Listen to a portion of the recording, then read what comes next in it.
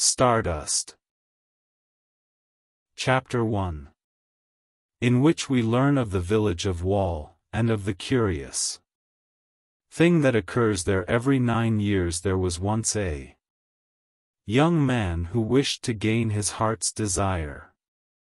And while that is, as beginnings go, not entirely novel, for every tale about every young man there ever was or will be could start in a similar manner, there was much about this young man and what happened to him that was unusual, although even he never knew the whole of it.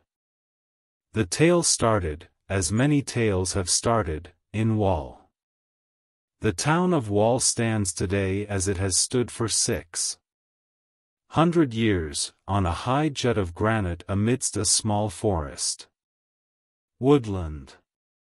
The houses of Wall are square and old, built of grey stone, with dark slate roofs and high chimneys, taking advantage of every inch of space on the rock. The houses lean into each other, are built one upon the next, with here and there a bush or tree growing out of the side of a building.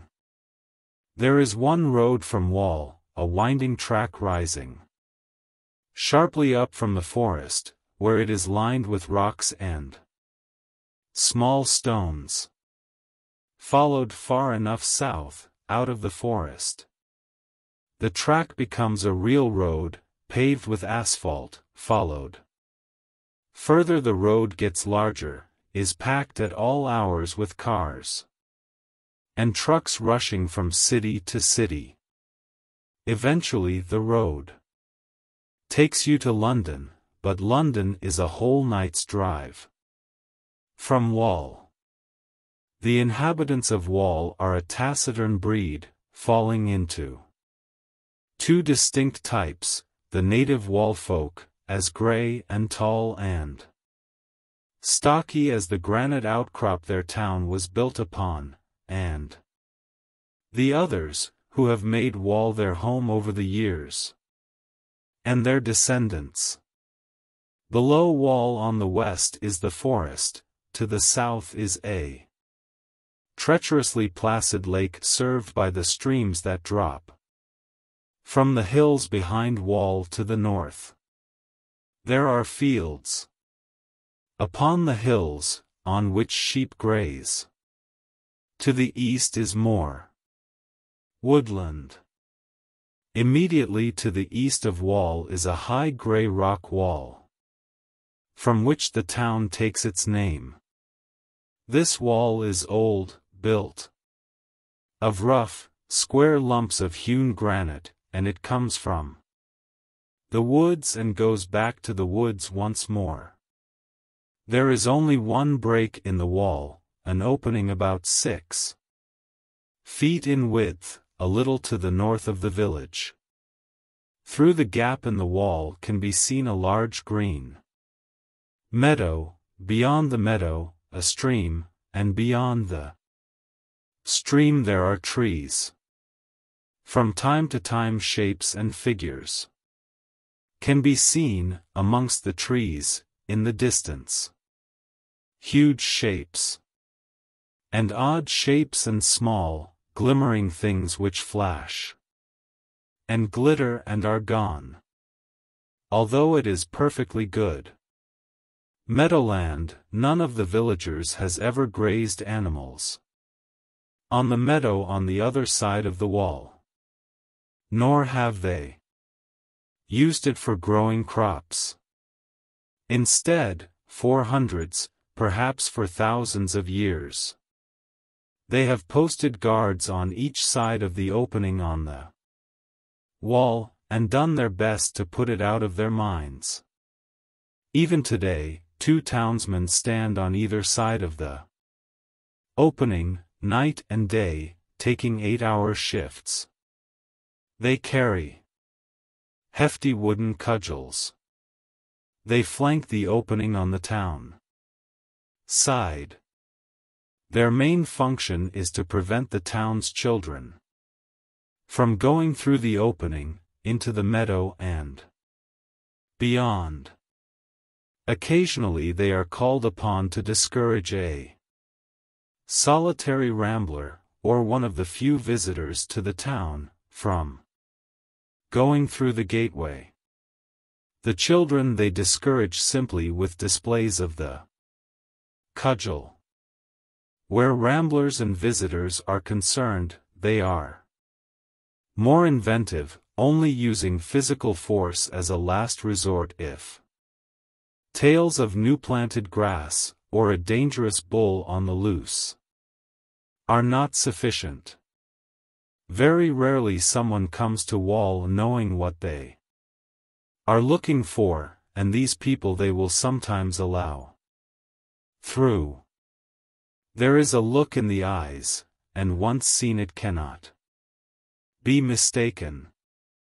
There have been no cases of smuggling across the Wall in all the 20th century, that the townsfolk know of, and they pride themselves on this.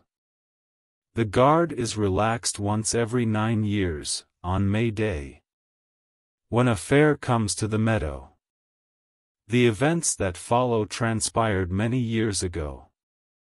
Queen Victoria was on the throne of England, but she was not yet the black-clad widow of Windsor. She had apples in her cheeks and a spring in her step, and Lord Melbourne often had cause to upbraid, gently, the young queen for her flight mess.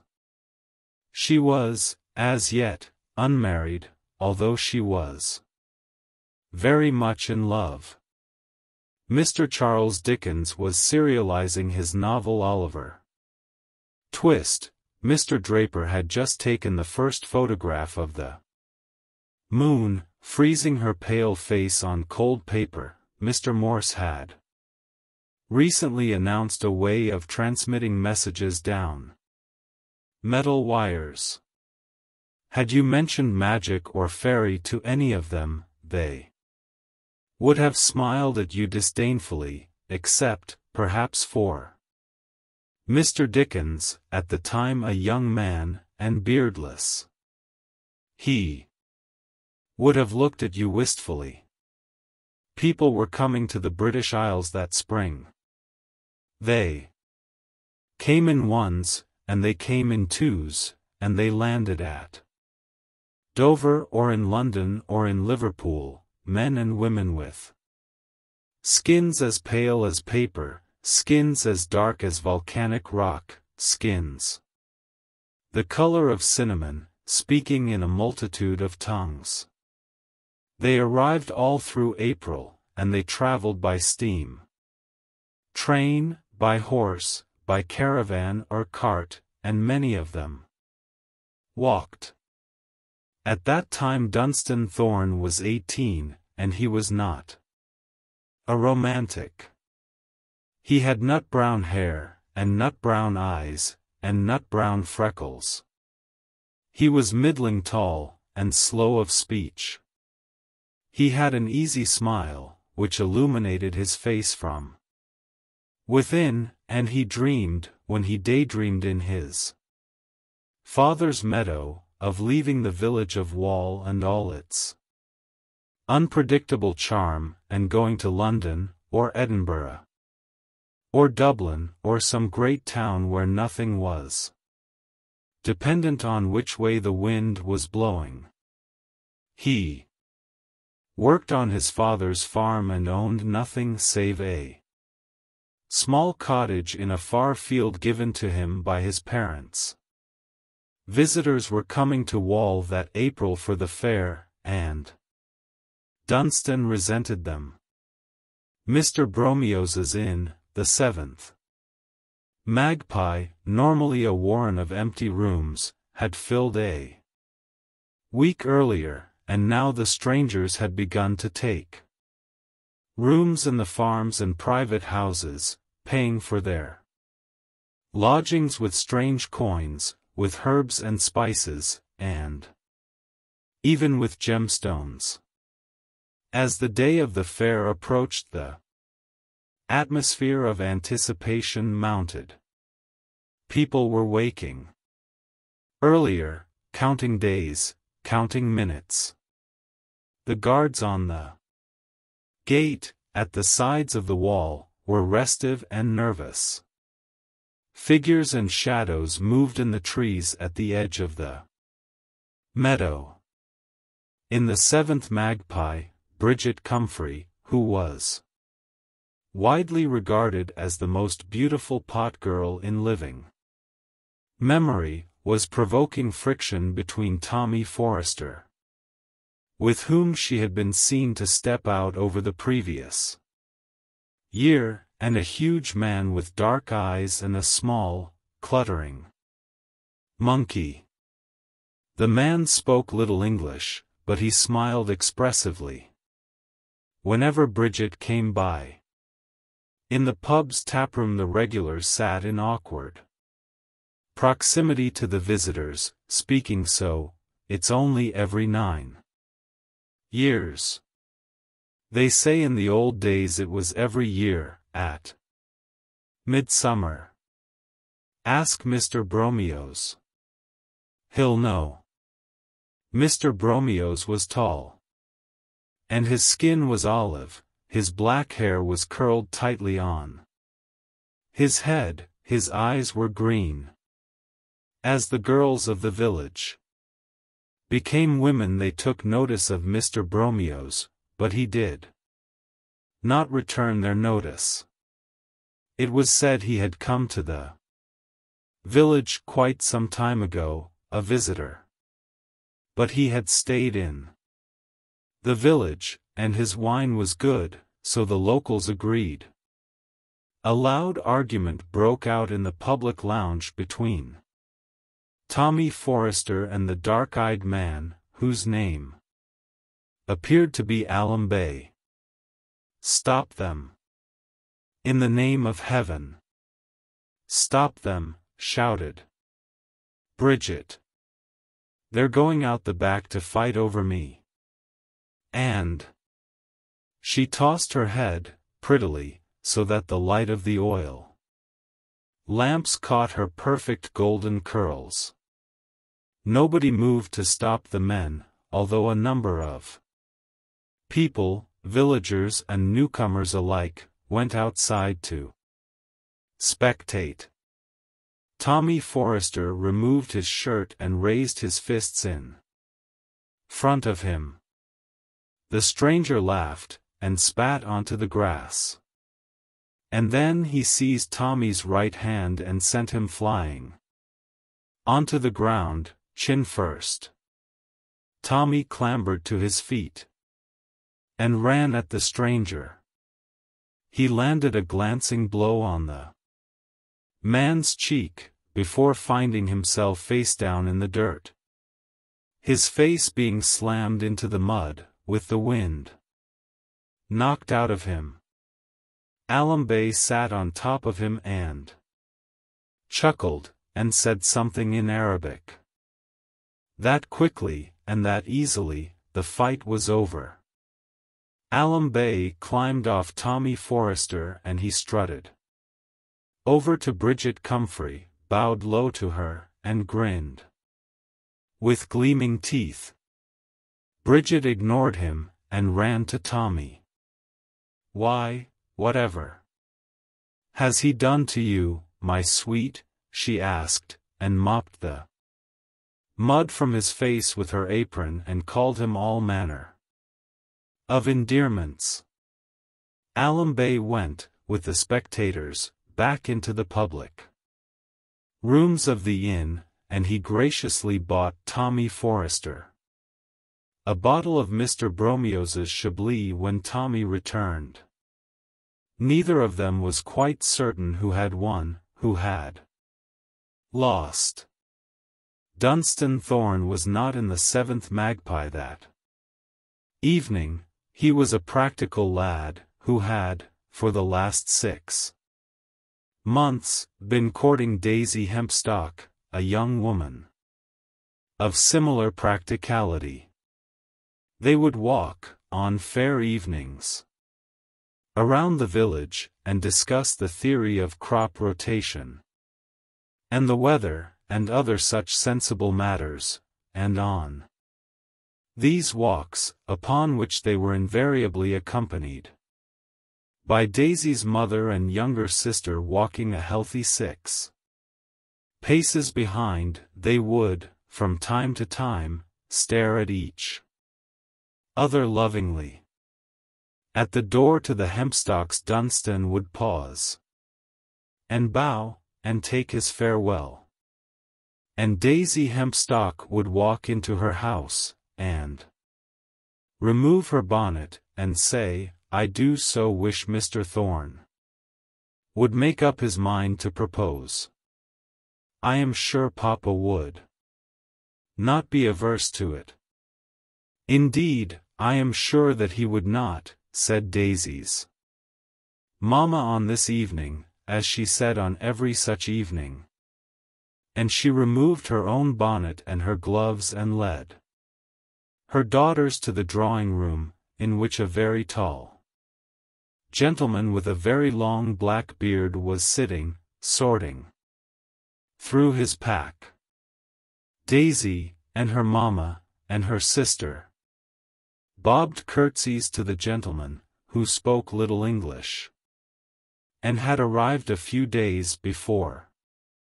The temporary lodger, in his turn, stood and bowed to them, then returned to his pack of wooden oddments, sorting, arranging and polishing. It was chilly that April, with the awkward changeability of English spring. The visitors came up the narrow road through the forest. From the south, they filled the spare rooms, they bunked out in cow byres and barns. Some of them raised colored tents. Some of them arrived in their own caravans drawn by huge gray horses or by small, shaggy ponies. In the forest there was a carpet of bluebells. On the morning of April the 29th Dunstan Thorne drew guard duty on the gap in the wall, with Tommy Forrester. They stood on each side of the gap in the wall, and they waited. Dunstan had done guard duty many times before, but hitherto his task had consisted of simply standing, and, on occasion, shooing away children. Today he felt important. He held a wooden cudgel, and as each stranger to the village came up to the break in the wall, Dunstan or Tommy would say, "Tomorrow, tomorrow. No one's coming through today, good sirs." And the strangers would retreat a little way, and stare through the break in the wall at the unassuming meadow. Beyond it, at the unexceptional trees that dotted the meadow, at the rather dull forest behind it. Some of them attempted to strike up conversations with Dunstan or Tommy, but the young men, proud of their status as guards, declined to converse, contenting themselves by raising their heads, tightening their lips, and generally looking important. At lunchtime, Daisy Hempstock brought by a small pot of shepherd's pie for them both, and Bridget Comfrey brought them each a mug of spiced ale. And, at twilight, another 2 able-bodied young men of the village arrived to relieve them, carrying a lantern each. And Tommy and Dunstan walked down to the inn where Mr. Bromios gave each of them a mug of his best ale, and his best ale was very fine indeed, as their reward for doing guard duty.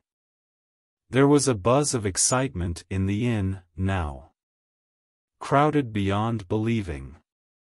It was filled with visitors to the Village from every nation in the world, or so it seemed to Dunstan, who had no sense of distance beyond the woods that surrounded the village of Wall, so he regarded the tall gentleman in the black top hat at the table beside him, all the way up from London, with as much awe as he regarded the taller ebony-colored gentleman in the white one-piece robe with whom he was dining. Dunstan knew that it was rude to stare, and that, as a villager of Wall, he had every right to feel superior to all of the foreigners.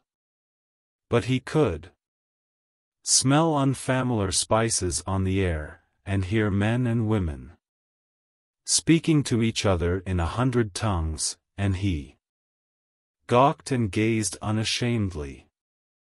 The man in the black silk top hat noticed that Dunstan was staring at him, and motioned the lad over to him. "D'you like treacle puddin'?" he asked abruptly, by way of introduction. Mutanabbee was called away, and there's more puddin' here than a man can manage on his own. Dunstan nodded. The treacle pudding was steaming invitingly on its plate. "Well then," said his new friend, "help yourself." He passed Dunstan a clean china bowl and a spoon. Dunstan needed no further encouragement, and he began to demolish the pudding. "Now, young un," said the tall gentleman in the black silk top hat to Dunstan, once their bowls and the pudding plate were quite empty, it'd seem the inn has no more rooms, also that every room in the village has already been let. "Is that so?" said Dunstan, unsurprised. "That it is," said the gentleman in the top hat. "And what I was wondering was, would you know of a house that might have a room?" Dunstan shrugged. "All the rooms have gone by now," he said. "I remember that when I was a boy of 9, my mother and my father sent me to sleep out in the rafters of the Cow Byre for a week, and let my room to a lady from the Orient, and her family and servants. She left me a kite, as a thank you, and I flew it from the meadow until one day it snapped its string and flew away into the sky." "Where do you live now?" asked the gentleman in the top hat. "I have a cottage on the edge of my father's land," Dunstan replied. "It was our shepherd's cottage, until he died, 2 years ago last Lamastide, and my parents gave it to me." "Take me to it," said the gentleman in the hat, and it did not occur to Dunstan to refuse him. The spring moon was high and bright, and the night was clear. They walked down from the village to the forest beneath it, and they walked the whole way past the Thorn family farm, where the gentleman in the top hat was startled by a cow, sleeping in the meadow, which snorted as it dreamed, until they reached Dunstan's cottage. It had one room and a fireplace. The stranger nodded. "I like this well enough," he said. "Come, Dunstan Thorn, I'll rent it from you for the next 3 days. What'll you give me for it?" "A golden sovereign, a silver sixpence, a copper penny, and a fresh shiny farthing," said the man. Now a golden sovereign for 2 nights was more than a fair rent, in the days when a farm worker might hope to make £15 in a good year. Still, Dunstan hesitated. "If you're here for the market," he told the tall man, "then it's miracles and wonders you'll be trading." The tall man nodded. "So, it would be miracles and wonders that you would be after, is it?" He looked around. Dunstan's one-room cottage again. It began to rain then, a gentle pattering on the thatch above them. "Oh, very well," said the tall gentleman, a trifle testily, "a miracle, a wonder. Tomorrow, you shall attain your heart's desire. Now, here is your money," and he took it from Dunstan's ear, with one easy gesture. Dunstan touched it to the iron nail on the cottage door, checking for fairy gold, then he bowed low to the gentleman, and walked off into the rain. He tied the money up in his handkerchief. Dunstan walked to the cow byre in the pelting rain. He climbed into the hayloft and was soon asleep. He was aware, in the night, of thunder and of lightning. Although he did not wake, and then in the small hours of the morning he was woken by someone treading awkwardly on his feet. "Sorry," said a voice. "That is to say, 'scuse me." "Who's that?" "Who's there?" said Dunstan. "Just me," said the voice. "I'm here for the market. I was sleeping in a hollow tree for the night, but the lightnin' toppled it, cracked it like an egg. It did, and smashed it like a twig, and the rain got down my neck, and it threatened to get into my baggage, and there's things in there must be kept dry as dust, and I'd kept it safe as houses on all my travellings here, though it was wet as water," suggested Dunstan. "Ever so," continued the voice in the darkness. "So I was wonderin'," it continued, "if you'd mind me stayin' here under your roof, as I'm not very big, and I'd not disturb you or nothing." "Just don't tread on me," sighed Dunstan. It was then that a flash of lightning illuminated the byre, and in the light, Dunstan saw something small and hairy in the corner, wearing a large floppy hat. And then, darkness. "I hope I'm not disturbin' you," said the voice, which certainly sounded rather hairy, now Dunstan thought about it. "You aren't," said Dunstan, who was very tired. "That's good," said the hairy voice, "because I wouldn't want to disturb you." "Please," begged Dunstan, "let me sleep. Please." There was a snuffling noise, which was replaced by a gentle snoring. Dunstan rolled over in the hay. The person, whatever it was, farted, scratched itself, and began to snore once more. Dunstan listened to the rain on the byre roof, and thought about Daisy Hempstock, and in his thoughts they were walking together, and 6 steps behind them walked a tall man with a top hat and a small, furry creature whose face Dunstan could not see. They were off to see his heart's desire. There was bright sunlight on his face, and the cow byre was empty. He washed his face, and walked up to the farmhouse.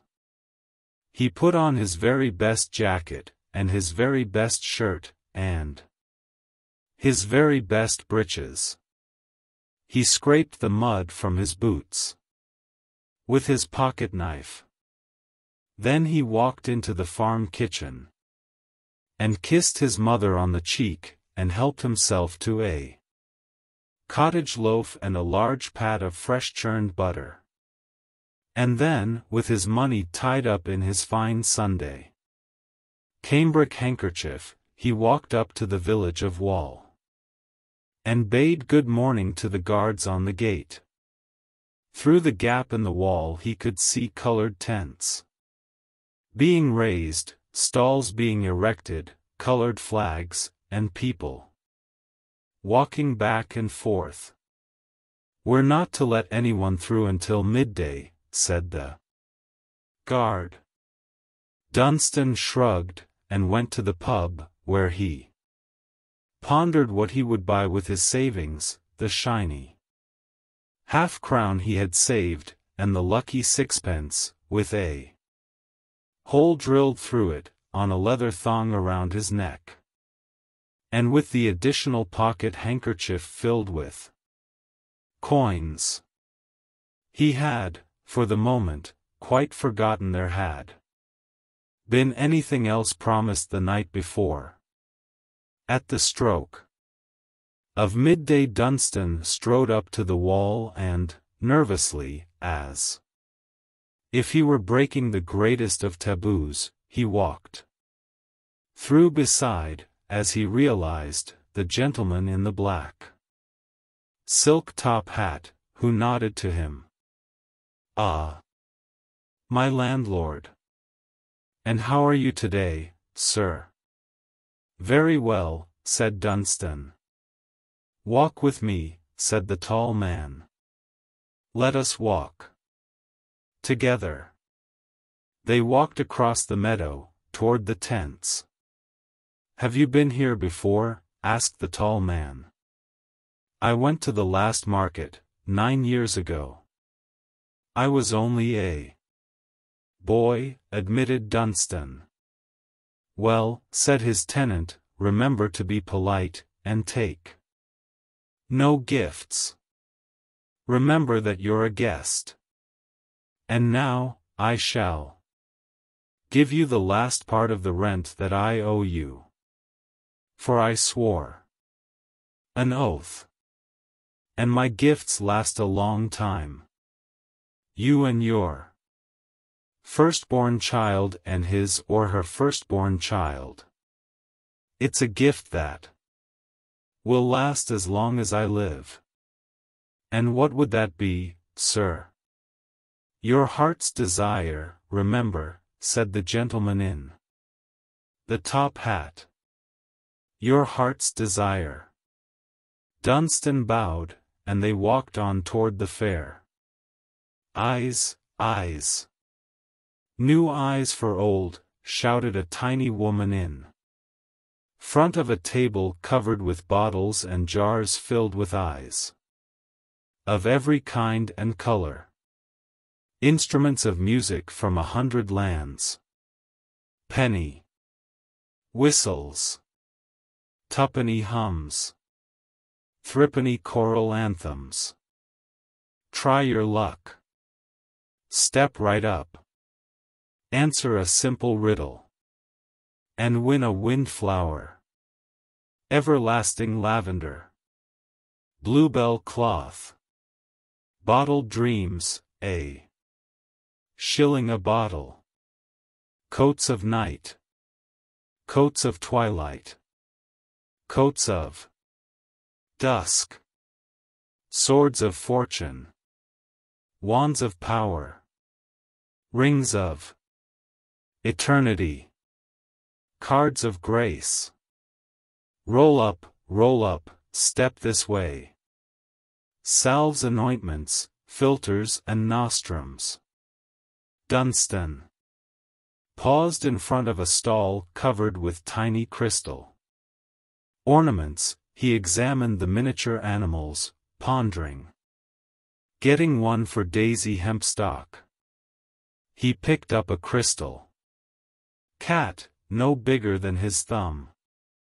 Sagely it blinked at him, and he dropped it, shocked, it righted itself in midair and, like a real cat, fell on its 4 paws.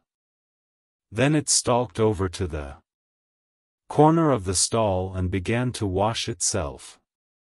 Dunstan walked on, through the thronged market. It was bustling with people, all the strangers who had come to Wall in the previous weeks were there, and many of the inhabitants of the town of Wall as well.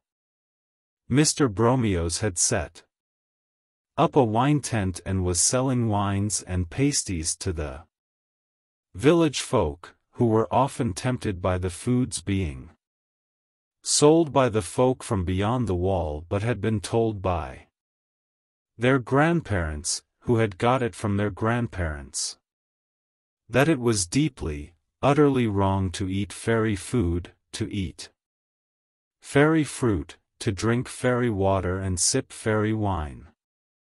For every 9 years, the folk from beyond the wall and over the hill set up their stalls, and for a day and a night the meadow played host to the fairy market, and there was, for 1 day and 1 night in 9 years, commerce between the nations.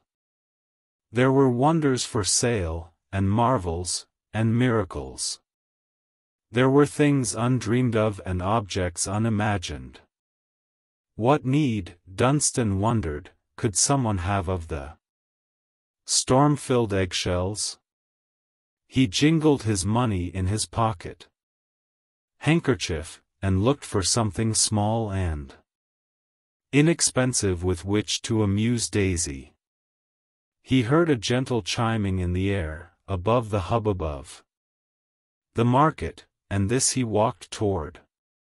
He passed a stall in which 5 huge men were dancing to the music of a lugubrious hurdy-gurdy being played by a mournful-looking black bear. He passed a stall where a balding man in a brightly colored kimono was smashing china plates and tossing them into a burning bowl from which colored smoke was pouring, all the while calling out to the passers-by.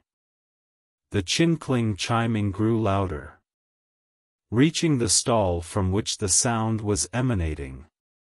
He saw that it was deserted.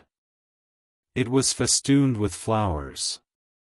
Bluebells and foxgloves and harebells and daffodils, but also with violets and lilies, with tiny crimson dog roses, pale snowdrops, blue forget-me-nots, and a profusion of other flowers Dunstan could not name.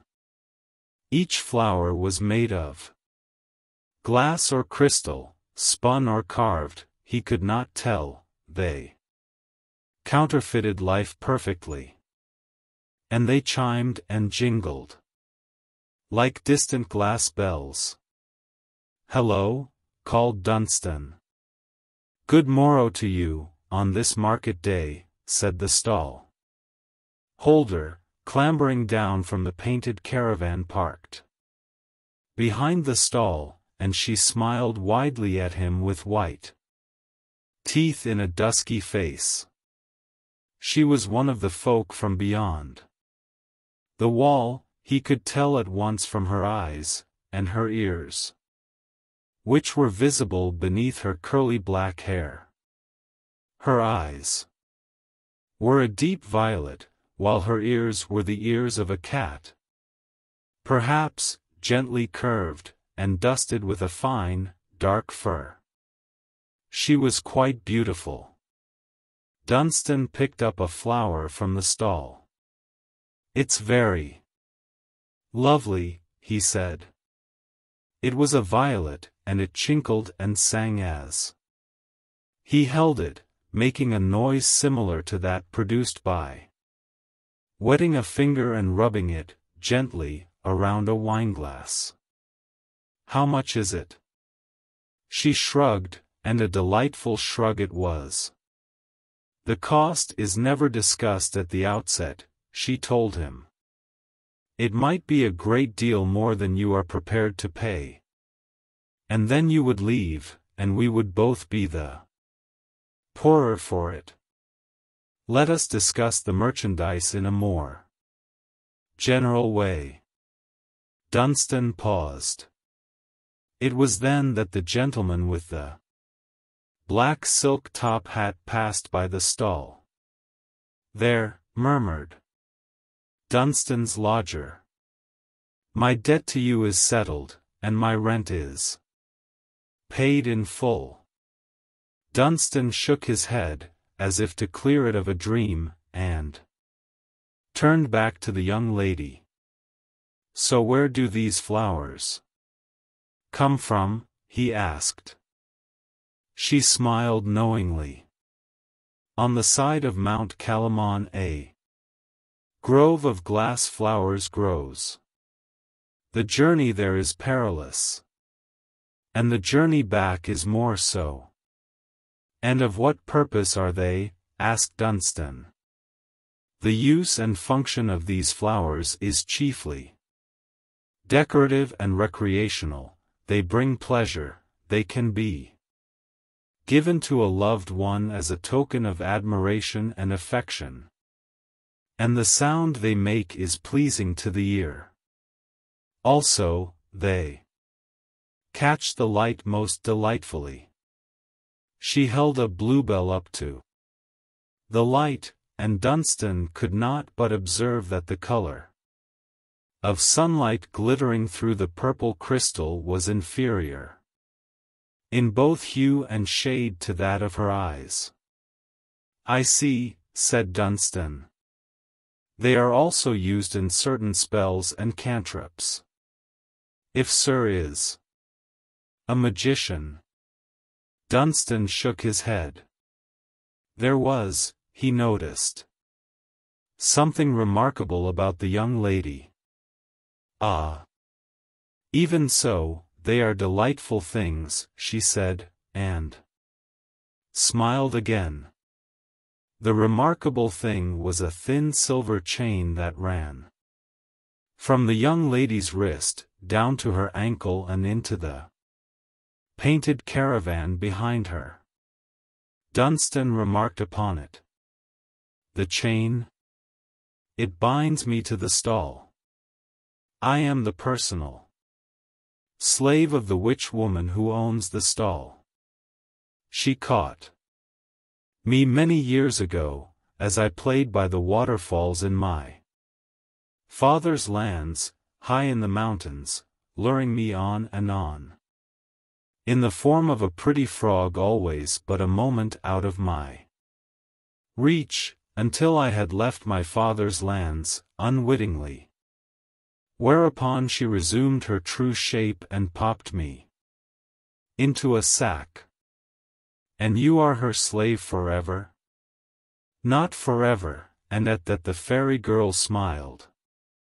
I gain my freedom on the day the moon loses her daughter, if that occurs in a week when 2 Mondays come together. I await it with patience. And in the meantime I do as I am bid, and also I dream. Will you buy a flower from me now, young master? My name is Dunstan. And an honest name it is, too, she said with a teasing grin. Where are your pincers, Master Dunstan? Will you catch the devil by the nose? And what is your name? Asked Dunstan, blushing a deep red. I no longer have a name. I am a slave, and the name I had was taken from me. I answer to, hey, you, or to, girl, or to, foolish slattern, or to many another imprecation. Dunstan noticed how the silken fabric of her robe pressed itself against her body. He was aware of elegant curves, and of her violet eyes upon him, and he swallowed Dunstan put his hand in his pocket and pulled out his kerchief. He could no longer look at the woman. He tumbled out his money onto the counter. "Take enough for this," he said, picking a pure white snowdrop from the table. "We do not take money at this stall." She pushed the coins back toward him. "No? What will you take?" For by now he was quite agitated, and his only mission was to obtain a flower for Daisy Hempstock, to obtain his flower and to depart, for, truth to tell, the young lady was making him exceedingly uncomfortable. "I could take the color of your hair," she said, "or all of your memories before you were 3 years of age. I could take the hearing from your left ear, not all of it, just enough that you'd not enjoy music or appreciate the running of a river or the soughing of the wind." Dunstan shook his head. "Or a kiss from you. One kiss, here on my cheek."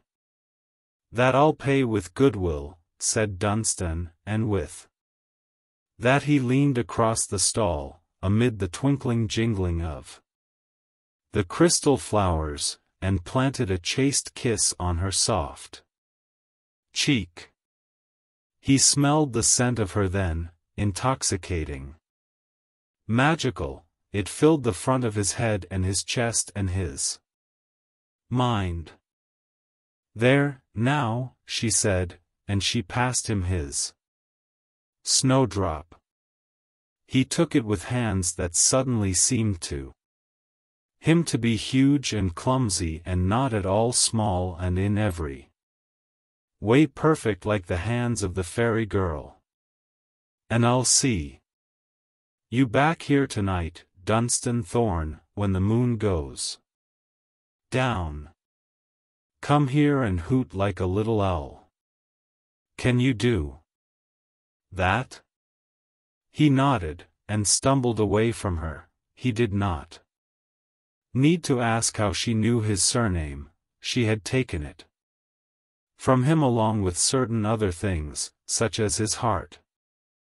When he had kissed her, the snowdrop chimed in his hand. "Why, Dunstan Thorn," said Daisy Hempstock, when he encountered her by Mr. Bromios's tent, sitting with her family and Dunstan's parents, eating great brown sausages and drinking porter. "Whatever is the matter?"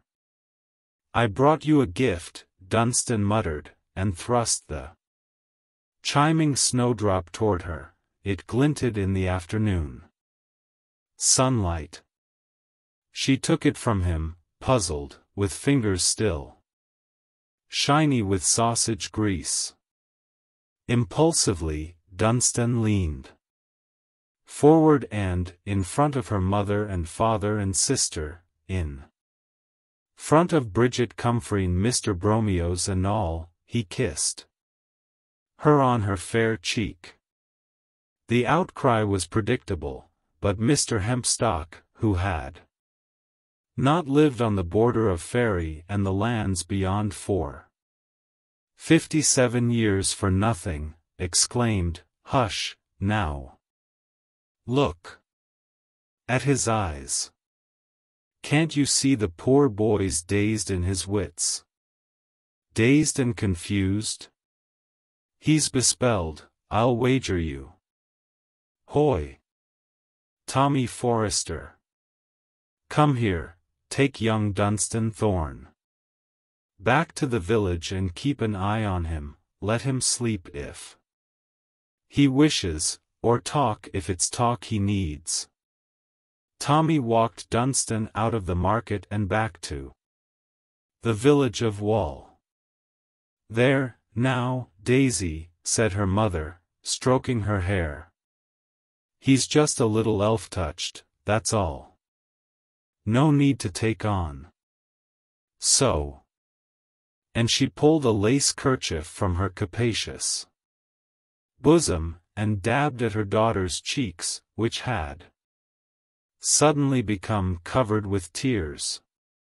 Daisy looked up at her, and seized the handkerchief, and blew her nose upon it, and sniffled into it. And Mrs. Hempstock observed, with a certain perplexity, that Daisy appeared to be smiling through her tears. "But mother, Dunstan kissed me," said Daisy Hempstock.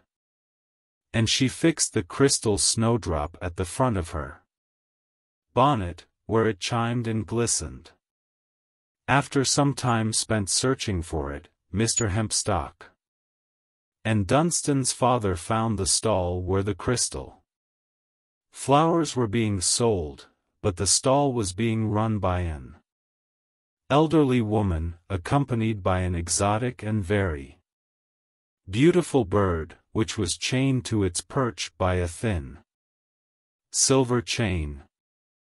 There was no reasoning with the old woman, for when they tried to question her about what had happened to Dunstan, all her talk was of one of the prizes of her collection, given away by a good-for-nothing, and that was what came of ingratitude, and of these sad modern times, and of today's servants.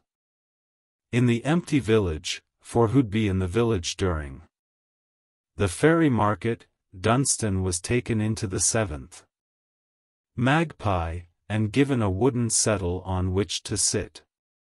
He rested his forehead on his hand, and stared off into no one knows where, and, from time to time, sighed huge sighs like the wind. Tommy Forrester tried to talk to him, saying, "Now then, old fellow, buck up, that's the ticket, let's see a smile. How's about something to eat then? Or something to drink? No? My word, you do look queer, Dunstan, old fellow." But gaining no response of any kind, Tommy began to pine after the market himself, where even now, he rubbed his tender jaw. The lovely Bridget was undoubtedly being escorted by some huge and imposing gentleman with exotic clothes and a little monkey that chattered.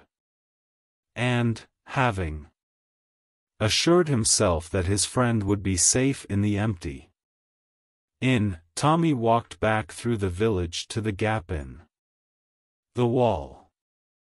As Tommy re-entered the market, he observed that the place was a hubbub, a wild place of puppet shows, of jugglers and dancing animals, of horses for auction and all kinds of things for sale or barter. Later, at twilight, a different kind of people came out. There was a crier, who cried news as a modern newspaper prints headlines: "The Master of Stormhold suffers a mysterious malady, the Hill of Fire has moved to the fastness of Dean, the Squire of Garamond's only heir is transformed into a grunting pigwiggon, and would for a coin expand further on these stories." The sun set, and a huge spring moon appeared, high already in the heavens. A chill breeze blew.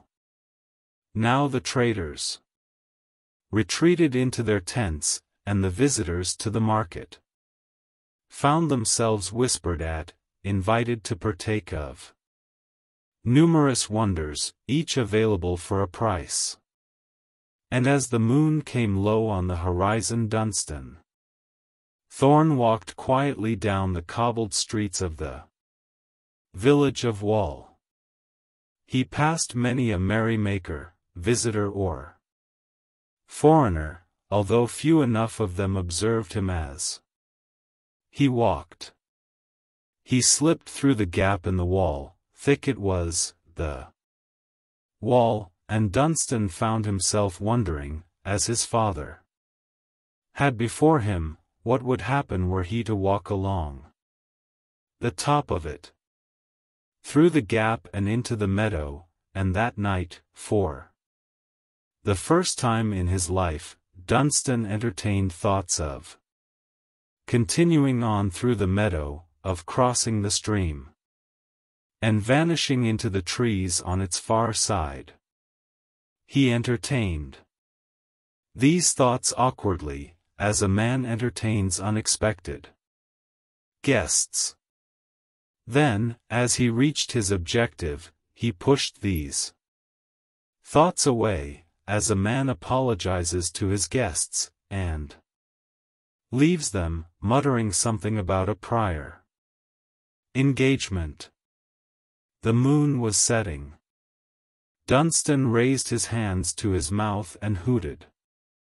There was no response. The sky above was a deep color, blue, perhaps, or purple, not black, sprinkled with more stars than the mind could hold.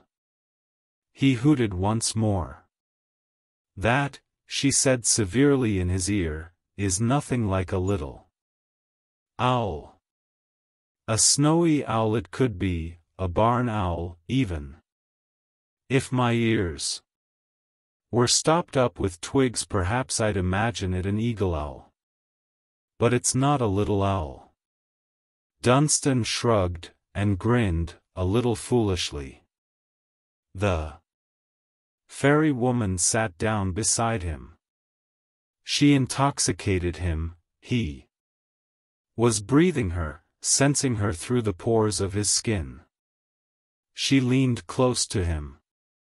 Do you think you are under a spell, pretty Dunstan? I do not know. She laughed, and the sound was a clear rill bubbling over rocks and stones. You are under no spell, pretty boy, pretty boy. She lay back in the grass and stared up at the sky. Your stars, she asked. What are they like? Dunstan lay beside her in the cool grass, and stared up at the night sky. There was certainly something odd about the stars. Perhaps there was more color in them, for they glittered like tiny gems. Perhaps there was something about the number of tiny stars, the constellations. Something was strange and wonderful about the stars. But then they lay back to back, staring up at the sky. What do you want from life? Asked the fairy lass. I don't know, he admitted. You, I think. I want my freedom, she said. Dunstan reached down to the silver chain that ran from her wrist to her ankle, and off away in the grass. He tugged on it. It was stronger than it looked. It was fashioned of cat's breath and fish scales and moonlight mixed in with the silver, she told him. Unbreakable until the terms of the spell are concluded. Oh. He moved back onto the grass. I should not mind it, for it is a long, long chain, but the knowledge of it irks me, and I miss my father's land. And the witch woman is not the best of mistresses. And she was quiet. Dunstan leaned over toward her, reached a hand up to her face, felt something wet and hot splash against his hand. Why, you are crying. She said nothing. Dunstan pulled her toward him, wiping ineffectually at her face with his big hand, and then he leaned into her sobbing face and, tentatively, uncertain of whether or not he was doing the correct thing given the circumstances, he kissed her, full upon her burning lips. There was a moment of hesitation, and then her mouth opened against his, and her tongue slid into his mouth, and he was, under the strange stars, utterly, irrevocably, lost. He had kissed before, with the girls of the village, but he had gone no further. His hand felt her small breasts through the silk of her dress, touched the hard nubs of her nipples. She clung to him, hard, as if she were drowning, fumbling with his shirt, with his breeches. She was so small, he was scared he would hurt her and break her. He did not. She wriggled and writhed beneath him, gasping and kicking, and guiding him with her hand. She placed 100 burning kisses on his face and chest, and then she was above him, straddling him, gasping and laughing, sweating and slippery as a minnow, and he was arching and pushing and exulting, his head full of her. And only her, and had he known her name he would have called it out aloud. At the end, he would have pulled out, but she held him inside her, wrapped her legs around him, pushed against him so hard that he felt that the two of them occupied the same place in the universe. As if, for one powerful, engulfing moment, they were the same person, giving and receiving, as the stars faded into the pre-dawn sky. They lay together, side by side. The fairy woman adjusted her silk robe and was once more decorously covered. Dunstan pulled his breeches back up, with regret. He squeezed her small hand in his. The sweat dried on his skin, and he felt chilled and lonely. He could see her now, as the sky lightened into a dawn gray. Around them animals were stirring, horses stamped. Birds began, waking, to sing the dawn in, and here and there across the market meadow, those in the tents were beginning to rise and move. Now, get along with you, she said softly, and looked at him, half regretfully, with eyes as violet as the cirrus clouds, high in the dawn sky. And she kissed him, gently, on the mouth, with lips that tasted of crushed blackberries. Then she stood up and walked back into the gypsy caravan behind the stall. Dazed and alone, Dunstan walked through the market, feeling a great deal older than his 18 years. He returned to the cow byre, took off his boots, and slept until he woke, when the sun was high in the sky. On the following day the market finished, although Dunstan did not return to it, and the foreigners left the village and life in Wall returned to normal, which was perhaps slightly less normal than life in most villages. Particularly when the wind was in the wrong direction, but was, all things considered, normal enough. 2 weeks after the market, Tommy Forrester proposed marriage to Bridget Comfrey, and she accepted. And the week after that, Mrs. Hempstock came to visit Mrs. Thorne of a morning. They took tea in the parlor. "It is a blessing about the Forrester boy," said Mrs. Hempstock. "That it is," said Mrs. Thorne. "Have another scone, my dear. I expect your Daisy shall be a bridesmaid." "I trust she shall," said Mrs. Hempstock, if she should live so long. Mrs. Thorne looked up, alarmed. Why, she is not ill, Mrs. Hempstock. Say it is not so. She does not eat, Mrs. Thorne. She wastes away. She drinks a little water from time to time. Oh, my. Mrs. Hempstock went on, last night I finally discovered the cause. It is your Dunstan. Dunstan? He has not. Mrs. Thorne raised one hand to her mouth. Oh, no, said Mrs. Hempstock, hastily shaking her head and pursing her lips, nothing like that. He has ignored her. She has not seen him for days and days. She has taken it into her head that he no longer cares for her, and all she does is hold the snowdrop he gave her, and she sobs. Mrs. Thorne measured out more tea from the jar into the pot, added hot water. Truth to tell, she admitted, we're a little concerned about Dunstan, Thorny and me. He's been mooning. That's the only word for it. His work isn't getting done. Thorny was saying that he needs some settling down, that boy. If he'd but settle down, why Thorny was saying he'd settle all the westward meadows on the lad.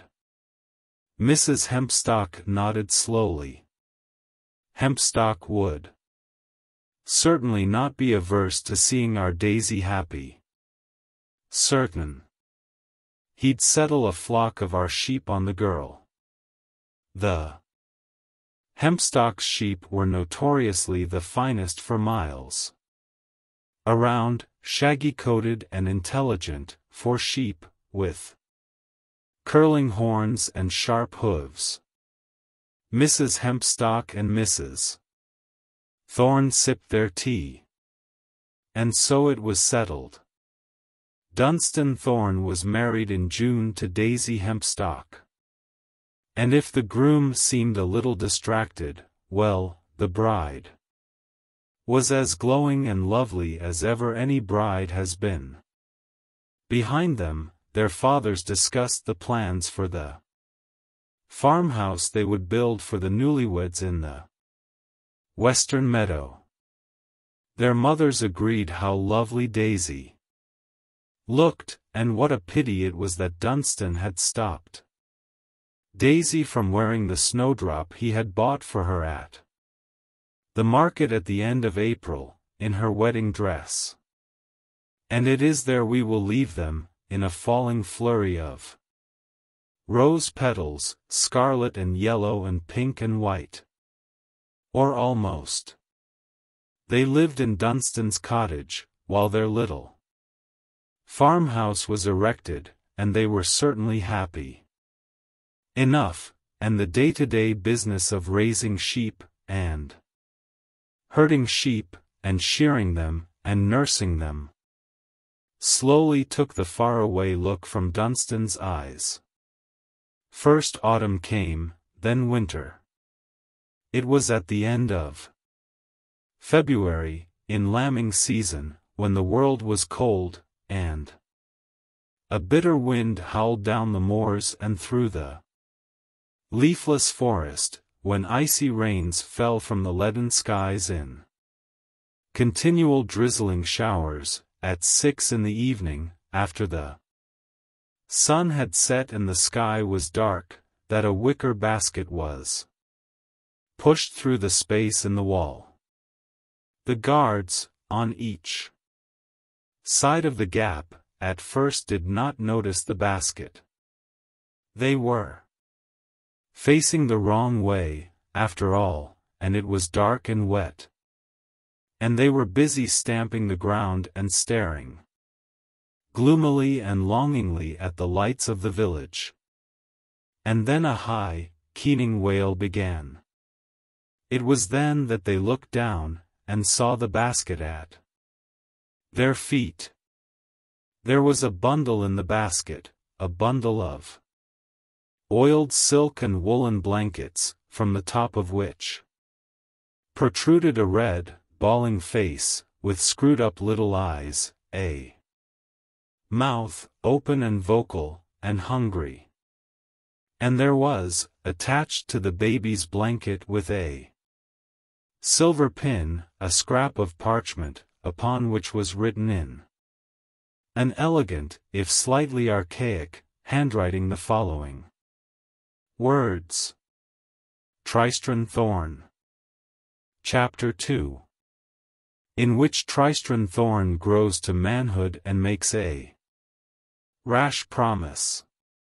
Years passed.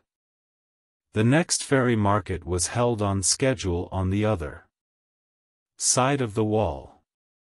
Young Tristran Thorn, 8 years old, did not attend, finding himself packed off to stay with extremely distant relations in a village a day's ride away.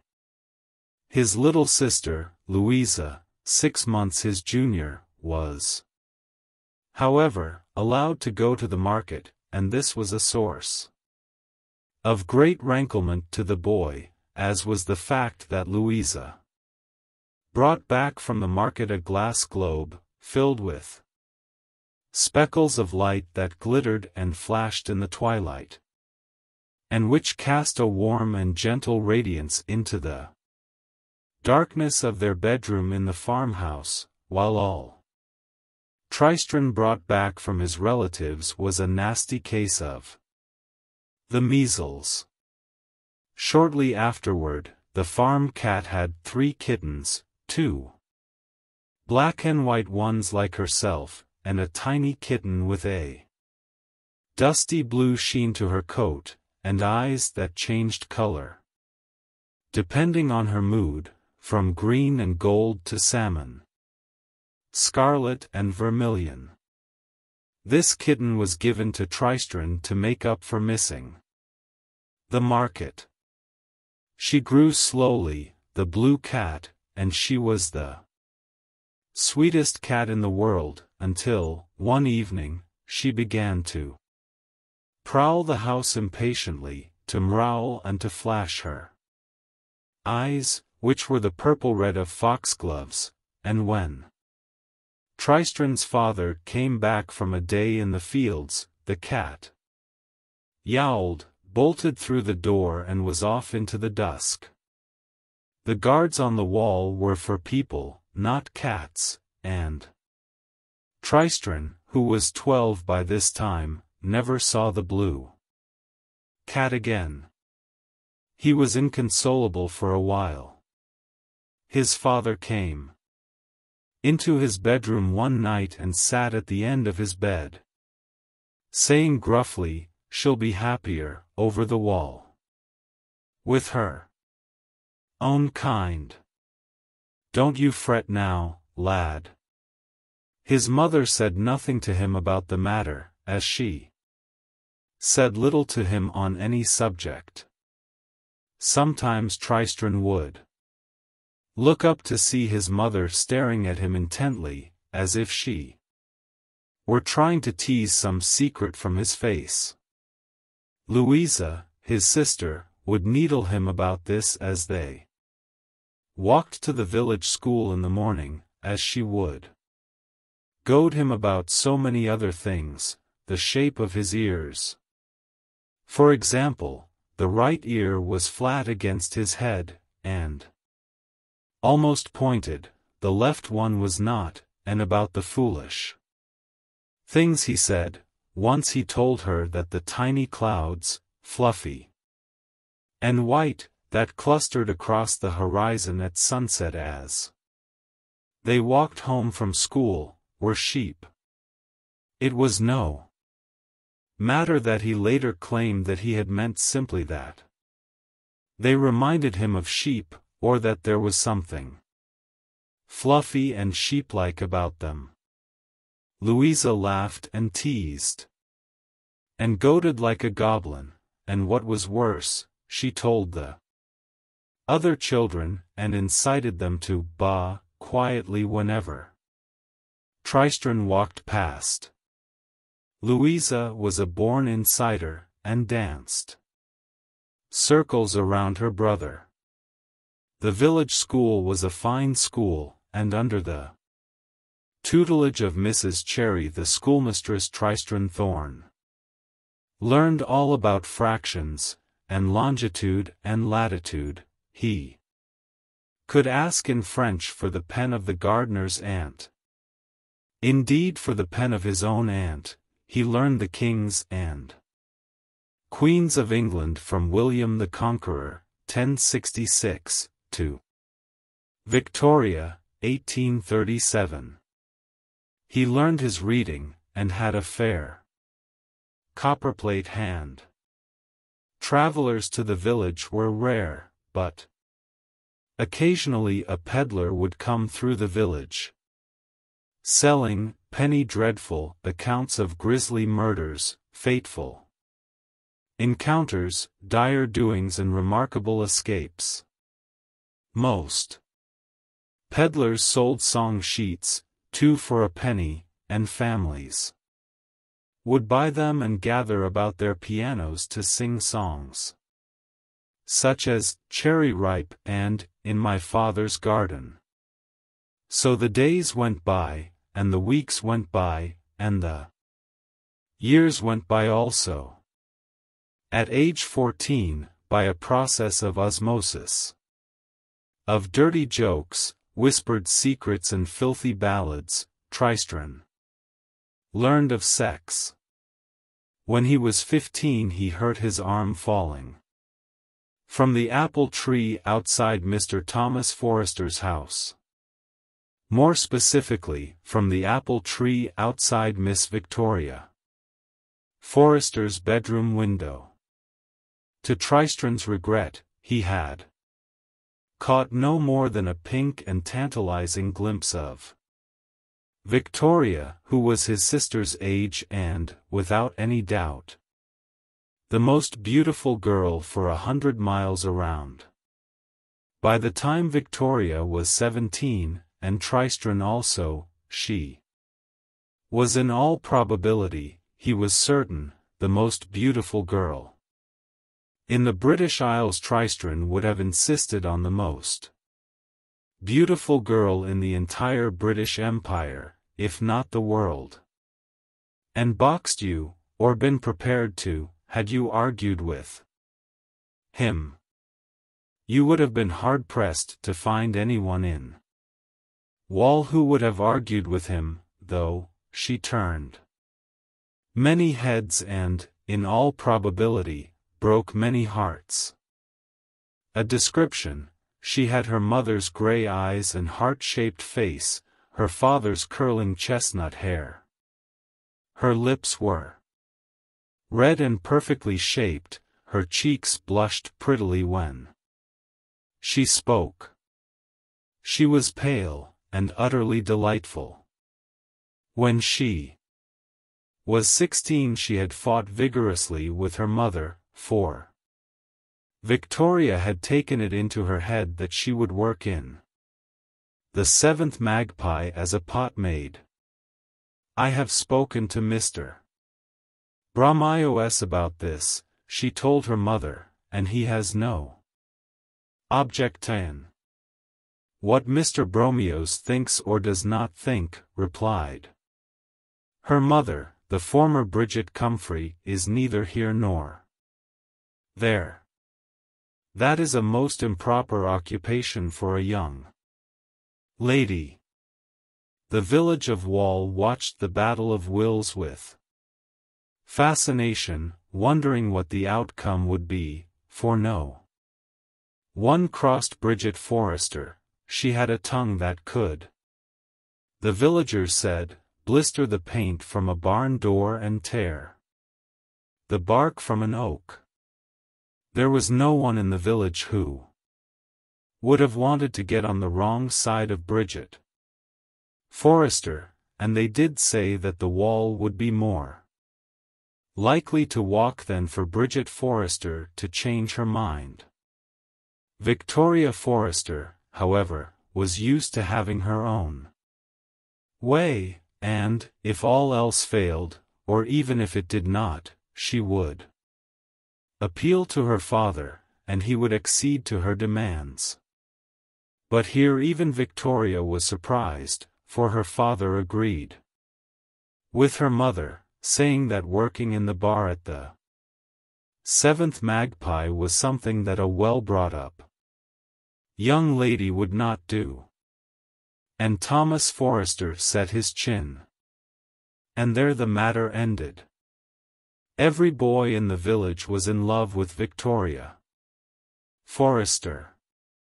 And many a sedate gentleman, quietly married, with grey in his beard, would stare at her as she walked down the street, becoming, for a few moments, a boy once more, in the spring of his years with a spring in his step. They say that Mr. Monday himself is counted amongst your admirers, said Louisa Thorne to Victoria Forrester one afternoon in May, in the apple orchard.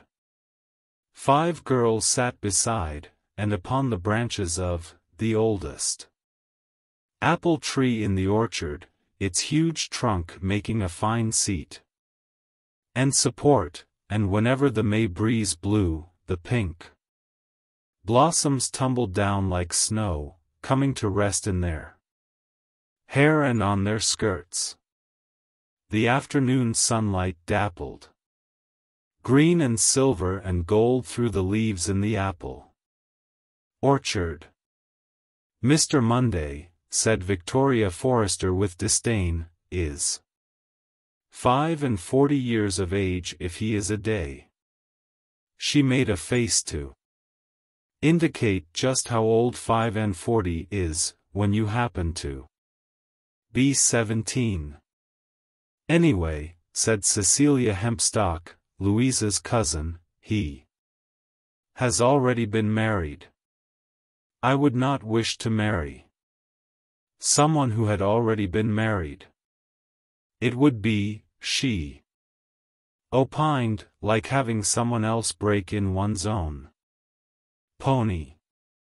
Personally, I would imagine that to be the sole advantage of marrying a widower, said Amelia Robinson.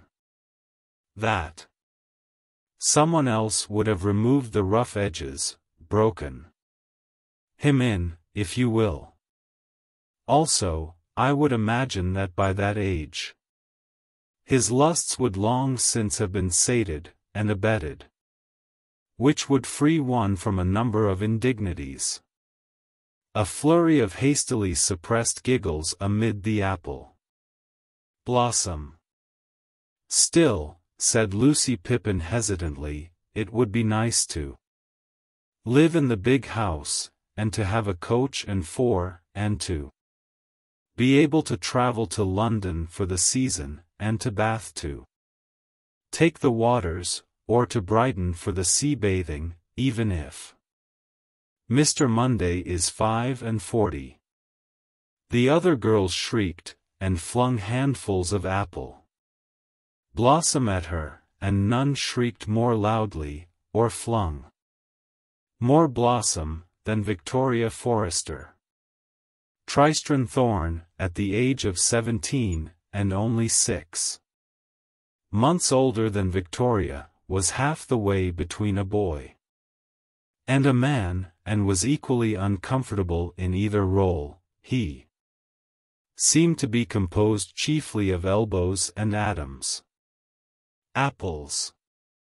His hair was the brown of sodden straw, and it stuck out at awkward, 17-year-old angles, wet and comb it howsoever much he tried.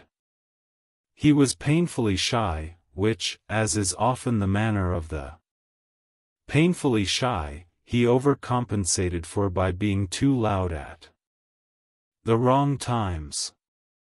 Most days Tristran was content, or as content as a 17-year-old youth with his world ahead of him can ever be, and when he daydreamed in the fields, or at the tall desk at the back of Monday and Brown's, the village shop, he fancied himself riding the train all the way to London or to Liverpool, of taking a steamship across the grey Atlantic to America, and making his fortune there, among the savages in the new lands. But there were times when the wind blew from beyond the wall, bringing with it the smell of mint and thyme and red currants, and at those times there were strange colors seen in the flames in the fireplaces of the village. When that wind blew, the simplest of devices, from lucifer matches to lantern slides, would no longer function. And, at those times, Tristran Thorn's daydreams were strange, guilty fantasies, muddled and odd, of journeys through forests to rescue princesses from palaces, dreams of knights and trolls and mermaids. And when these moods came upon him, he would slip out of the house, and lie upon the grass, and stare up at the stars. Few of us now have seen the stars as folk saw them then. Our cities and towns cast too much light into the night, but, from the village of Wall, the stars were laid out like worlds or like ideas, uncountable as the trees in a forest, or the leaves on a tree. Tristan would stare into the darkness of the sky until he thought of nothing at all, and then he would go back to his bed, and sleep like a dead man. He was a gangling creature of potential, a barrel of dynamite waiting for someone or something to light his fuse, but no one did, so on weekends and in the evenings he helped his father on the farm, and during the day he worked for Mr. Brown, at Monday and Brown's, as a clerk. Monday and Brown's was the village shop. While they kept a number of necessaries in stock, much of their business was conducted by means of lists. Villagers would give Mr. Brown a list of what they needed, from potted meats to sheep dip, from fish knives to chimney tiles. A clerk at Monday and Brown's would compile a master list of everything requested, and then Mr. Monday would take the master list, and a dray pulled by 2 huge Shire horses, and he would set off for the nearest county town, and return in a handful of days with the dray loaded high with goods of all description. It was a cold, blustery day in late October, of the kind that always seems about to rain but never actually does, and it was late in the afternoon. Victoria Forrester walked into Monday and Brown's with a list, written in her mother's precise handwriting, and she rang the small bell on the counter for service. She looked slightly disappointed to see Tristran Thorn appear from the back room. "Good day, Miss Forrester." She smiled a tight smile, and handed Tristran her list. It read as follows: half a pound of sago, 10 cans of sardines, 1 bottle of mushroom ketchup, 5 pounds of rice, 1 tin of golden syrup, 2 pounds of currants, a bottle of cochineal, ILB of barley sugar, 1 shilling box of Rowntree's Elect cocoa, 3D tin of Oakey's knife polish, 6D of Brunswick black, 1 packet of Swinbone's isinglass. 1 bottle of furniture cream. 1 basting ladle, a 9-penny gravy strainer, a set of kitchen steps. Tristran read it to himself, looking for something about which he could begin to talk, a conversational gambit of some kind, any kind. He heard his voice saying, "You'll be having rice pudding, then, I would imagine, Miss Forrester." As soon as he said it, he knew it had been the wrong thing to say. Vitória pursed her perfect lips, and blinked her grey eyes, and said, "Yes, Tristran. We shall be having rice pudding." And then she smiled at him, and said, "Mother says that rice pudding in sufficient quantity will help to stave off chills and colds and other autumnal ailments. My mother," Tristran confessed, "has always sworn by tapioca pudding." He put the list on a spike. "We can deliver most of the provisions tomorrow morning, and the rest of it will come back with Mr. Monday, early next week." There was a gust of wind, then, so strong that it rattled the windows of the village, and whirled and spun the weathercocks until they could not tell north from west or south from east. The fire that was burning in the grate of Monday and browns belched and twisted in a flurry of greens and scarlets, topped with a fizz of silver twinkles, of the kind one can make for oneself at the parlor fire with a handful of tossed iron filings. The wind blew from Ferry and the east, and Tristran Thorns suddenly found inside himself a certain amount of courage he had not suspected that he had possessed. "You know, Miss Forrester, I get off in a few minutes," he said. "Perhaps I could walk you a little way home. It's not much out of my way." And he waited, his heart in his mouth, while Vitória Forrester's grey eyes stared at him, amused. After what seemed like 100 years she said, "Certainly." Tristran hurried into the parlor, and informed Mr. Brown that he would be off now. And Mr. Brown grunted in a not entirely ill-natured way, and told Tristran that when he was start younger he'd not only had to stay late each night and shut up the shop, but that he had also had to sleep on the floor beneath the counter with only his coat for a pillow.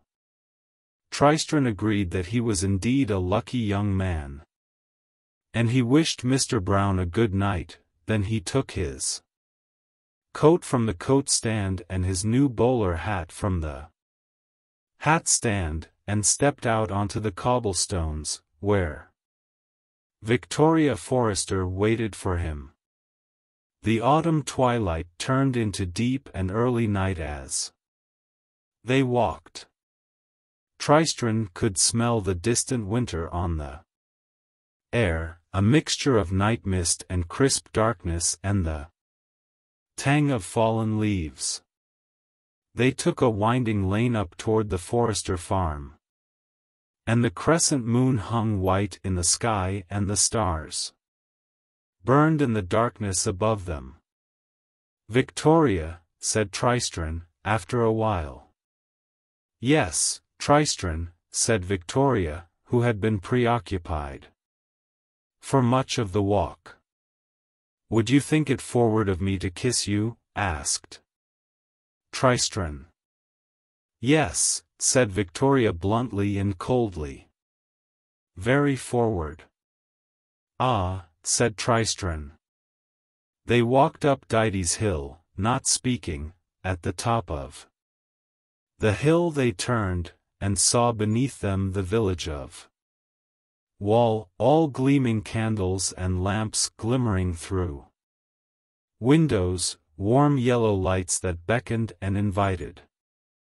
And above them the lights of the myriad stars, which glittered and twinkled and blazed, chilly and distant and more numerous than the mind could encompass. Tristran reached down his hand and took Victoria's small hand in his. She did not pull away. "Did you see that?" asked Victoria, who was gazing out over the landscape. "I saw nothing," said Tristran. "I was looking at you." Victoria smiled in the moonlight. "You are the most lovely woman in all the world," said Tristran, from the bottom of his heart. "Get along with you," said Victoria, but she said it gently. "What did you see?" asked Tristran. "A falling star," said Victoria. "I believe they are not at all uncommon at this time of year." "Vicky," said Tristran, "will you kiss me?" "No," she said. "You kissed me when we were younger. You kissed me beneath the pledge oak, on your 15th birthday.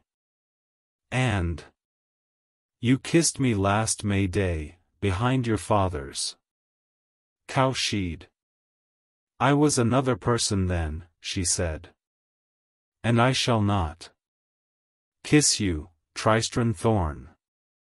"If you will not kiss me," asked Tristran, "will you marry me?"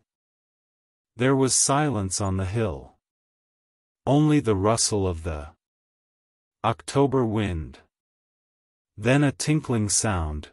It was the sound of the most beautiful girl in the whole of the British Isles, laughing with delight and amusement. "Marry you?" she repeated, incredulously. "And why ever should I marry you, Tristran Thorn? What could you give me?" "Give you?" he said. "I would go to India for you, Victoria Forrester, and bring you the tusks of elephants, and pearls as big as your thumb, and rubies the size of wrens' eggs. I would go to Africa, and bring you diamonds the size of cricket balls. I would find the source of the Nile, and name it after you. I would go to America, all the way to San Francisco, to the gold fields, and I would not come back until I had your weight in gold. Then I would carry it back here, and lay it at your feet. I would travel to the distant Northlands did you but say the word, and slay the mighty polar bears, and bring you back their hides."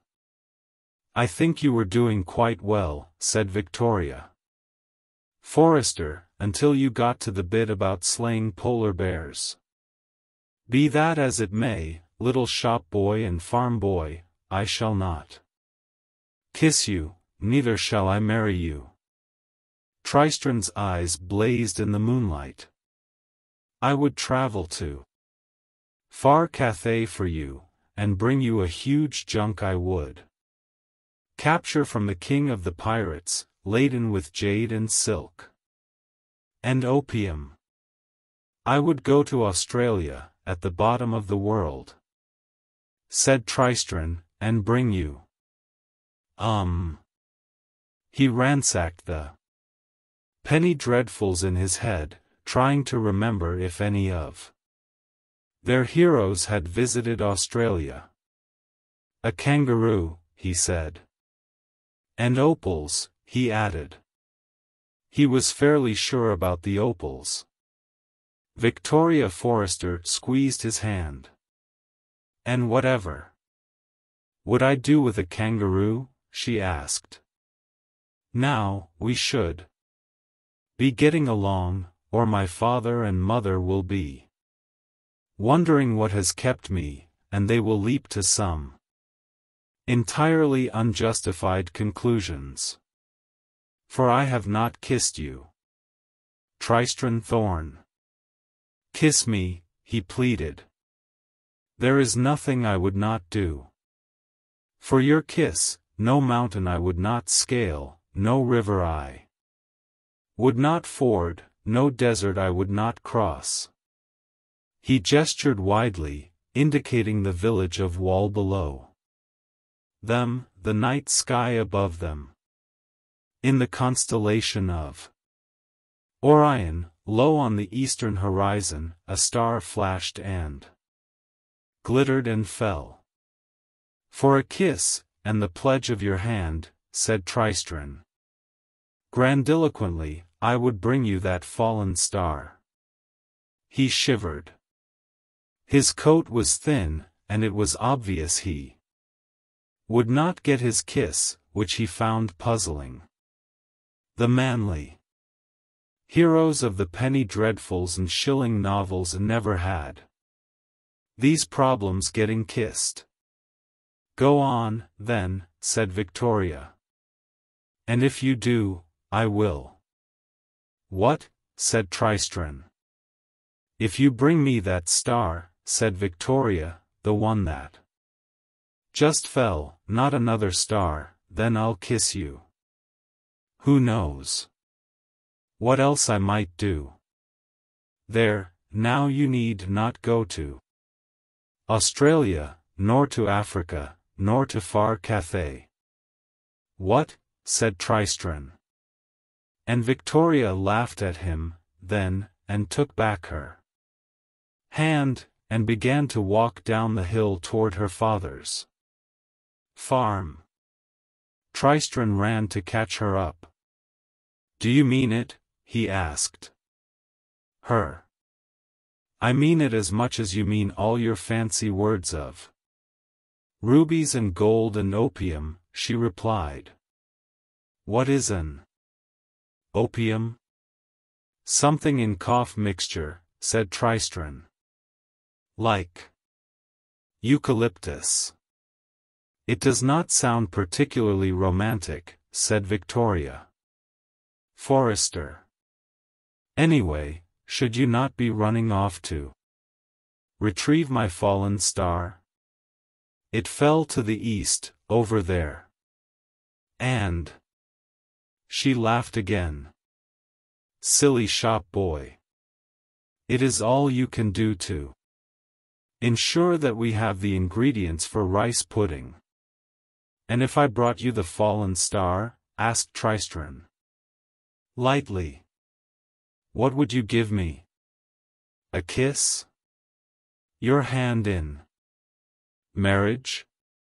Anything you desire, said Vitória, amused. You swear it? Asked Tristran. They were walking the last 100 yards now, up to the forester's farmhouse.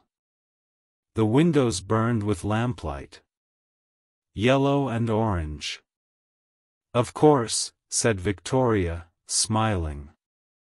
The track to the forester's farm was bare mud, trodden into mire by the feet of horses and cows and sheep and dogs. Tristran Thorn went down on his knees in the mud, heedless of his coat or his woolen trousers. Very well, he said. The wind blew from the east, then. I shall leave you here, my lady, said Tristran Thorn. For I have urgent business, to the east. He stood up, unmindful of the mud and mire clinging to his knees and coat, and he bowed to her, and then he doffed his bowler hat. Vitória Forrester laughed at the skinny shop boy. Laughed long and loud and delightfully, and her tinkling laughter followed him back down the hill, and away. Tristran Thorn ran all the way home. Brambles snagged at his clothes as he ran, and a branch knocked his hat from his head. He stumbled, breathless and torn, into the kitchen of the house on Westward Meadows. "Look at the state of you," said his mother. "Indeed, I never did." Tristran merely smiled at her. "Tristran?" asked his father, who at 35 was still middling tall and still freckled, although there were more than a few silvering hairs in his nut-brown curls. "Your mother spoke to you. Did you not hear her?" "I beg your pardon, father, mother," said Tristran, "but I shall be leaving the village tonight.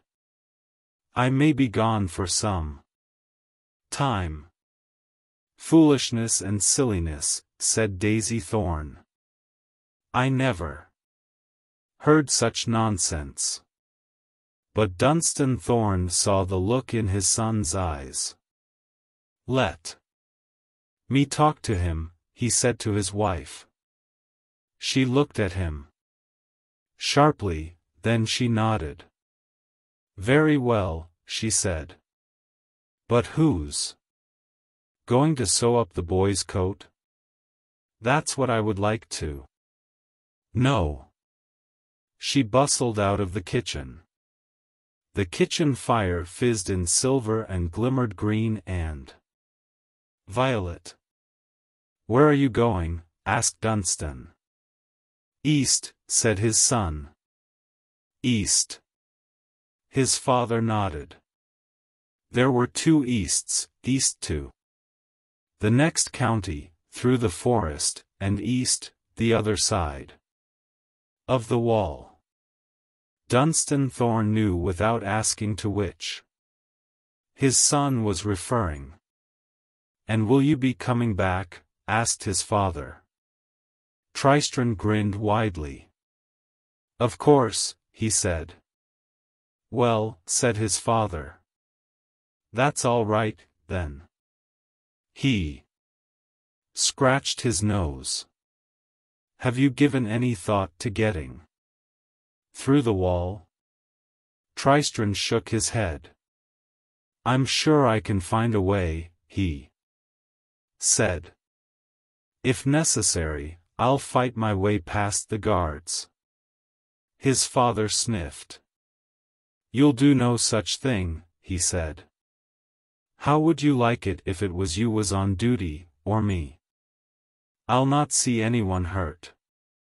He scratched the side of his nose once more. "Go and pack a bag, and kiss your mother goodbye, and I'll walk you down to the village." Tristran packed a bag, and his mother brought him 6 red, ripe apples and a cottage loaf and a round of white farmhouse cheese, which he placed inside his bag. Mrs. Thorne would not look at Tristran.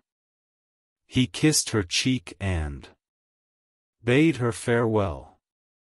Then he walked into the village with his father. Tristran had stood his first watch on the wall when he was 16 years old.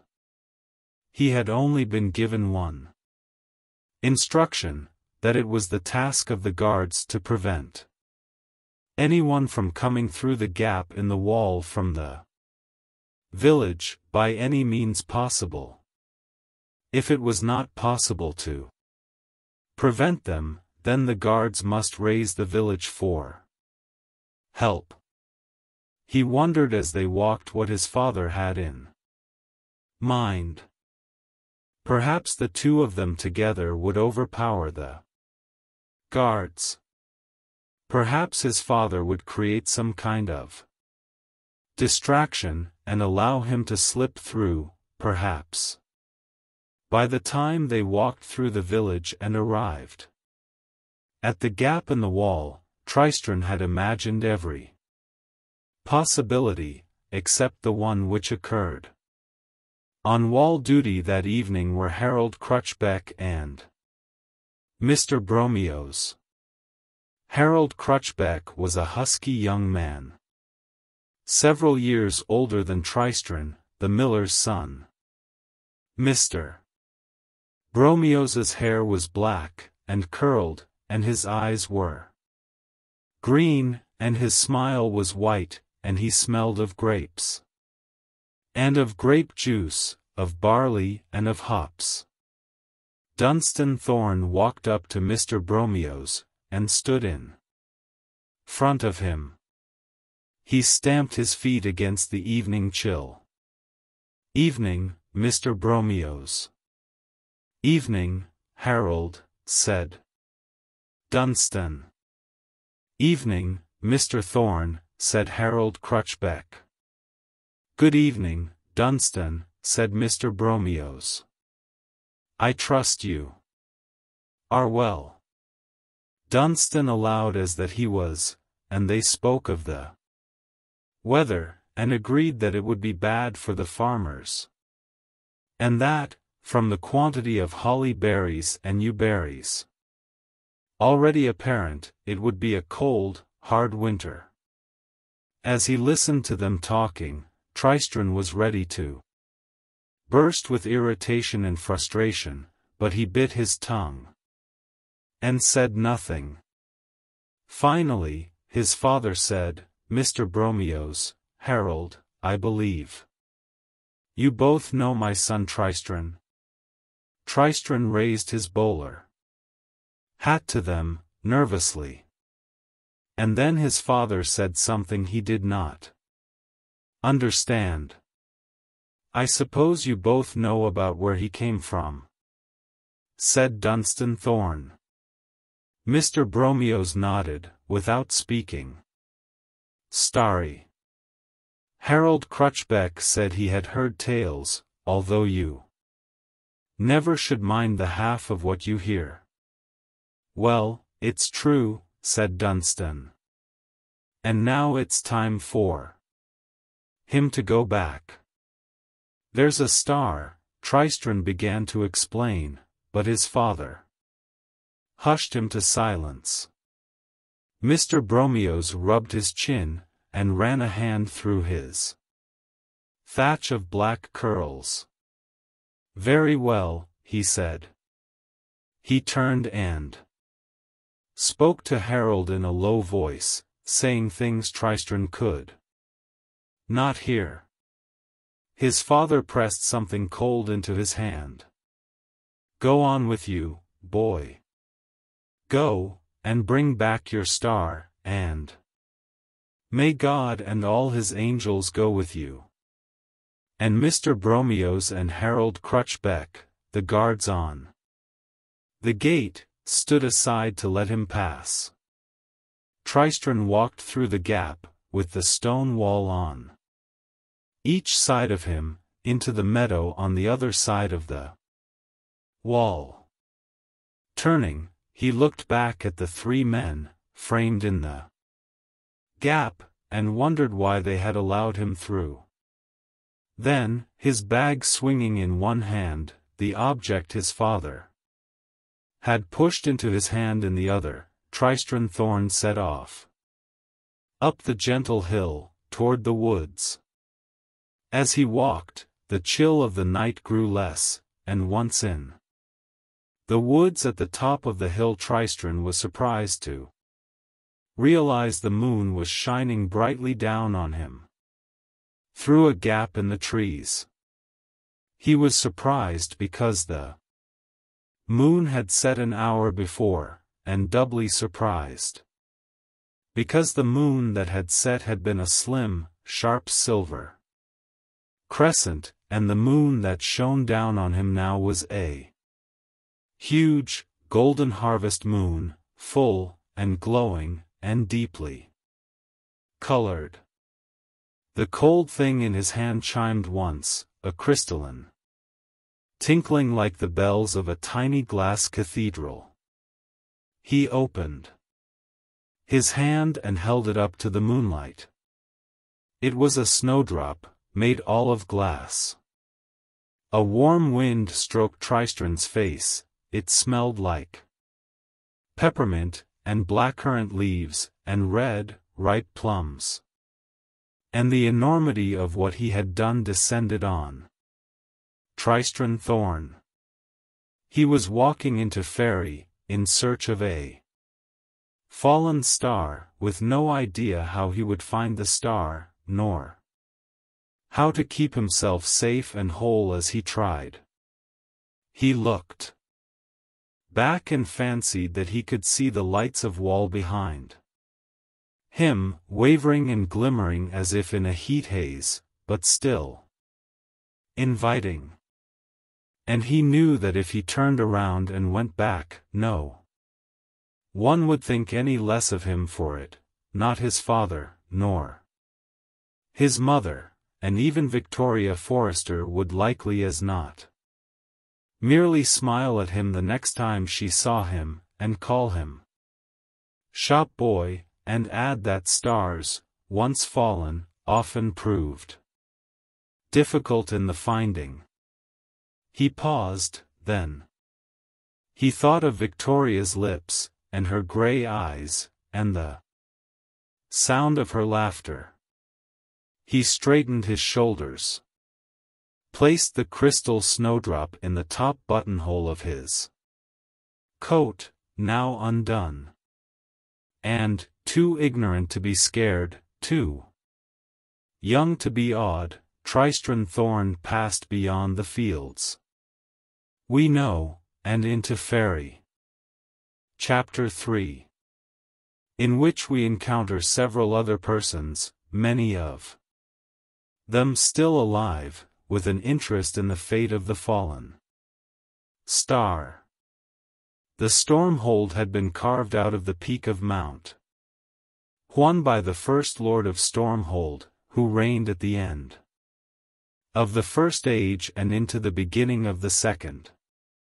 It had been expanded, improved upon, excavated and tunneled into by successive masters of Stormhold, until the original mountain peak now raked the sky like the ornately carved tusk of some great, grey, granite beast. The Stormhold itself was perched high in the sky, where the thunder clouds gathered before they went down to the lower air, spilling rain and lightning and devastation upon the place beneath. The 81st Lord of Stormhold lay dying in his chamber, which was carved from the highest peak like a hole in a rotten tooth. There is still death in the lands beyond the fields we know. He summoned his children to his bedside and they came, the living and the dead of them, and they shivered in the cold granite halls. They gathered about his bed and waited respectfully, the living to his right side, the dead on his left. 4 of his sons were dead, Secundus, Quintus, Quartus, and Sextus, and they stood unmoving, grey figures, insubstantial and silent. 3 of his sons remained alive, Primus, Tertius and Septimus. They stood, solidly, uncomfortably, on the right of the chamber, shifting from foot to foot, scratching their cheeks and noses, as if they were shamed by the silent repose of their dead brothers. They did not glance across the room toward their dead brothers, acting, as best they could, as if they and their father were the only ones in that cold room, where the windows were huge holes in the granite through which the cold winds blew. And whether this is because they could not see their dead brothers, or because, having murdered them, one apiece, save Septimus, who had killed both Quintus and Sextus, poisoning the former with a dish of spiced eels, and, rejecting artifice for efficiency and gravity, simply pushing Sextus off a precipice. One night as they were admiring a lightning storm far below, they chose to ignore them, scared of guilt, or revelation, or ghosts, their father did not know. Privately, the 81st Lord had hoped that by the time his end came upon him, 6 of the 7 young lords at Stormhold would be dead, and but one still alive. That one would be the 82nd Lord of Stormhold and Master of the High Crags. It was, after all, how he had attained his own title several hundred years before. But the youth of today were a pasty lot, with none of the get up and go, none of the vigor and vim that he remembered from the days when he was young. Somebody was saying something. He forced himself to concentrate. "Father," repeated Primus in his deep boom of a voice. "We are all here. What would you do with us?" The old man stared at him. With a ghastly wheezing he pulled a breath of the thin, chill air into his lungs, and then said, in high, cold tones, like the granite itself, "I am dying. Soon my time will be done, and you will take my remains deep into the mountain, to the Hall of Ancestors, and you will place them, me, in the 180th hollow you come to, which is to say, the first that is not occupied, and there you shall leave me. If you do not do this thing, you will each be cursed, and the tower of Stormhold shall tumble and fall." His 3 living sons said nothing. A murmur ran through the 4 dead sons, though, regret, perhaps, that their remains had been gobbled up by eagles, or carried away by the fast rivers, tumbled down waterfalls and off to the sea, never to rest in the Hall of Ancestors. Now, the matter of succession. The Lord's voice wheezed out of him, like the wind being squeezed from a pair of rotten bellows. His living sons raised their heads. Primus, the oldest, with white hairs in his thick brown beard, his nose aquiline, his eyes gray, looked expectant. Tertius, his beard red and golden, his eyes a tawny brown, looked wary. Septimus, his black beard still coming in, tall and crow-like, looked blank, as he always looked blank. Primus, go to the window. Primus strode over to the opening in the rock wall and looked out. What do you see? Nothing, sire. I see the evening sky above us, and clouds below us. The old man shivered beneath the mountain bear skin that covered him. Tertius, go to the window. What do you see? Nothing, father. It is as Primus told you. The evening sky hangs above us, the color of a bruise, and clouds carpet the world beneath us, all gray and writhing. The old man's eyes twisted in his face like the mad eyes of a bird of prey. Septimus, you. Window. Septimus strolled to the window and stood beside, although not too close to, his 2 elder brothers. And you? What do you see? He looked out of the opening. The wind was bitter on his face, and it made his eyes sting and tear. 1 star. glimmered, faintly, in the indigo heavens. "I see a star, father." "Ah," wheezed the 81st Lord. "Bring me to the window."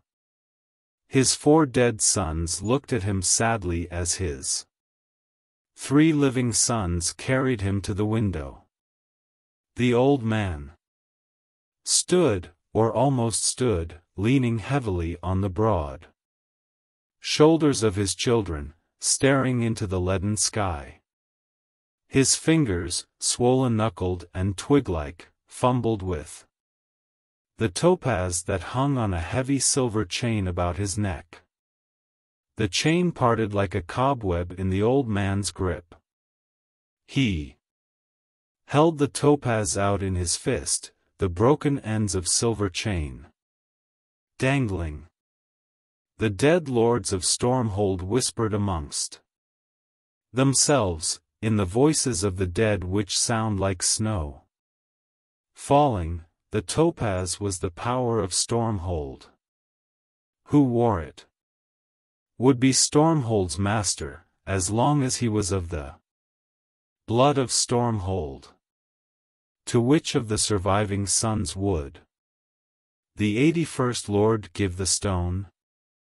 The living sons said nothing, but looked, respectively, expectant, wary, and blank, but it was a deceptive blankness, the blankness of a rock face that one only realizes cannot be climbed when one is halfway up, and there is no longer any way down. The old man pulled free of his sons, and stood straight and tall. Then he was, for a heartbeat, the Lord of Stormhold, who had defeated the northern goblins at the Battle of Cragland's Head, who had fathered 8 children, 7 of them boys, on 3 wives, who had killed each of his 4 brothers in combat, before he was 20 years old. Although his oldest brother had been almost 5 times his age and a mighty warrior of great renown. It was this man who held up the topaz and said 4 words in a long dead tongue, words which hung on the air like the strokes of a huge bronze gong. Then he threw the stone into the air. The living brothers caught their breath, as the stone arced up over the clouds. It reached what they were certain must be the zenith of its curve, and then, defying all reason, it continued to rise into the air. Other stars glittered in the night sky, now. To he who retrieves the stone, which is the power of Stormhold, I leave my blessing, and the mastership of Stormhold and all its dominions, said the 81st Lord. His voice losing power as he spoke, until once again it was the creak of an old, old man, like the wind blowing through an abandoned house. The brothers, living and dead, stared at the stone. It fell upwards into the sky until it was lost to sight. And should we capture eagles, and harness them, to drag us into the heavens? Asked Tertius, puzzled and annoyed. His father said nothing. The last of the daylight faded, and the stars hung above them, uncountable in their glory. 1 star fell. Tertius thought, although he was not certain, that it was the first star of the evening, the one that his brother Septimus had remarked upon. The star tumbled, a streak of light, through the night sky. And it tumbled down somewhere to the south and west of them. There, whispered the 81st Lord, and he fell to the stone floor of his chamber, and he breathed no more. Primus scratched his beard, and looked down at the crumpled thing. "I've half a mind," he said, "to push the old bastard's corpse out of the window."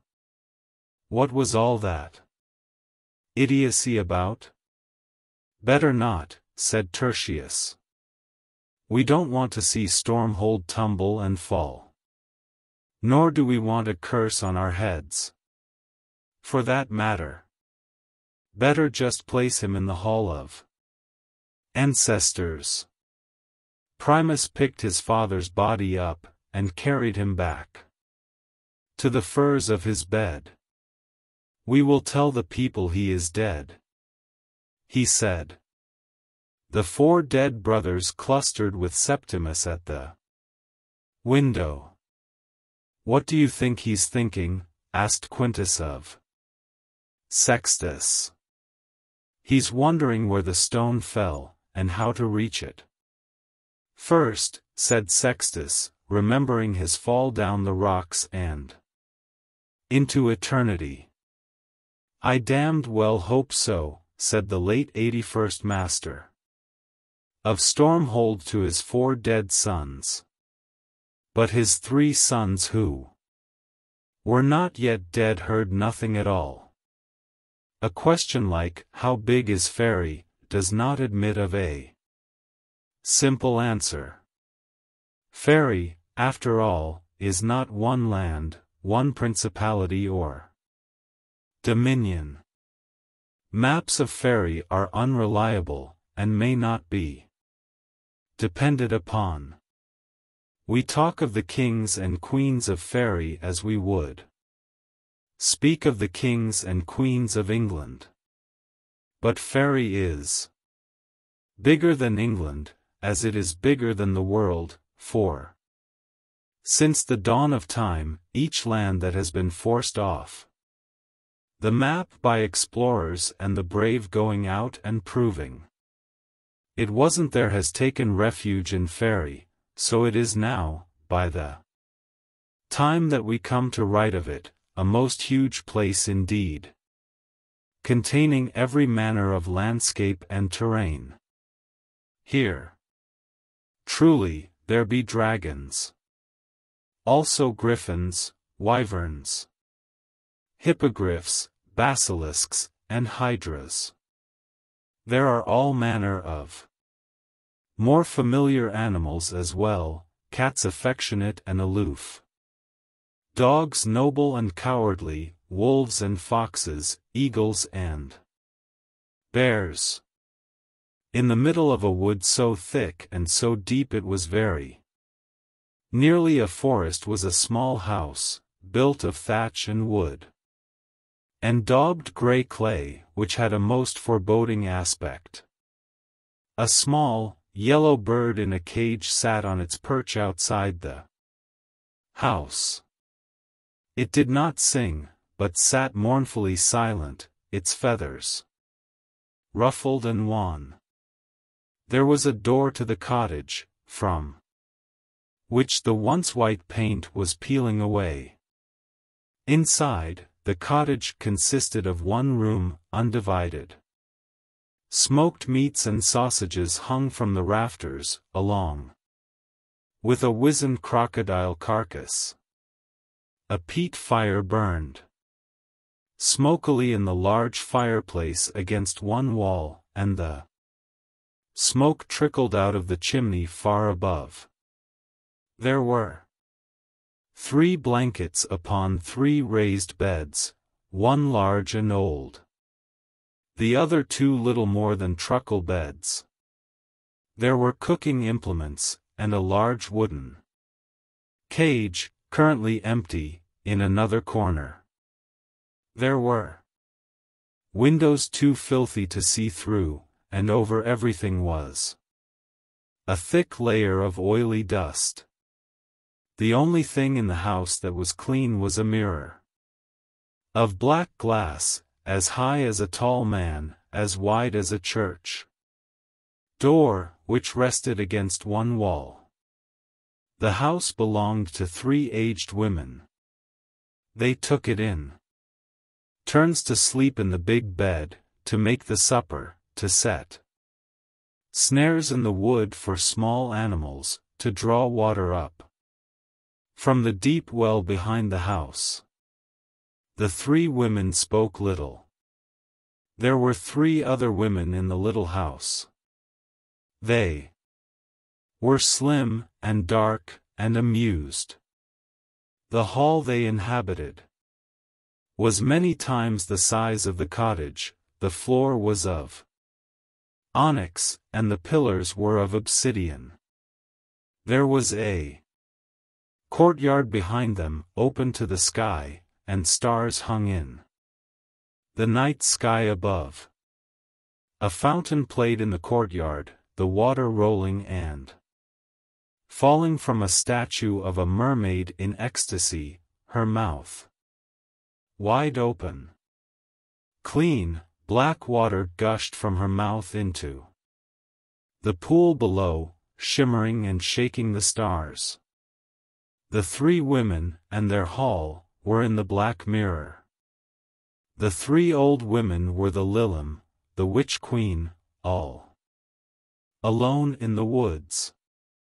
The 3 women in the mirror were also the Lilim, but whether they were the successors to the old women, or their shadow selves, or whether only the peasant cottage in the woods was real, or if, somewhere, the Lilim lived in a black hall, with a fountain in the shape of a mermaid playing in the courtyard of stars, none knew for certain, and none but the Lilim could say. On this day, one crone came in from the woods, carrying a stoat, its throat a splash of red. She placed it on the dusty chopping board and took a sharp knife. She cut it around at the arms and legs and neck. Then, with one filthy hand, she pulled the skin off the creature, as if pulling a child from its pajamas, and she dropped the naked thing onto the wooden chopping block. "Entrails?" she asked, in a quavering voice. The smallest, oldest, most tangle-headed of the women, rocking back and forth in a rocking chair, said, "Might as well." The first old woman picked up the stoat by the head, and sliced it from neck to groin. Its innards tumbled out onto the cutting board, red and purple and plum-colored, intestines and vital organs like wet jewels on the dusty wood. The woman screeched, "Come quick! Come quick!" Then she pushed gently at the stoat guts with her knife, and screeched once more. The crone in the rocking chair pulled herself to her feet. In the mirror, a dark woman stretched and rose from her divan. The last old woman, returning from the outhouse, scurried as fast as she could from the woods. "What?" she said. "What is it?" In the mirror, a third young woman rejoined the other two. Her breasts were small and high, and her eyes were dark. "Look," gestured the first old woman, pointing with her knife. Their eyes were the colorless gray of extreme age, and they squinted at the organs on the slab. "At last," said one of them, and, "About time," said another. "Which of us, then, to find it?" asked the third. The 3 women closed their eyes, and 3 old hands stabbed into the stoat guts on the board. An old hand opened. "I've a kidney. I've his liver." The third hand opened. It belonged to the oldest of the Lilim. "I've his heart," she said, triumphantly. "How will you travel?" "In our old chariot, drawn by what I find at the crossroads. You'll be needing some years. The oldest one nodded. The youngest, the one who had come in from the outhouse, walked, painfully slowly, over to a high and ramshackle chest of drawers, and bent over. She took a rusting iron box from the bottommost drawer, and carried it over to her sisters. It was tied around with 3 pieces of old string, each with a different knot in it. Each of the women unknotted her own piece of string, then the one who had carried the box opened the lid. Stab something glittered golden in the bottom of the box. Not much left, sighed the youngest of the Lilum, who had been old when the wood they lived in was still beneath the sea. Then it's a good thing that we found a new one, isn't it? Said the oldest, tartly, and with that she thrust a clawed hand into the box. Something golden tried to avoid her hand, but she caught it, wiggling and glimmering, opened her mouth, and popped it inside. In the mirror, 3 women stared out. There was a shivering and a shuddering at the center of all things. Now, 2 women stared from the black mirror. In the cottage, 2 old women stared, envy and hope mixing in their faces, at a tall, handsome woman with black hair and dark eyes and red lips. "My," she said, "but this place is filthy." She strode to the bed. Beside it was a large wooden chest, covered by a faded tapestry. She twitched off the tapestry, and opened the chest, rummaging inside. "Here we go," she said, holding up a scarlet kirtle. She tossed it onto the bed, and pulled off the rags and tatters she had worn as an old woman. Her 2 sisters stared across at her naked body hungrily. "When I return with her heart, there will be years aplenty for all of us," she said, eyeing her sisters' hairy chins and hollow eyes with disfavor. She slipped a scarlet bracelet onto her wrist, in the shape of a small snake with its tail between its jaws. "A star," said one of her sisters. "A star," echoed the second. "Exactly," said the witch queen, putting a circlet of silver upon her head. "The first in 200 years. And I'll bring it back to us." She licked her scarlet lips with a deep red tongue. "A fallen star," she said. It was night in the glade by the pool, and the sky was bespattered with stars beyond counting. Fireflies glittered in the leaves of the elm trees and in the ferns and in the hazel bushes, flickering on and off like the lights of a strange and distant city. An otter splashed in the brook that fed the pool. A family of stoats wove and wound their way to the water to drink.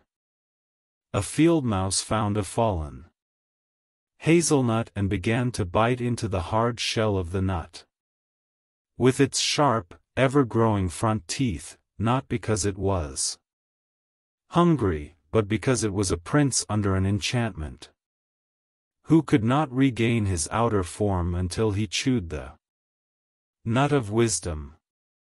But its excitement made it careless, and only the shadow that blotted out the moonlight warned it of the descent of a huge gray owl, who caught the mouse in its sharp talons and rose again into the night.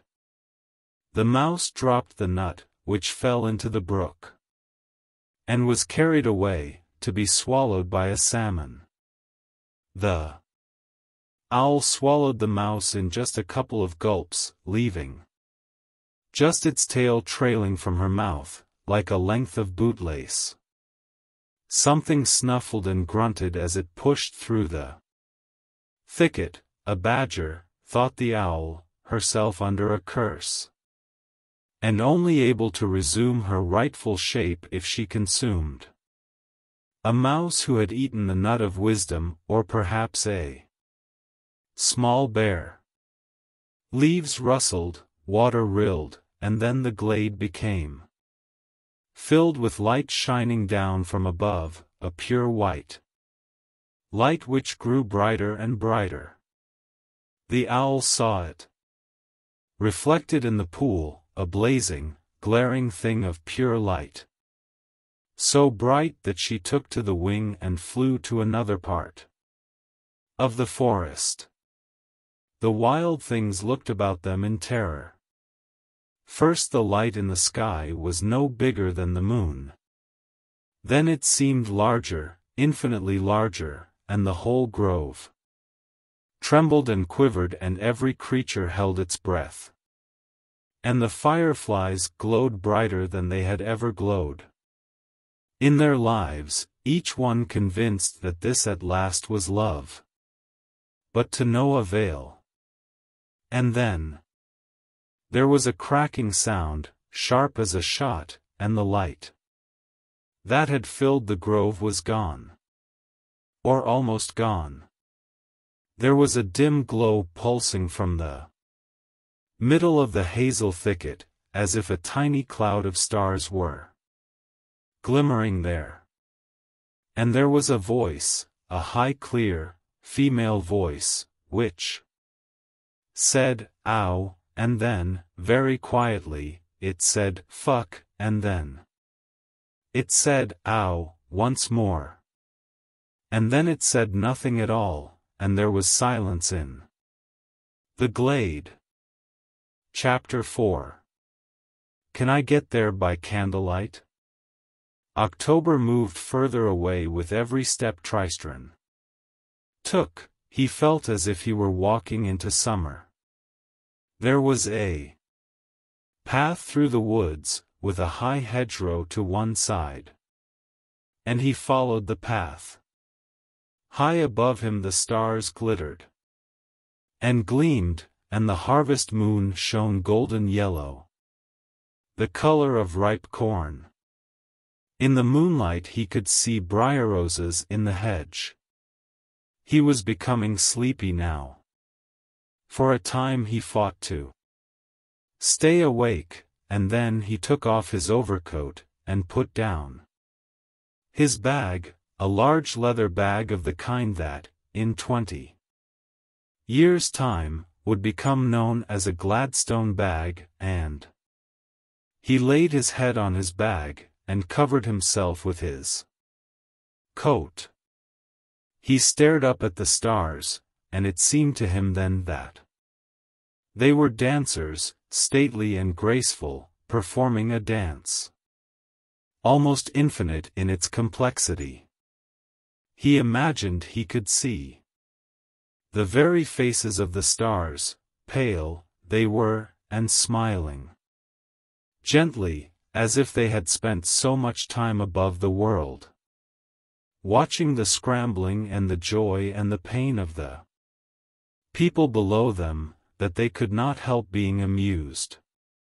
Every time another little human believed itself the center of its world, as each of us does. And then it came to Tristran that he was dreaming, and he walked into his bedroom, which was also the schoolroom of the village of Wall, and Mrs. Cherry tapped the blackboard and bade them all be silent, and Tristran looked down at his slate to see what the lesson would be about, but he could not read what he had written there. Then Mrs. Cherry, who resembled his mother so much that Tristran found himself astonished he had never before realized that they were the same person, called upon Tristran to tell the class the dates of all the kings and queens of England. "'Excuse me," said a small and hairy voice in his ear, "but would you mind dreamin' a bit quieter? Your dreams is spillin' over into my dreams, and if there's one thing I've never been doin' with, it's dates." William the Conqueror, 1066, "That's as far as I go, and I'd swap that for a dancing mouse." Said Tristran. "Keep it down," said the voice. "If you don't mind." "Sorry," said Tristran, and his dreams after that were of the dark. "Breakfast," said a voice close to his ear. "It's mushrooms, fried in butter, with wild garlic." Tristran opened his eyes. Daylight shone through the briar rose hedge, dappling the grass in gold and green. Something smelled like heaven. A tin container was placed beside him. "Poor fare," said the voice. "Country fare, it is. Nothing like the gentry are used to, but the likes of me treasures a fine mushroom." Tristran blinked, and reached into the tin bowl and took out a large mushroom between finger and thumb. It was hot. He took a careful bite, felt the juices flood his mouth. It was the finest thing he had ever eaten, and, after he had chewed and swallowed it, he said so. "That's kind of you," said the small figure who sat on the other side of a little fire which crackled and smoked in the morning air. "Kind of you, I'm sure. But you know, and know, that it's just fried field mushrooms, and never a patch on nothing proper." "Is there any more?" asked Tristran, realizing just how hungry he was. "Sometimes a little food can do that to you." "Ah, now, that's manners for you," said the little figure, who wore a large, floppy hat and a large, flappy overcoat. "Is there more?" "He says, as if it were poached quail's eggs and smoked gazelle and truffles, not just a mushroom, what tastes more or less like something what's been dead for a week and a cat wouldn't touch." "Manners. I really, truly would like another mushroom," said Tristran, "if it's not too much trouble." The little man, if man he was, which Tristran found rather unlikely, sighed mournfully, and reached into the pan sizzling on the fire with his knife, and flicked 2 large mushrooms into Tristran's tin bowl. Tristran blew on them, then ate them with his fingers. "Look at you," said the little hairy person, his voice a mixture of pride and gloom, "eatin' those mushrooms as if you liked them, as if they wasn't sawdust and wormwood and rue in your mouth." Tristran licked his fingers, and assured his benefactor that they had been the very finest mushrooms he had ever had the privilege of eating. "You says that now," said his host with gloomy relish. "But you'll not be sayin' that in an hour's time. They'll undoubtedly disagree with you, like the fishwife who disagreed with her young man over a mermaid. And that could be heard from Garamond to Stormhold. Such language. It fair turned my ears blue, it did. The little hairy personage sighed deeply. "Talkin' about your guts," he said, "I'm going to attend to mine behind that tree over there. Would you do me the signal honor of keepin' an eye on that there pack of mine? I'd be obliged." "Of course," said Tristran, politely. The little hairy man vanished behind an oak tree. Tristran heard a few grunts. And then his new friend reappeared, saying, "There. I knowed a man in Paphlagonia who'd swallow a live snake every morning, when he got up. He used to say, he was certain of one thing, that nothing worse would happen to him all day. Course they made him eat a bowlful of hairy centipedes before they hung him, so maybe that claim was a bit presumptive." Tristran excused himself. He urinated against the side of the oak tree, next to which was a small mound of droppings, certainly not produced by any human being. They looked like deer pellets, or rabbit droppings. "My name is Tristran Thorn," said Tristran, when he returned. His breakfast companion had packed up the morning's breakfast, fire, pans and all, and made it vanish into his pack. He removed his hat, pressed it to his chest, and looked up at Tristran. "Charmed," he said. He tapped the side of his pack. On it was written, "Charmed, enchanted, ensorcelled and confusticated. I used to be confusticated," he confided, "but you know how these things go." And with that he set off along the path.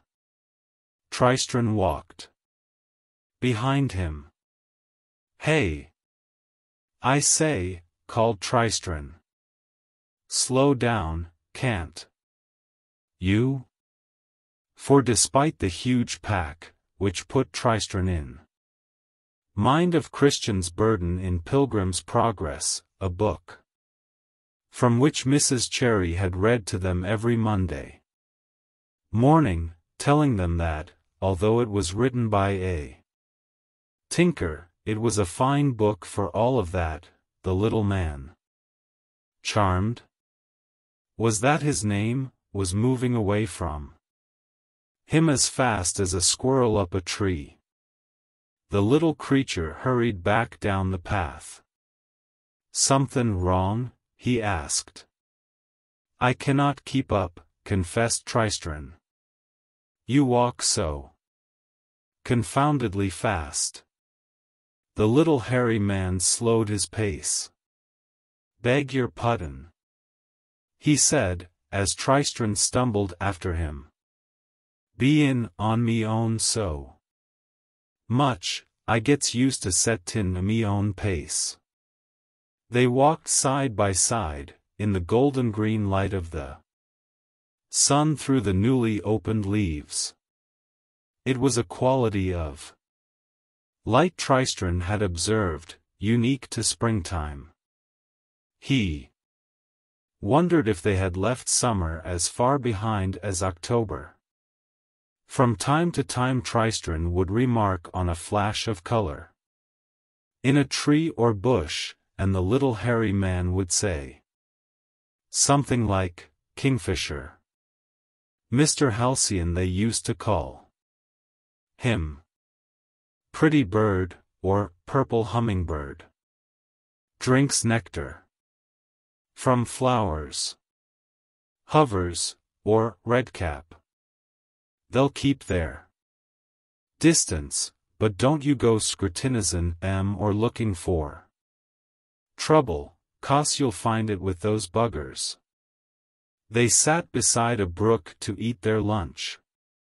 Tristran produced the cottage loaf, the ripe, red apples, and round of cheese, hard, tart and crumbly, that his mother had given him. And although the little man eyed them both suspiciously, he wolfed them down and licked the crumbs of bread and cheese from his fingers, and munched noisily on the apple. Then he filled a kettle from the brook, and boiled it up for tea. "Suppose you tell me what you're about," said the little hairy man as they sat on the ground and drank their tea. Tristran thought for some moments, and then he said, "I come from the village of Wall, where there lives a young lady named Vitória Forrester, who is without peer among women, and it is to her, and to her alone, that I have given my heart. Her face is—" "Usual complement of bits?" asked the little creature. "Eyes? Nose? Teeth? All the usual?" "Of course." "Well then, you can skip that stuff," said the little hairy man. "We'll take it all as said. So what damn fool silly thing has this young lady got you a doin' of?" Tristran put down his wooden cup of tea, and stood up, offended. "What?" he asked, in what he was certain were lofty and scornful tones, "would possibly make you imagine that my ladylove would have sent me on some foolish errand?" The little man stared up at him with eyes like beads of jet. "Because that's the only reason a lad like you would be stupid enough to cross the border into Fairy. The only ones who ever come here from your lands are the minstrels, and the lovers, and the mad. And you don't look like much of a minstrel, and you're, pardon me saying so, lad, but it's true, ordinary as cheese crumbs. So it's love, if you ask me." "Because," announced Tristran, "every lover is in his heart a madman, and in his head a minstrel." "Really?" said the little man, doubtfully. "I'd never noticed. So there's some young lady. Has she sent you here to seek your fortune? That used to be very popular. You'd get young fellers wanderin' all over, looking for the hoard of gold that some poor whirm or ogre had taken absolute centuries to accumulate. No. Not my fortune. It was more of a promise I made to this lady I mentioned. We were talking, and I was promising her things, and we saw this falling star, and I promised to bring it to her. And it fell," he waved an arm toward a mountain range somewhere in the general direction of the sunrise, over there. The little hairy man scratched his chin. "Or his muzzle, it might well have been his muzzle. You know what I would do?" "No," said Tristran, hope rising within him. "What?" The little man wiped his nose. "I'd tell her to go shove her face in the pig pen, and go out and find another one who'll kiss you without a skin, for the earth you're bound to find one. You can hardly throw half a brick back in the lands you come from without hittin' one." "There are no other girls," said Tristran confidently.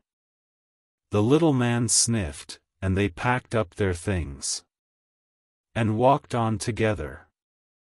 "Did you mean it?" said the little man. About the fallen star? Yes, said Tristran. Well, I'd not mention it about if I were you, said the little man. There's those as would be unhealthily interested in such information.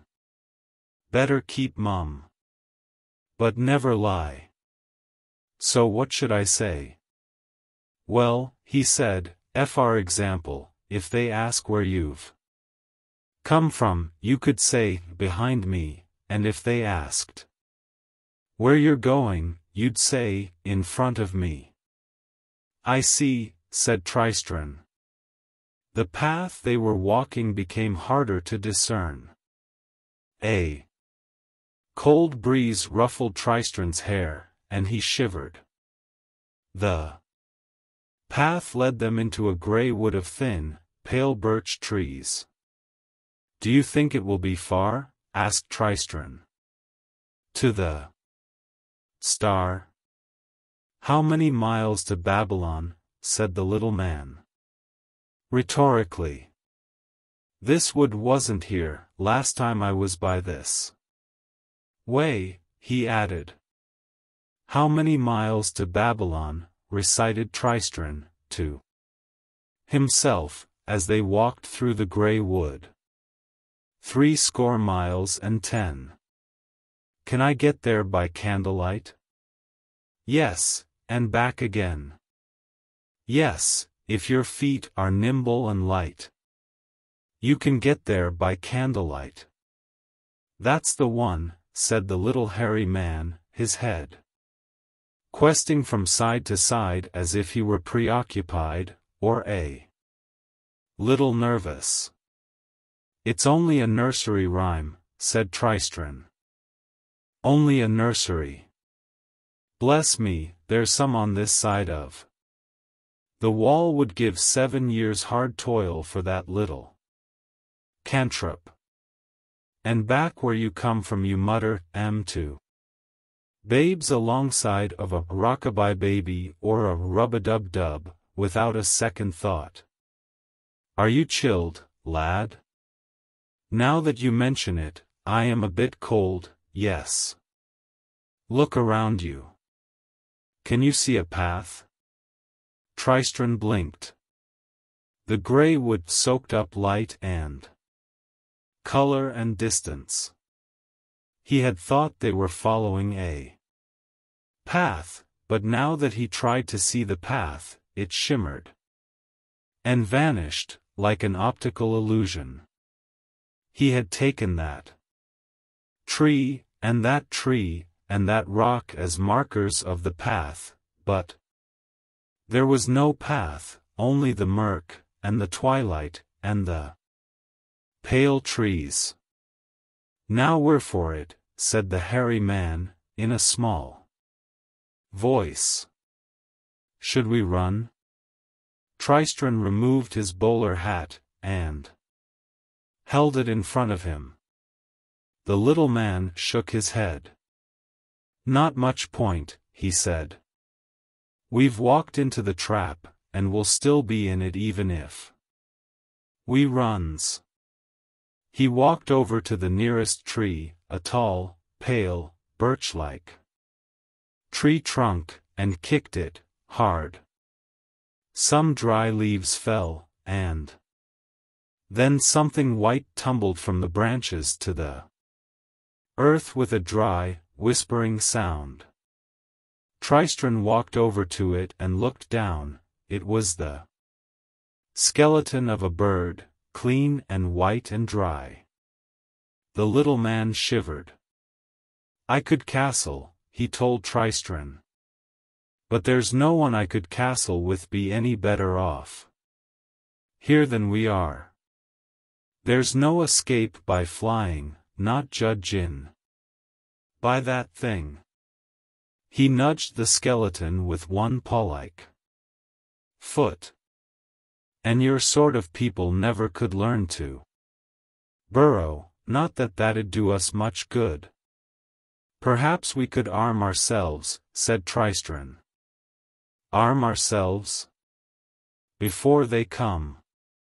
Before they come? Why, they're here, you puddinhead. It's the trees themselves. We're in a searwood. Searwood? It's me own fault, I should have been paying more attention to where we was goin'. Now you'll never get your star, and I'll never get my merchandise. One day some other poor bugger lost in the wood'll find our skeletons picked clean as whistles, and that'll be that. Tristran stared about him. In the gloom it seemed that the trees were crowding about more thickly, although he had seen nothing actually move. He wondered if the little man were being foolish, or imagining things. Something stung his left hand. He slapped at it, expecting to see an insect. He looked down to see a pale yellow leaf. It fell to the ground with a rustle. On the back of his hand, a veining of red, wet blood welled up. The wood whispered about them. Is there anything we can do? Tristran asked. Nothing I can think of. If only we knew where the true path was, even a searwood couldn't destroy the true path. Just hide it from us, lure us off of it, the little man shrugged, and sighed. Tristran reached his hand up and rubbed his forehead. I do know where the path is, he said. He pointed. It's down that way. The little man's bead-black eyes glittered. Are you sure? Yes, sir. Through that copse and up a little way to the right. That's where the path is. How do you know? Asked the man. I know, replied Tristran. Right. Come on. And the little man took his burden and ran, slowly enough that Tristran, his leather bag swinging and banging against his legs, his heart pounding, his breath coming in gasps, was able to keep up. No. Not that way. Over to the left, shouted Tristran. Branches and thorns ripped and tore at his clothes. They ran on in silence. The trees seemed to have arranged themselves into a wall. Leaves fell around them in flurries, stinging and smarting when they touched Tristran's skin, cutting and slicing at his clothes. He clambered up the hill, swiping at the leaves with his free hand, swatting at the twigs and branches with his bag. The silence was broken by something wailing. It was the little hairy man. He had stopped dead where he stood, and, his head thrown back, had begun to howl at the sky. Buck up, said Tristran. We're nearly there. He grasped the little hairy man's free hand in his own larger hand, and pulled him forward. And then they were standing on the true path, a swath of green sward running through the grey wood. Are we safe here? Asked Tristran, panting, and looking about apprehensively. We're safe, as long as we stay on the path, said the little hairy man, and he put down his burden, sat down on the grass of the path and stared at the trees about them. The pale trees shook, although no wind blew, and it seemed to Tristran that they shook in anger. His companion had begun to shudder, his hairy fingers raking and stroking the green grass. Then he looked up at Tristran. I don't suppose you have such a thing as a bottle of something spirituous upon you? Or perchance a pot of hot, sweet tea?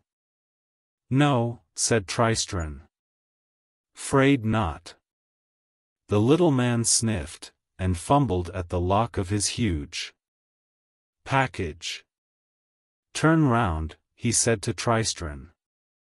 No peekin. Tristran turned away.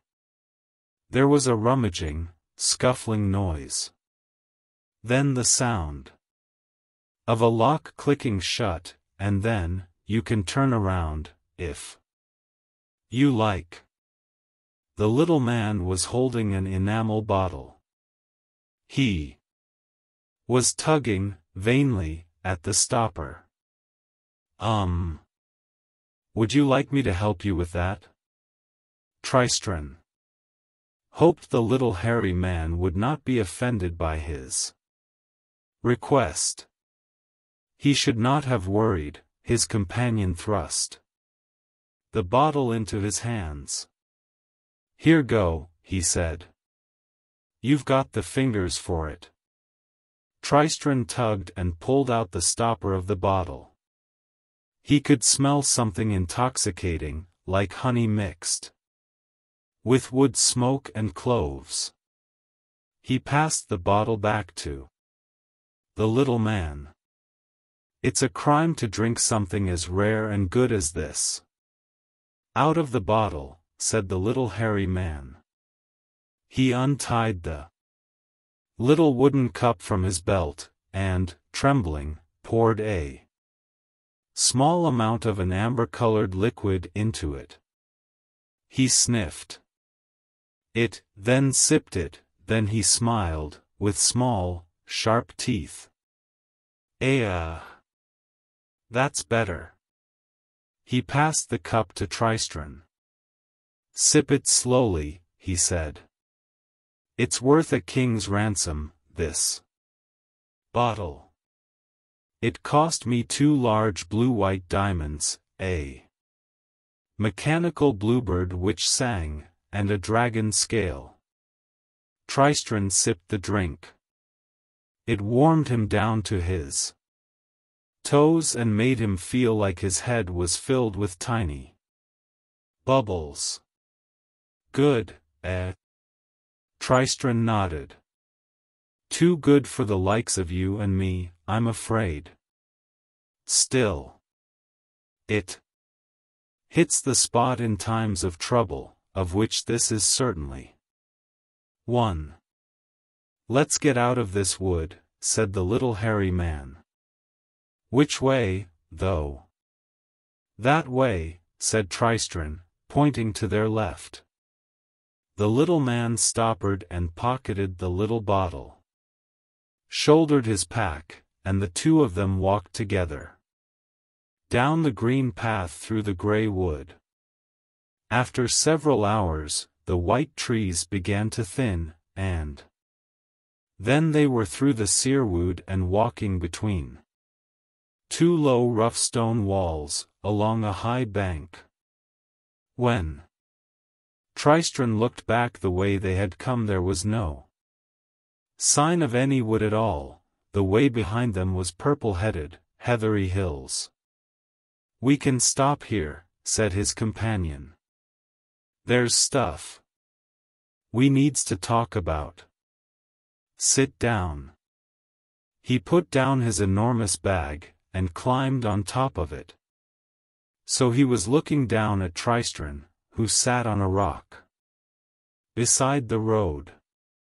There's something here I'm not properly gettin'. Now, tell me. Where are you from? Wall, said Tristran. I told you. Who's your father and mother? My father's name is Dunstan Thorn. My mother is Daisy Thorn. Dunstan Thorn. I met your father once. He put me up for the night. Not a bad chap, although he doesn't half go on a bit while a fellow's trying to get a little kip. He scratched his muzzle. Still doesn't explain. There isn't anything unusual in your family, is there? My sister, Louisa, can wiggle her ears. The little hairy man wiggled his own large, hairy ears dismissively. No, that's not it, he said. I was thinkin' more of a grandmother who was a famous enchantress, or an uncle who was a prominent warlock, or a brace of fairies.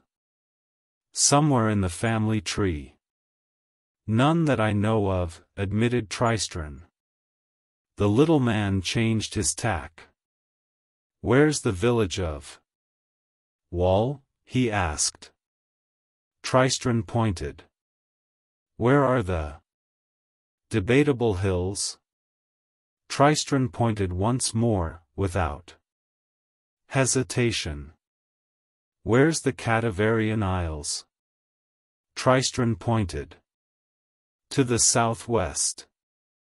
He had not known there were debatable hills, or Cadaverian Isles until the little man had mentioned them, but he was as certain in himself of their location as he was of the whereabouts of his own left foot or the nose on his face. Now thence. Do you know where His Vastness the Freemartin Muskish is? Tristran shook his head. D'you know where His Vastness the Freemartin Muskish transluminary citadel is? Tristran pointed, with certainty. And what of Paris? The one in France? Tristran thought for a moment. Well, if Wall's over there, I suppose that Paris must be sort of in the same sort of direction, mustn't it? Let's see, said the little hairy man, talking to himself as much as to Tristran. You can find places in Fairy, but not in your world, save for Wall, and that's a boundary. You can't find people, but, tell me, lad, can you find this star you're lookin' for? Tristran pointed, immediately. It's that way, he said. That's good. But it still doesn't explain nothink. You hungry? A bit. And I'm tattered and torn, said Tristran, fingering the huge holes in his trousers, and in his coat, where the branches and the thorns had seized at him, and the leaves had cut at him as he ran. And look at my boots. What's in your bag? Tristran opened his Gladstone bag. Apples. Cheese. Half. A cottage loaf. And a pot of fish paste. My penknife. I've got a change of underwear, and a couple of pairs of woolen socks. I suppose I should have brought more clothes. Keep the fish paste, said his traveling companion, and he rapidly divided the remaining food into 2 equal piles. You done me a good turn, he said, munching a crisp apple, and I doesn't forget something like that. First we'll get your clothes took care of, and then we'll send you off after your star. Yes? That's extremely kind of you, said Tristran, nervously, slicing his cheese onto his crust of bread. Right, said the little hairy man. Let's find you a blanket. At dawn 3 lords of Stormhold rode down the craggy mountain road, in a coach pulled by 6 black horses. The horses wore bobbing black plumes, the coach was fresh painted in black, and each of the lords of Stormhold was dressed in mourning. In the case of Primus, this took the shape of a long, black, monkish robe. Tertius was dressed in the sober costume of a merchant in mourning, while Septimus wore a black doublet and hose, a black hat with a black feather in it, and looked for all the world like a foppish assassin from a minor Elizabethan historical play. The lords of Stormhold eyed each other, one cautious, one wary, one blank. They said nothing. Had alliances been possible, Tertius might have sided with Primus against Septimus. But there were no alliances that could be made. The carriage clattered and shook. Once, it stopped, for each of the 3 lords to relieve himself. Then it clattered on down the hilly road. Together, the 3 lords of Stormhold had placed their fathers' remains in the Hall of Ancestors. Their dead brothers had watched them from the doors of the hall, but had said nothing. Toward evening, the coachman called out, "Not away." And he reined his team outside a tumble-down inn, built against what resembled the ruins of a giant's cottage. The 3 lords of Stormhold got out of the coach, and stretched their cramped legs. Faces peered at them through the bottle-glass windows of the inn. The innkeeper, who was a choleric gnome of poor disposition, looked out of the door. "We'll need beds aired, and a pot of mutton stew on the fire," he called. "How many beds to be aired?" asked Letitia the chambermaid, from the stairwell. "3, said the gnome. "I'll wager they'll have their coachman sleep with the horses." "3 indeed," whispered Tilly, the pot girl, to Lacey the ostler, when anyone could see a full 7 of those fine gentlemen standing in the road. But when the lords of Stormhold entered there were but 3 of them, and they announced that their coachman would sleep in the stables. Dinner was mutton stew, and bread loaves so hot and fresh they exhaled steam as they were cracked open, and each of the lords took an unopened bottle of the finest Burgundian wine, for none of the lords would share a bottle with his fellows, nor even permit the wine to be poured from the bottle into a goblet. This scandalized the gnome, who was of the opinion, not, however, uttered in the hearing of his guests, that the wine should be permitted to breathe. Their coachman ate his bowl of stew, and drank 2 pots of ale, and went to sleep in the stables. The 3 brothers went to their respective rooms and barred the doors. Tertius had slipped a silver coin to Letitia the chambermaid when she had brought him the warming pan for his bed, so he was not surprised at all when, shortly before midnight, there came a tap-tapping on his door. She wore a one-piece white chemise, and curtsied to him as he opened the door, and smiled, shyly. She held a bottle of wine in her hand. He locked the door behind him, and led her to the bed, where, having first made her remove her chemise, and Having examined her face and body by candlelight, and having kissed her on the forehead, lips, nipples, navel and toes, and having extinguished the candle, he made love to her, without speaking, in the pale moonlight. After some time, he grunted, and was still. "There, lovey, was that good, now?" asked Letitia. "Yes," said Tertius, warily, as if her words guarded some trap. "It was. Would you be wanting another turn, before I leave?" In reply, Tertius pointed between his legs. Letitia giggled. "We can have him upstanding again in a twinkling," she said. And she pulled out the cork from the bottle of wine she had carried in, and had placed beside the bed, and passed it to Tertius.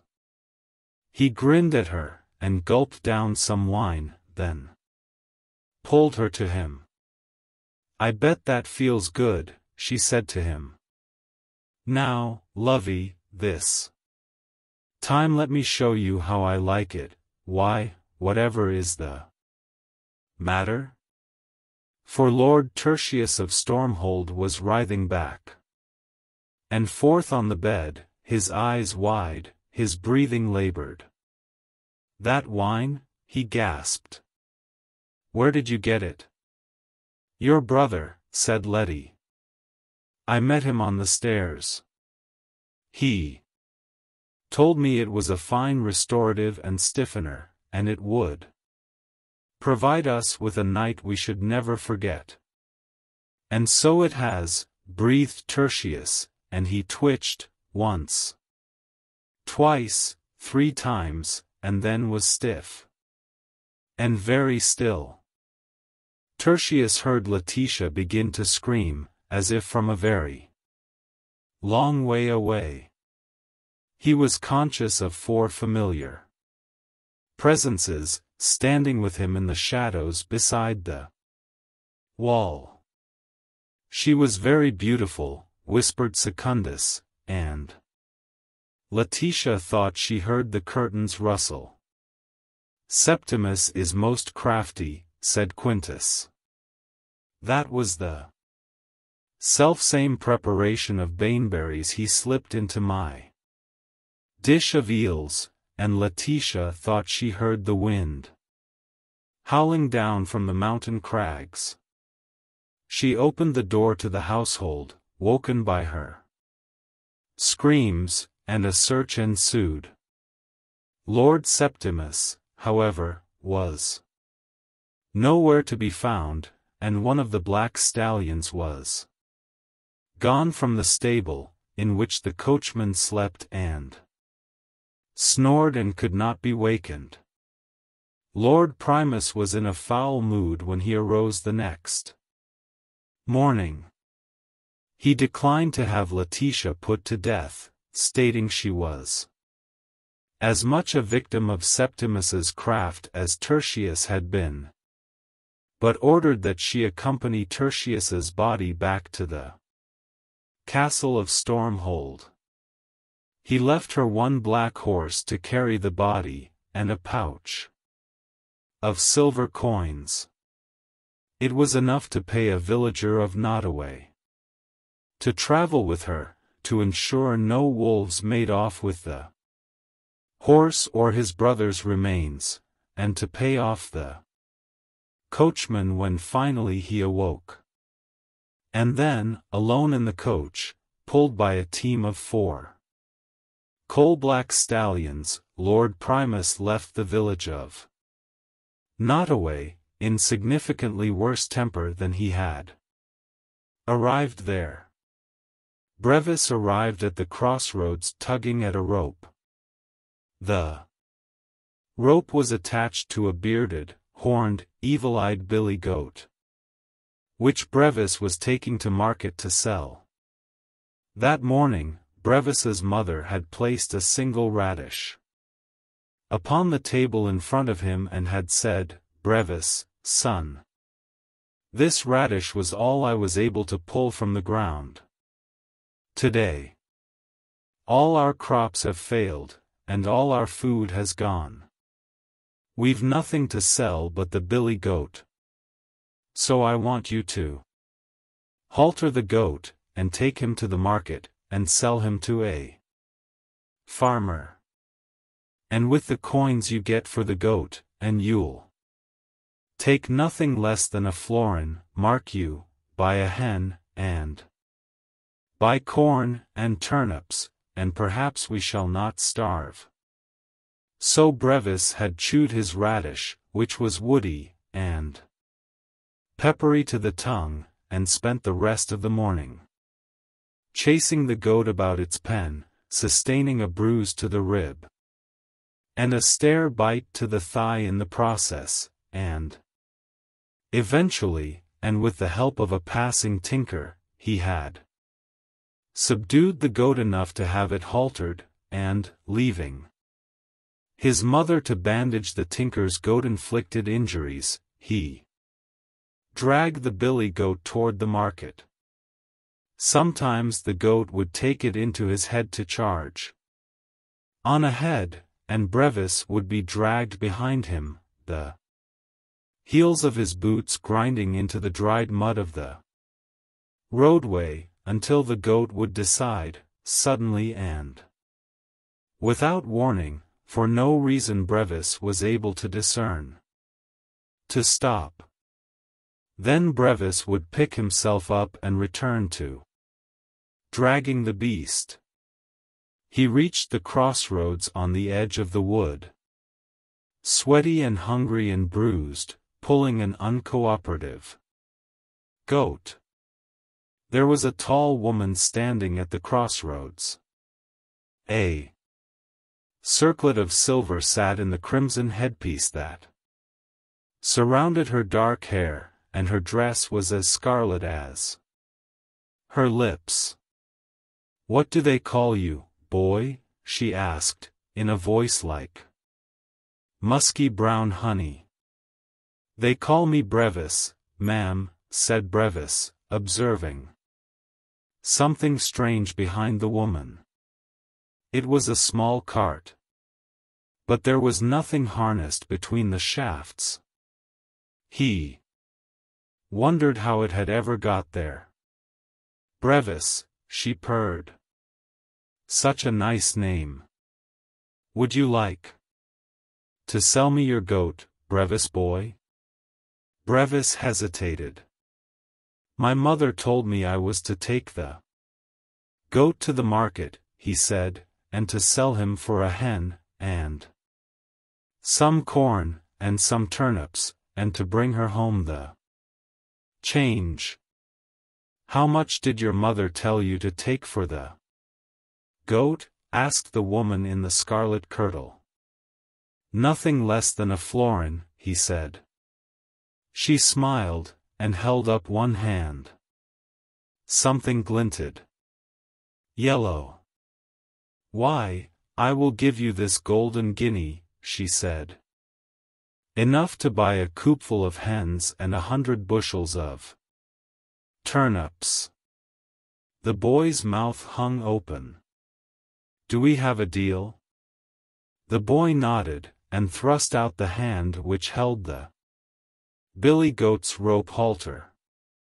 Here, was all he could say, visions of limitless wealth and turnips beyond counting tumbling through his head. The lady took the rope.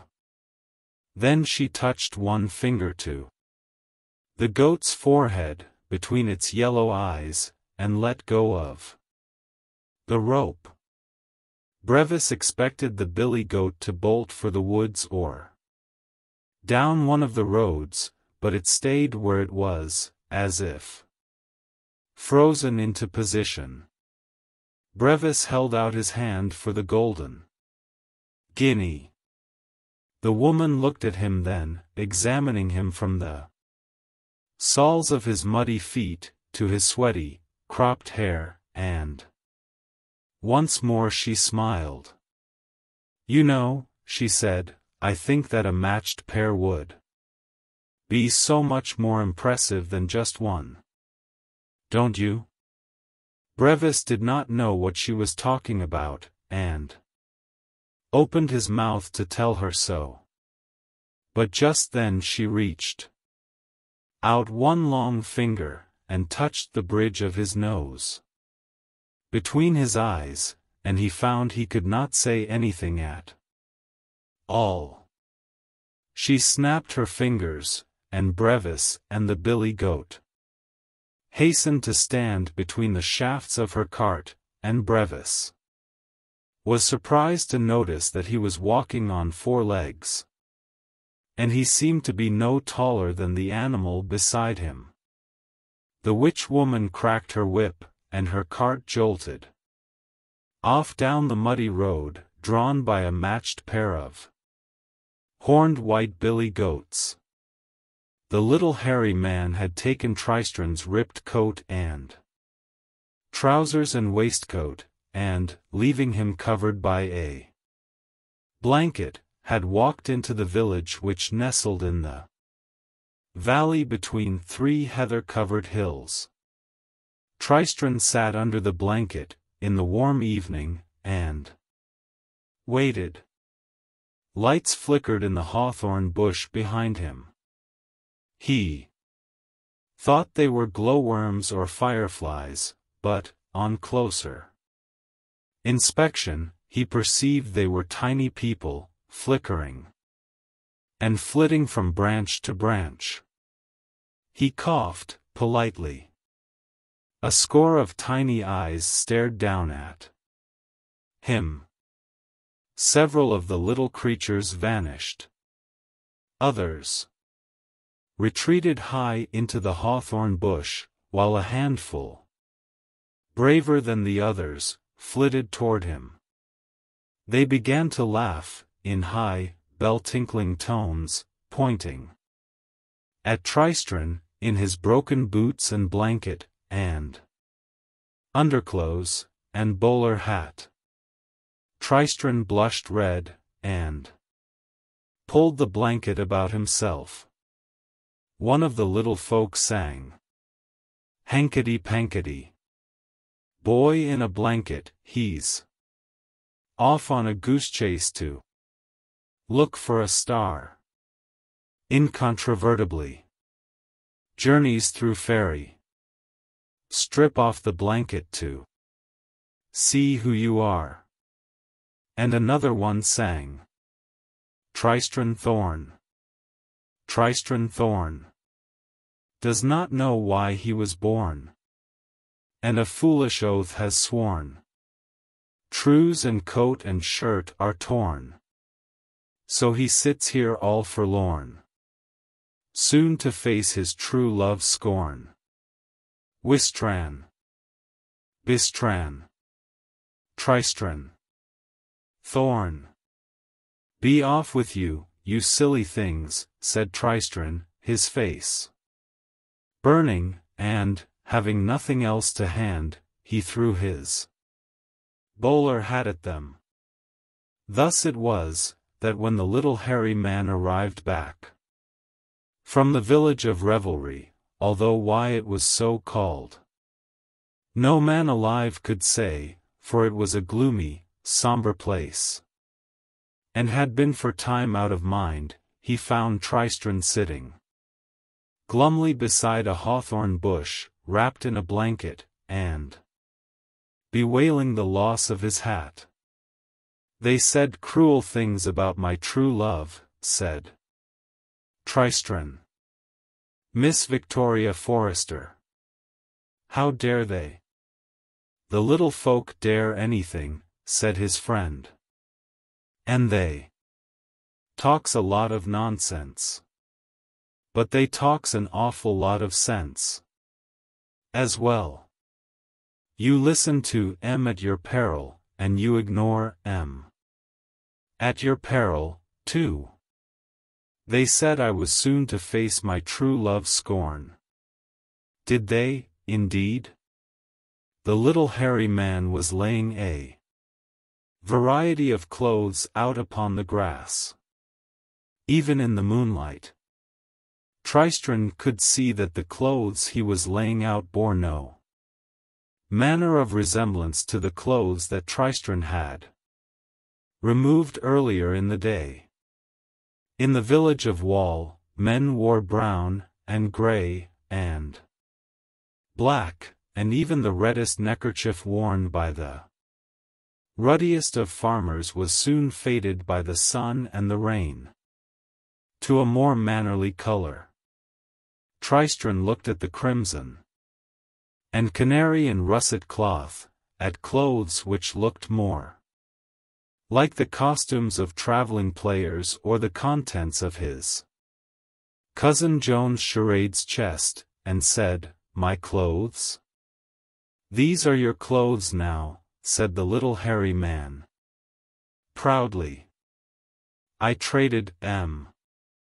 This stuff's better quality, see, it won't rip and tear as easy, and it's neither tattered nor torn, and withal, you'll not stick out so much as a stranger. This is what people wears hereabouts, why see." Tristran contemplated making the rest of his quest. Wrapped in a blanket, like a savage aboriginal from one of his schoolbooks. Then, with a sigh, he took off his boots and let the blanket fall to the grass, and, with the little hairy man as his guide, "No, no, laddie, those go over that. Mercy, what do they teach them nowadays?" He was soon dressed in his fine new clothes. The new boots fit him better than the old ones ever had. They certainly were fine new clothes. While clothes do not, as the saying would sometimes have it, make the man, and fine feathers do not make fine birds, sometimes they can add a certain spice to a recipe.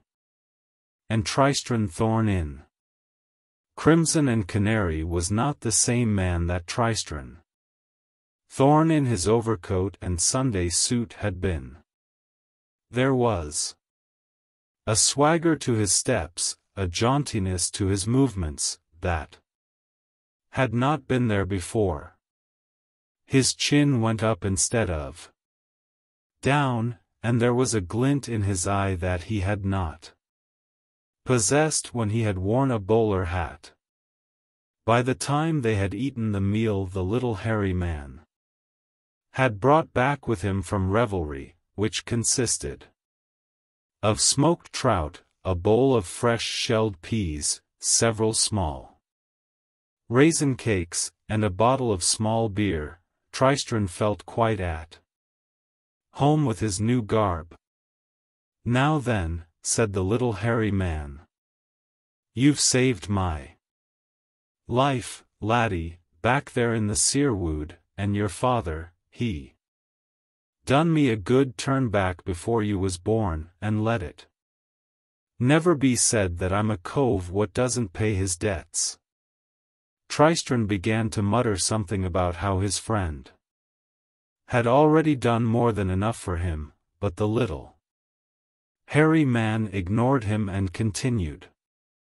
"So I was a-ponderin', you know where your star is, don't you?" Tristran pointed, without hesitation, to the dark horizon. "Now then, how far is it to your star? D'you know that?" Tristran had not given the matter any thought, hitherto. But he found himself saying, a man could walk, only stopping to sleep, while the moon waxed and waned above him half a dozen times, crossing treacherous mountains and burning deserts, before he reached the place where the star has fallen. It did not sound like the kind of thing that he would say at all, and he blinked with surprise. "As I thought," said the little hairy man, approaching his burden, and bending over it, so Tristran could not see how It unlocked. And it's not like you're the only one'll be lookin' for it. You remember what I told you before? About digging a hole to bury my dung in? Not that. About telling no one my true name, nor my destination? Nor yet that. Then what? How many miles to Babylon? Recited the man. Oh. Yes. That. Can I get there by candlelight? There and back again. Only it's the candle wax, you see. Most candles won't do it. This one took a lot of thinned-in. And he pulled out a candle's tub the size of a crabapple, and handed it to Tristran. Tristran could see nothing in any way out of the ordinary about the candle stub. It was a wax candle, not tallow, and it was much used and melted. The wick was charred and black. What do I do with it? He asked. All in good time, said the little hairy man, and took something else from his pack. Take this, too. You'll need it. It glittered in the moonlight. Tristran took it. The little man's gift seemed to be a thin silver chain, with a loop at each end. It was cold and slippery to the touch. What is it? The usual. Cat's breath and fish scales and moonlight on a mill pond, melted and smithied and forged by the dwarfs. You'll be needin' it to bring your star back with you. I will? Oh, yes. Tristran let the chain fall into his palm. It felt like quicksilver. Where do I keep it? I have no pockets in these confounded clothes. Wrap it around your wrist until you need it. Like that. There you go. But you've a pocket in your tunic, under. There, see? Tristran found the concealed pocket.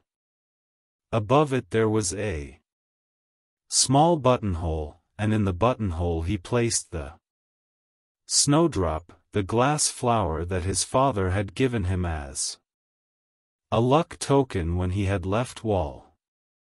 He wondered whether it was in fact bringing him luck, and if it were, was it good luck or bad? Tristran stood up. He held his leather bag tightly in his hand. Now then, said the little hairy man. This is what you got to do. Take up the candle in your right hand, I'll light it for you. And then, walk to your star. You'll use the chain to bring it back here. There's not much wick left on the candle. So you'd best be snappy about it, and step lively, any dawdlin' and you'll regret it. Feet be nimble and light, yes? I suppose so, yes, said Tristran. He stood expectantly. The little hairy man passed a hand over the candle, which lit with a flame yellow above and blue below. There was a gust of wind, but the flame did not flicker even the slightest bit. Tristran took the candle in his hand, and he began to walk forward. The candlelight illuminated the world, every tree and bush and blade of grass. With Tristran's next step he was standing beside a lake. And the candlelight shone brightly on the water, and then he was walking through the mountains, through lonely crags, where the candlelight was reflected in the eyes of the creatures of the high snows, and then he was walking through the clouds, which, while not entirely substantial, still supported his weight in comfort, and then, holding tightly to his candle, he was underground, and the candlelight glinted back at him from the wet cave walls. Now he was in the mountains once more, and then he was on a road through wild forest, and he glimpsed a chariot being pulled by 2 goats, being driven by a woman in a red dress who looked, for the glimpse he got of her, the way Boadicea was drawn in his history books, and another step, and he was in a leafy glen, and he could hear the chuckle of water as it splashed and sang its way into a small brook. He took another step, but he was still in the glen. There were high ferns, and elm trees, and foxgloves in abundance. And the moon had set in the sky. He held up the candle, looking for a fallen star, a rock, perhaps, or a jewel, but he saw nothing. He heard something, though, under the babbling of the brook, a sniffling and a swallowing. The sound of someone trying not to cry. "Hello?" said Tristran. The sniffling stopped. But Tristran was certain he could see a light beneath a hazel tree, and he walked toward it.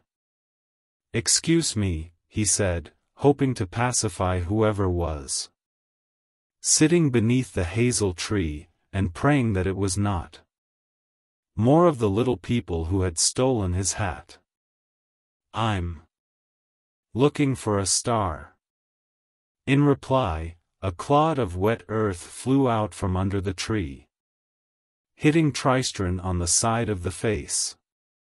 It stung a little, and fragments of earth fell down his collar and under his clothes. "I won't hurt you," he said, loudly. This time, as another clod of earth came hurtling toward him, he ducked out of the way, and it smashed into an elm tree behind him. He walked forward. "Go away," said a voice, all raw and gulping, as if it had just been crying, "just go away and leave me alone." She was sprawled, awkwardly, beneath the hazel tree. And she gazed up at Tristran with a scowl of complete unfriendliness. She hefted another clod of mud at him, menacingly, but did not throw it. Her eyes were red and raw. Her hair was so fair it was almost white, her dress was of blue silk which shimmered in the candlelight. She glittered as she sat there. "Please, don't throw any more mud at me," pleaded Tristran. "Look. I didn't mean to disturb you. It's just there's a star fallen somewhere around here, and I have to get it back before the candle burns out." "I broke my leg," said the young lady. "I'm sorry, of course," said Tristran. "But the star—" "I broke my leg," she told him sadly, "when I fell. And—" With that, she heaved her lump of mud at him. Glittering dust fell from her arm, as it moved. The clod of mud hit Tristran in the chest. "Go away," she sobbed, burying her face in her arms. "Go away and leave me alone." "You're the star," said Tristran, comprehension dawning. "And you're a clodpole," said the girl, bitterly, "and a ninny, a numbskull, a lackwit and a coxcomb." "Yes," said Tristran. "I suppose I am at that." And with that he unwound one end of the silver chain, and slipped it around the girl's slim wrist. He felt the loop of the chain tighten about his own. She stared up at him, bitterly. "What?" she asked, in a voice that was suddenly beyond outrage, beyond hate. "Do you think you are doing?" "Taking you home with me," said Tristran.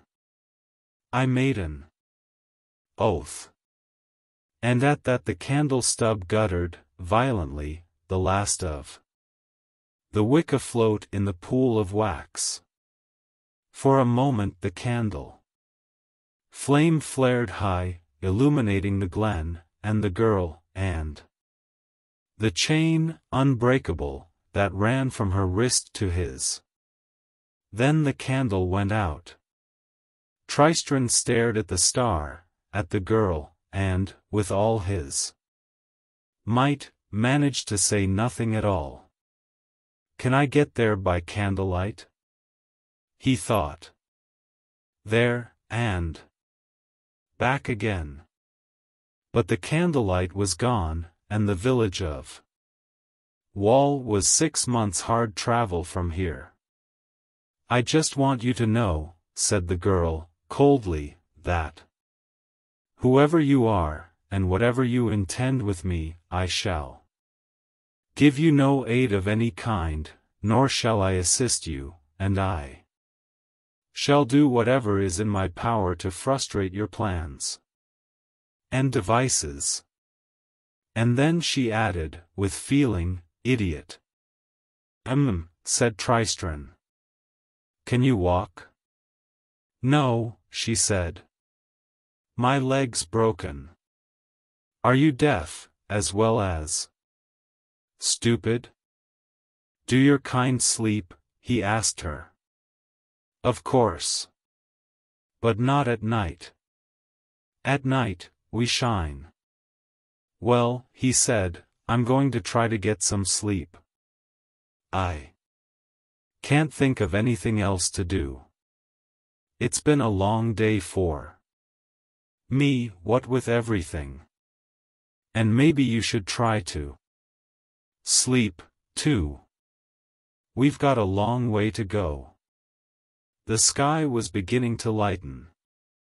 Tristran put his head on his leather bag in the glen, and did his best to ignore the insults and imprecations that came his way from the girl in the blue dress at the end of the chain. He wondered what the little hairy man would do when Tristran did not return. He wondered what Victoria Forrester was doing at the moment, and decided that she was probably asleep, in her bed, in her bedroom, in her father's farmhouse. He wondered whether 6 months was a long walk, and what they would eat on the way. He wondered what stars ate. And then he was asleep. "Dunderhead. Bumpkin. Dolt," said the star. And then she sighed, and made herself as comfortable as she could, under the circumstances. The pain from her leg was dull but continual. She tested the chain about her wrist. But it was tight and fast, and she could neither slip from it nor break it. "Cretinous, verminous oaf," she muttered. And then she, too, slept. Chapter 5. In which there is much fighting for the crown. In the morning's bright light the young lady seemed more human and less ethereal. She had said nothing since Tristran had woken. He took his knife and cut a fallen tree branch into a shaped crutch while she sat beneath a sycamore tree and glared at him and glowered at him and scowled at him from her place on the ground. He peeled the bark from a green branch and wounded around the upper fork of the Y. They had had no breakfast yet, and Tristran was ravenous. His stomach rumbled as he worked. The star had said nothing about being hungry. Then again, she had done nothing at all but look at him, first reproachfully, and then with undisguised hatred. He pulled the bark tight, then looped it under itself and tugged on it once more. "This is honestly nothing personal," he said, to the woman and to the grove. With the full sunlight shining down, she scarcely glittered at all, save for where the darkest shadows touched her.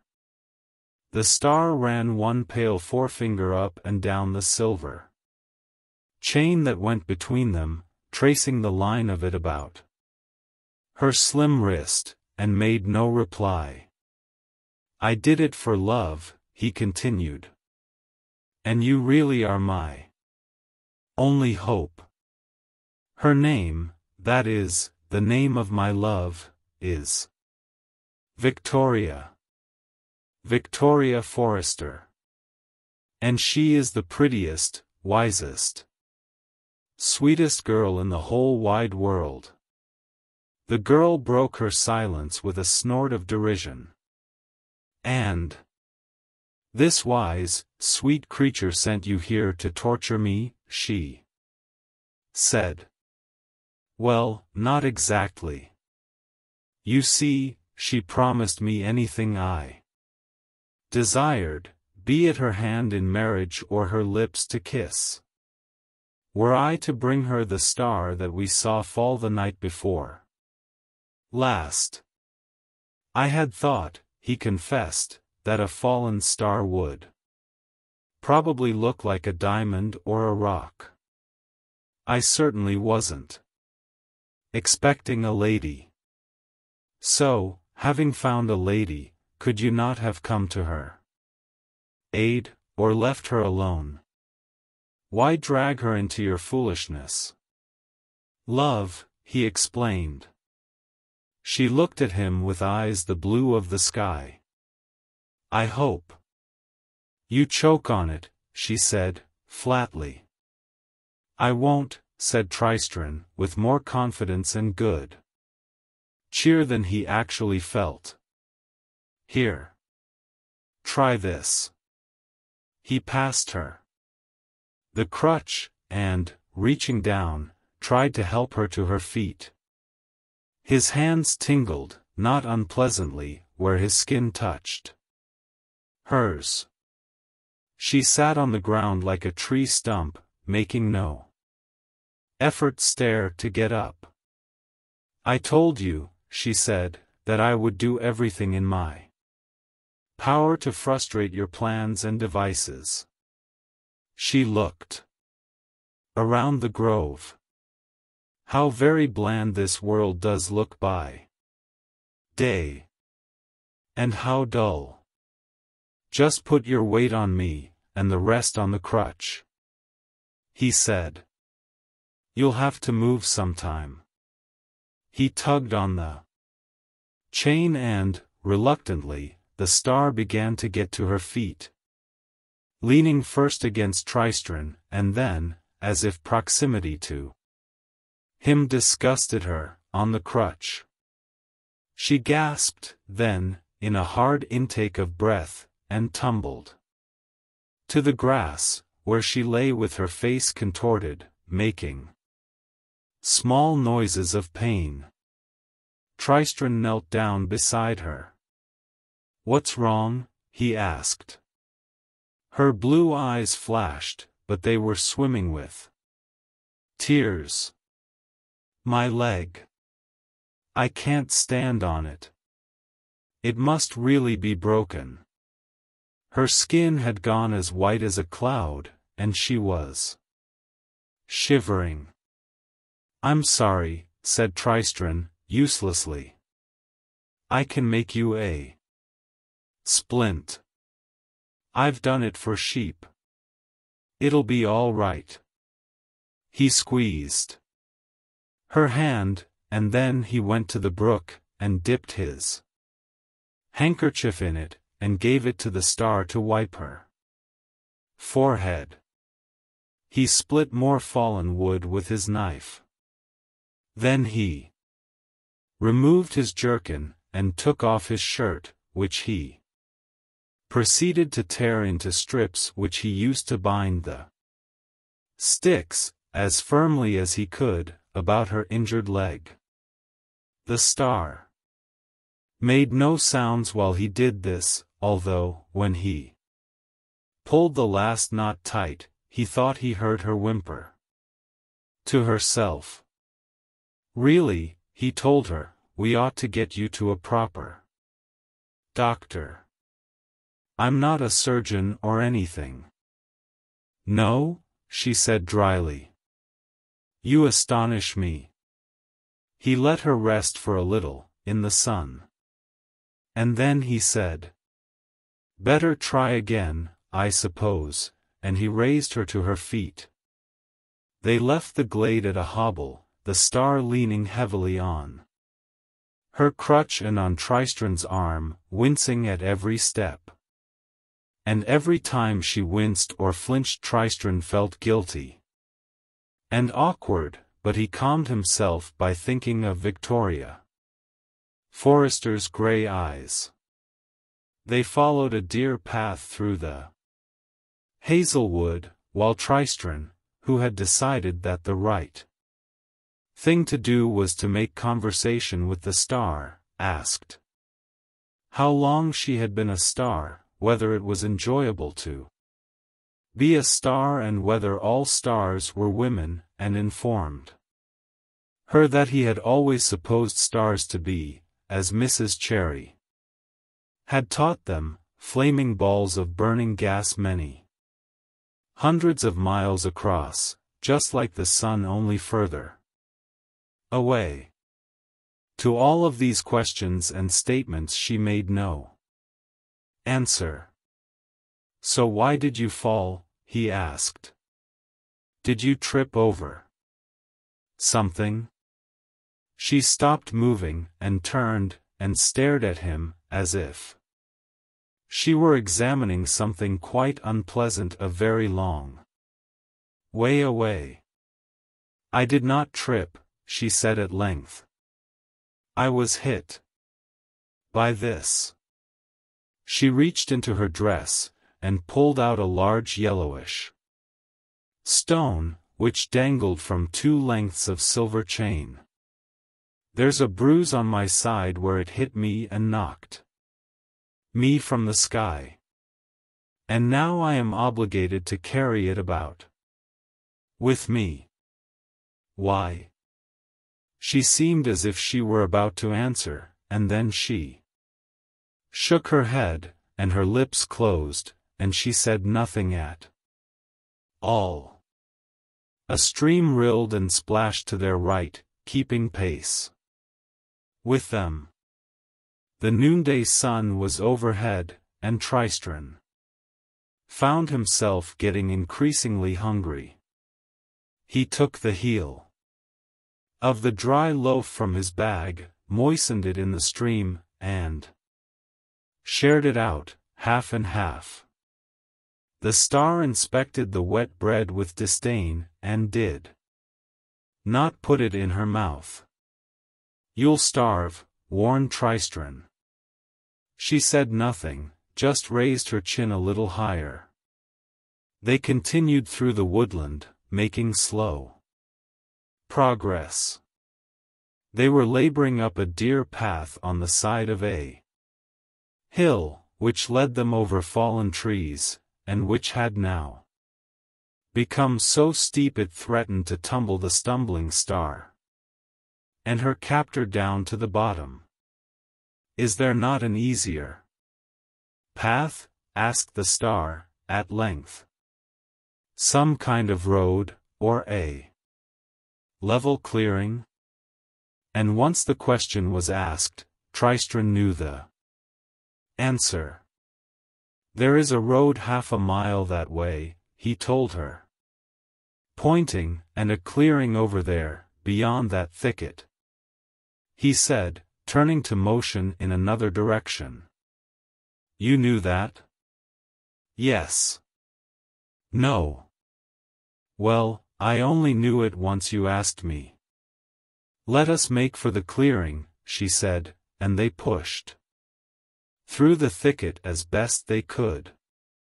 It still took them the better part of an hour to reach the clearing, but the ground, when they got there, was as level and flat as a playing field. The space seemed to have been cleared with a purpose, but what that purpose was Tristran could not imagine. In the center of the glade, on the grass some distance from them, was an ornate golden crown, which glittered in the afternoon sunlight. It was studded with red and blue stones, rubies and sapphires, thought Tristran. He was about to walk over to the crown when the star touched his arm and said, "Wait. Do you hear drums?" He realized that he did, a low, throbbing beat, coming from all around them, near at hand and far away, which echoed through the hills. And then there came a loud, crashing noise from the trees at the far side of the clearing, and a high, wordless screaming. Into the glade came a huge white horse, its flanks gashed and bloody. It charged into the middle of the clearing, and then it turned, and lowered its head, and faced its pursuer, which bounded into the clearing with a growl that made Tristran's flesh prickle. It was a lion, but it looked little enough like the lion Tristran had seen at a fair in the next village, which had been a mangy, toothless, roomy thing. This lion was huge, the color of sand in the late afternoon. It entered the clearing at a run, and then it stopped, and snarled at the white horse. The horse looked terrified. Its mane was matted with sweat and blood, and its eyes were wild. Also, Tristran realized, it had a long, ivory horn jutting from the center of its forehead. It reared up on its hind legs, whinnying and snorting, and one sharp, unshod hoof connected with the lion's shoulder, causing the lion to howl like a huge, scalded cat, and to spring backwards.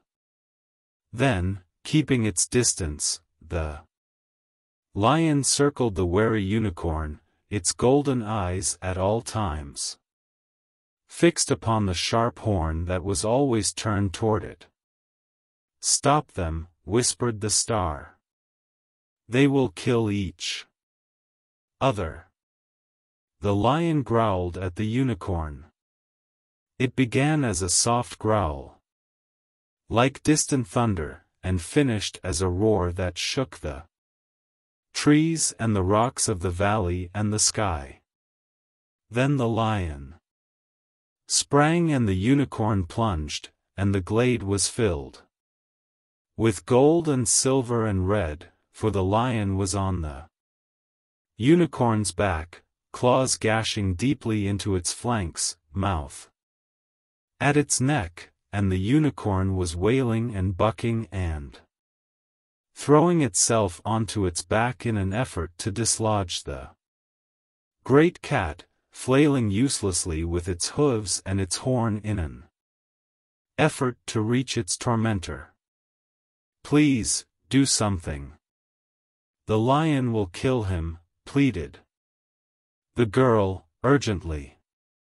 Tristran would have explained to her that all he could possibly hope for if he approached the raging beasts was to be skewered, and kicked, and clawed, and eaten, and he would further have explained that, should he somehow survive approaching them, there was still nothing that he could do, having with him not even the pail of water which had been the traditional method of breaking up animal fights in wall. But by the time all these thoughts had gone through his head, Tristran was already standing in the center of the clearing, an arm's length from the beasts. The scent of the lion was deep, animal, terrifying, and Tristran was close enough to see the beseeching expression in the unicorn's black eyes. The lion and the unicorn were fighting for the crown, thought Tristran to himself, remembering the old nursery rhyme. The lion beat the unicorn all about the town. He beat him once. He beat him twice with all his might and main. He beat him 3 times over. His power to maintain. And with that, he picked up the crown from the grass. It was as heavy and as soft as lead. He walked toward the animals, talking to the lion as he had talked to the ill-tempered rams and agitated ewes in his father's fields, saying, "Here, now. Easy. Here's your crown." The lion shook the unicorn in its jaws, like a cat worrying a woolen scarf, and darted a look of pure puzzlement at Tristran. "Hello," said Tristran. There were burrs and leaves in the lion's mane. He held the heavy crown out toward the great beast. "You won. Let the unicorn go." And he took a step closer. Then he reached out both trembling hands, and placed the crown upon the lion's head. The lion clambered off the prone body of the unicorn and began to pad, silently, about the clearing, its head raised high. It reached the edge of the wood, where it paused for several minutes to lick its wounds with its red tongue. And then, purring like an earthquake, the lion slipped away into the forest. The star hobbled over to the injured unicorn and lowered herself to the grass, awkwardly, her broken leg splayed out by her side. She stroked its head. Poor creature," she said. It opened its dark eyes and stared at her, and then it laid its head upon her lap, and it closed its eyes once more. That evening Tristran ate the last of the hard bread for his supper, and the star ate nothing at all. She had insisted they wait beside the unicorn, and Tristran had not the heart to refuse her. The clearing was dark, now. The sky above them was filled with the twinkling of 1,000 stars. The star-woman glittered too, as if she had been brushed by the Milky Way, while the unicorn glowed gently in the darkness, like a moon seen through clouds. Tristran lay beside the huge bulk of the unicorn, feeling its warmth radiating out into the night. The star was lying on the other side of the beast. It sounded almost as if she were murmuring a song to the unicorn. Tristran wished that he could hear her properly. The fragments of melody he could make out were strange and tantalizing, but she sang so quietly he could hear next to nothing at all. His fingers touched the chain that bound them, cold as Snow it was, and tenuous as moonlight on a millpond or the glint of light on a trout's silver scales as it rises at dusk to feed. And soon he slept. The witch-queen drove her chariot down a forest path, lashing the flanks of the twin white billy goats with a whip. When they flagged, she had observed the small cooking fire burning beside the path from almost half a mile back, and she knew from the color of the flames that it was the fire of one of her people, for witch fires burn with certain unusual hues. So she reined in her goats when she reached the brightly painted gypsy caravan, and the cooking fire, and the iron-haired old woman who sat beside the fire, tending to the spit over the flames on which a hare was roasting. Fat dripped from the hare's open gut, hissing and sizzling in the fire, which gave off the twin aromas of cooking meat and of wood smoke. A multicolored bird sat by the driver's seat at the front of the caravan, on a wooden perch. It raised its feathers and called out in alarm when it saw the witch-queen, but it was chained to its perch and could not leave. "Before you says anything," said the gray-haired woman, "I should tell ye that I'm just a poor old flower seller, a harmless old biddy who's never done nothing to no one, and that the sight of a grand and terrifying lady such as yourself fills me with dread and fear." "I will not harm you," said the witch-queen. The harridan screwed her eyes to slits, and looked the lady in the red kirtle up and down. "That's what you says," she said. "But how am I to know that it's so, a sweet old dear like me, who's all a tremble from her toes to her water?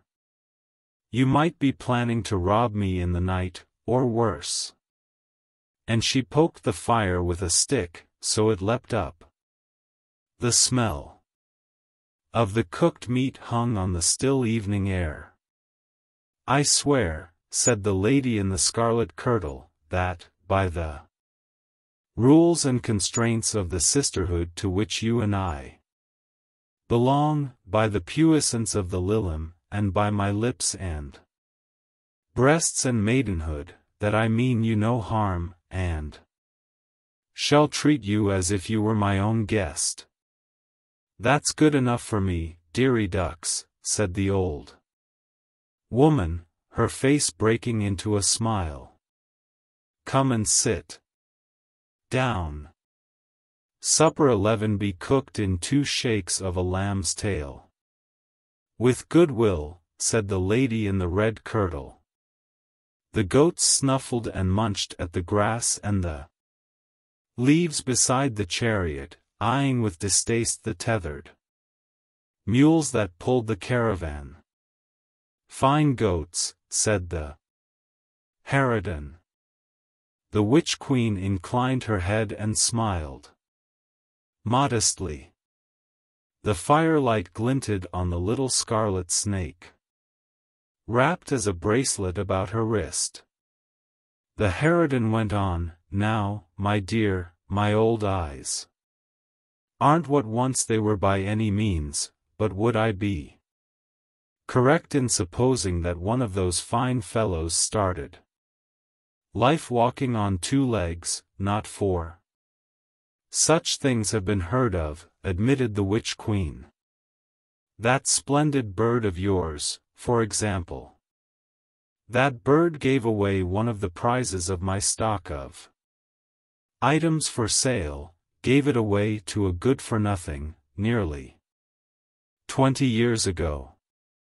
And afterward, the trouble she put me through scarcely bears considering.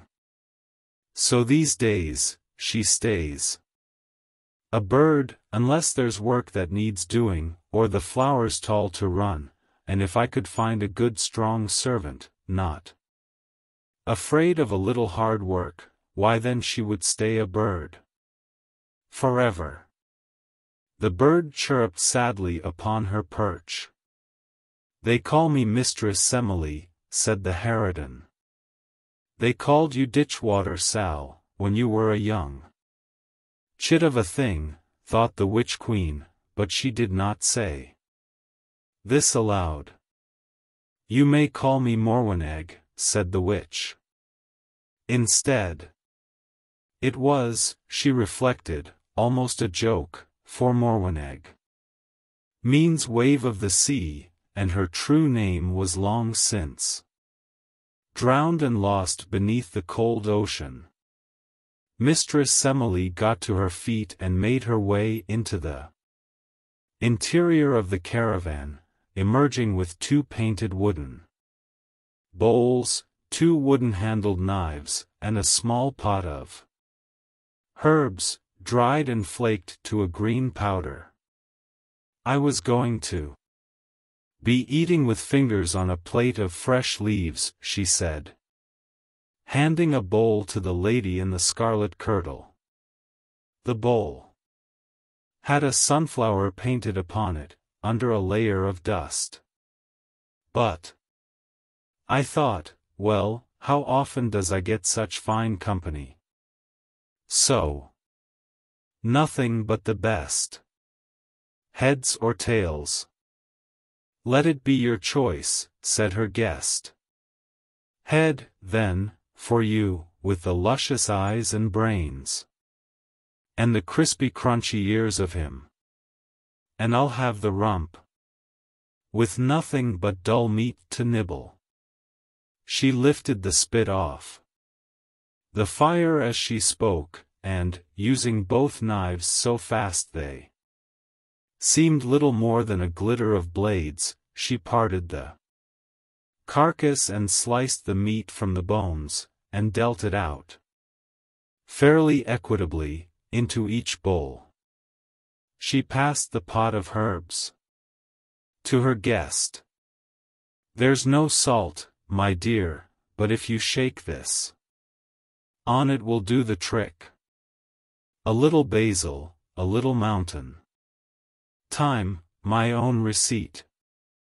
The witch queen took her portion of roasted hare, and one of the knives, and sprinkled a little of the herbs onto the dish.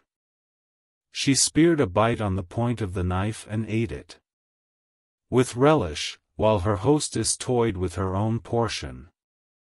Then blew on it fastidiously, steam coming from the crisp brown meat. How is it? Asked the old woman. Perfectly palatable, said her guest, honestly. It is the herbs make it so fine, explained the harridan. I can taste the basil and the thyme, said the guest, but there is another taste I find harder to place. Ah, said Madame Semele, and she nibbled a sliver of the meat. It is certainly a most uncommon taste. That it is. It's a herb that grows only in Garamond, on an island in the midst of a wide lake. It is most pleasant with all manner of meats and fishes, and it reminds me in flavor a little of the leaves of fennel, with but a hint of nutmeg. The flowers of it are a most attractive shade of orange. It is good for wind and the ague, and it is, in addition, a gentle soporific, which has the curious property of causing one who tastes of it to speak nothing but the truth for several hours. The lady in the scarlet kirtle dropped her wooden bowl onto the ground. Limbus grass, she said. You dared to feed me limbus grass. That's how it would seem, dearie, and the old woman cackled and hooted with delight.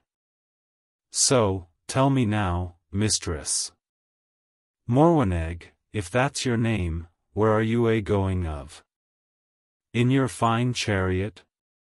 And why do you remind me so of someone I knew once? And Madame Semele forgets nothing and no one. I am on my way to find a star, said the witch queen, which fell in the great woods on the other side of Mount Belly. And when I find her, I shall take my great knife and cut out her heart, while she lives, and while her heart is her own. For the heart of a living star is a sovereign remedy against all the snares of age and time. My sisters wait for me to return. Madame Semele hooted and hugged herself, swaying back and forth, bony fingers clutching her sides. The heart of a star, is it? He. Such a prize it will make for me. I shall taste enough of it that my youth will come back, and my hair turn from gray to golden, and my dugs swell and soften and become firm and high. Then I shall take all the heart that's left to the great market at Wall. You shall not do this thing, said her guest, very quietly. No? You are my guest, my dear. You swore your oath. You've tasted of my food. According to the laws of our sisterhood, there is nothing you can do to harm me. Oh, there are so many things I could do to harm you. Ditchwater Sal, but I shall simply point out that one who has eaten limbus grass can speak nothing but the truth for several hours afterward, and one more thing, distant lightning flickered in her words as she spoke, and the forest was hushed, as if every leaf and every tree were listening intently to what she said. This I say, you have stolen knowledge you did not earn, but it shall not profit you. 4. You shall be unable to see the star, unable to perceive it, unable to touch it, to taste it, to find it, to kill it. Even if another were to cut out its heart and give it to you, you would not know it, never know what you had in your hand. This I say. These are my words, and they are a true speaking. And know this also, I swore, by the compact of the sisterhood, that I would do you no harm. Had I not so sworn, I would change you into a black beetle, and I would pull your legs off, one by one, and leave you for the birds to find, for putting me to this indignity. Madame Semele's eyes opened wide with fright, and she stared over the flames of the fire at her guest. Who are you? She said. When you knew me last, said the woman in the scarlet kirtle, I ruled with my sisters in Carnadine, before it was lost. Vow? But you are dead, long dead. They have said that the Lilim were dead before now, but they have always lied. The squirrel has not yet found the acorn that will grow into the oak that will be cut to form the cradle of the babe who will grow to slay me. Silver flashes glittered and flared in the flames as she spoke. So it is you. And you have your youth back. Madam Semele sighed. And now I, too, shall be young again. The lady in the scarlet kirtle stood up then, and placed the bowl which had contained her portion of hair into the fire. "You shall be nothing of the kind," she said. "Did you not hear me? A moment after I leave, you shall forget that ever you saw me. You shall forget all of this, even my curse. Although the knowledge of it shall vex and irritate you, like an itch in a limb long since amputated. And may you treat your guests with more grace and respect in the future." The wooden bowl burst into flames then, a huge gout of flame which singed the leaves of the oak tree far above them. Madame Semele knocked the blackened bowl from the fire with a stick, and she stamped it out in the long grass. "Whatever could have possessed me to drop the bowl into the fire?" she exclaimed aloud. "And look, one of my nice knives, all burned up and ruined. Whatever was I a-thinking of?" There came no answer. From further down the road came the drumming beats of something that might have been the hooves of goats, racing on into the night. Madame Semele shook her head, as if to clear it of dust and cobwebs. "I'm getting old," she said to the multicolored bird who sat on its perch by the driver's seat, and who had observed everything and forgotten nothing. "Getting old. And there's no doing anything about that." The bird shifted uncomfortably on the perch. A red squirrel quested, hesitating a little, into the firelight. It picked up an acorn, held it for a moment in its hand-like front paws, as if it were praying.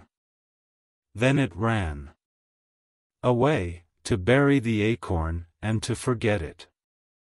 Scaithes Ebb is a small seaport town built on granite, a town of chandlers and carpenters and sailmakers, of old sailors with missing fingers and limbs who have opened their own grog houses or spend their days in them, what is left of their hair still tarred into long queues, though the stubble on their chins has long since dusted to white.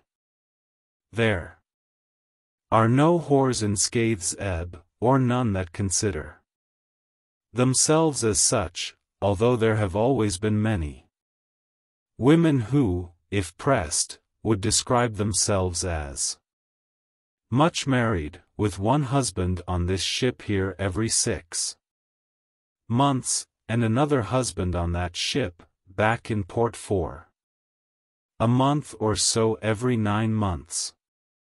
The mathematics of the thing have always kept most folk satisfied, and if ever it disappoints and a man returns to his wife while one of her other husbands is still in occupancy, why, then there is a fight, and the grog shops to comfort the loser.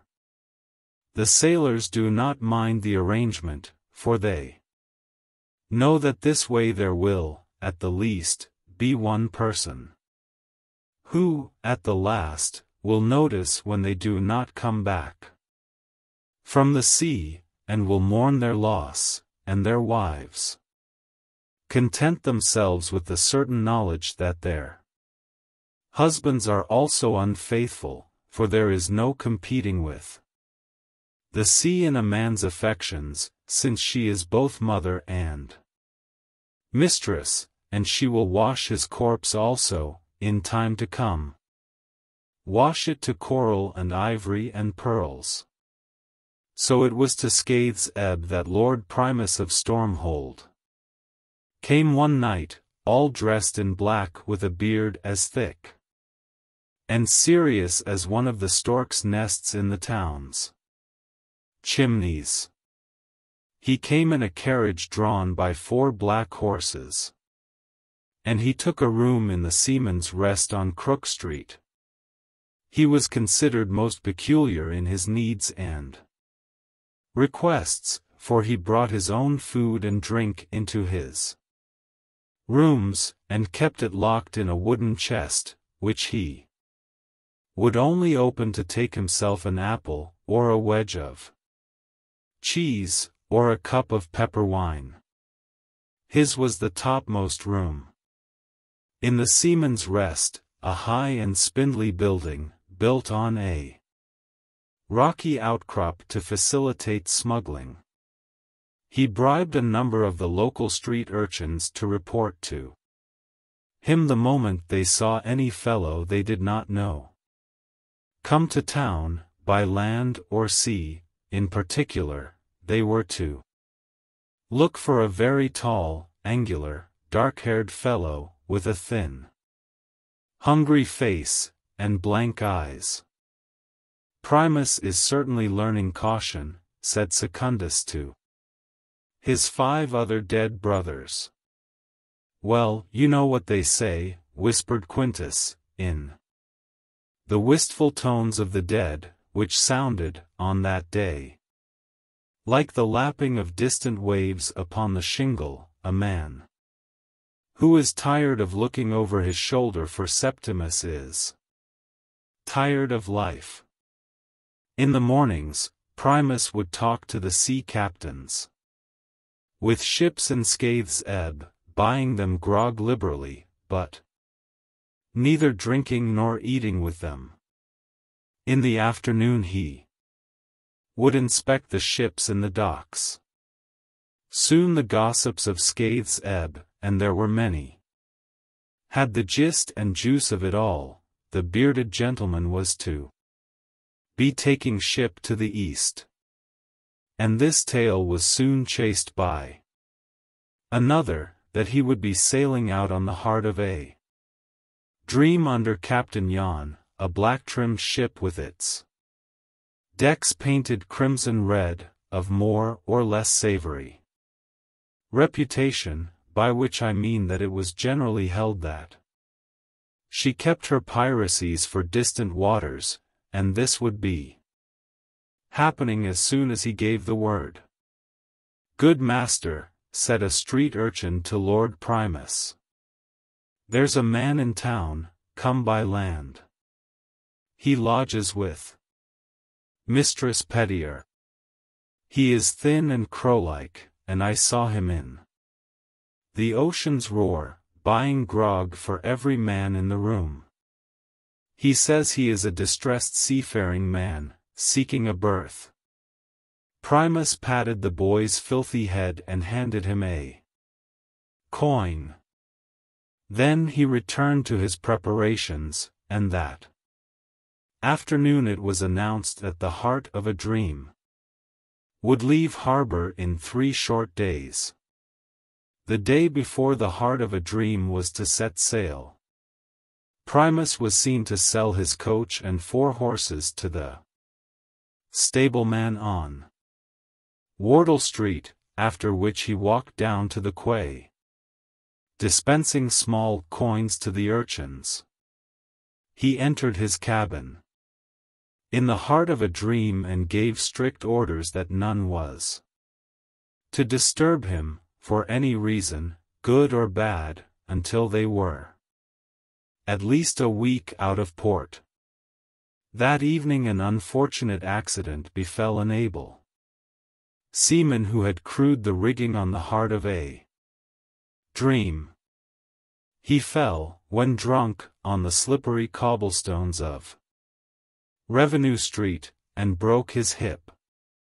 Luckily there was a replacement at the ready, the very sailor with whom he had been drinking that evening, and to whom the injured man had been persuaded to demonstrate a particularly complicated hornpipe step on the wet cobbles.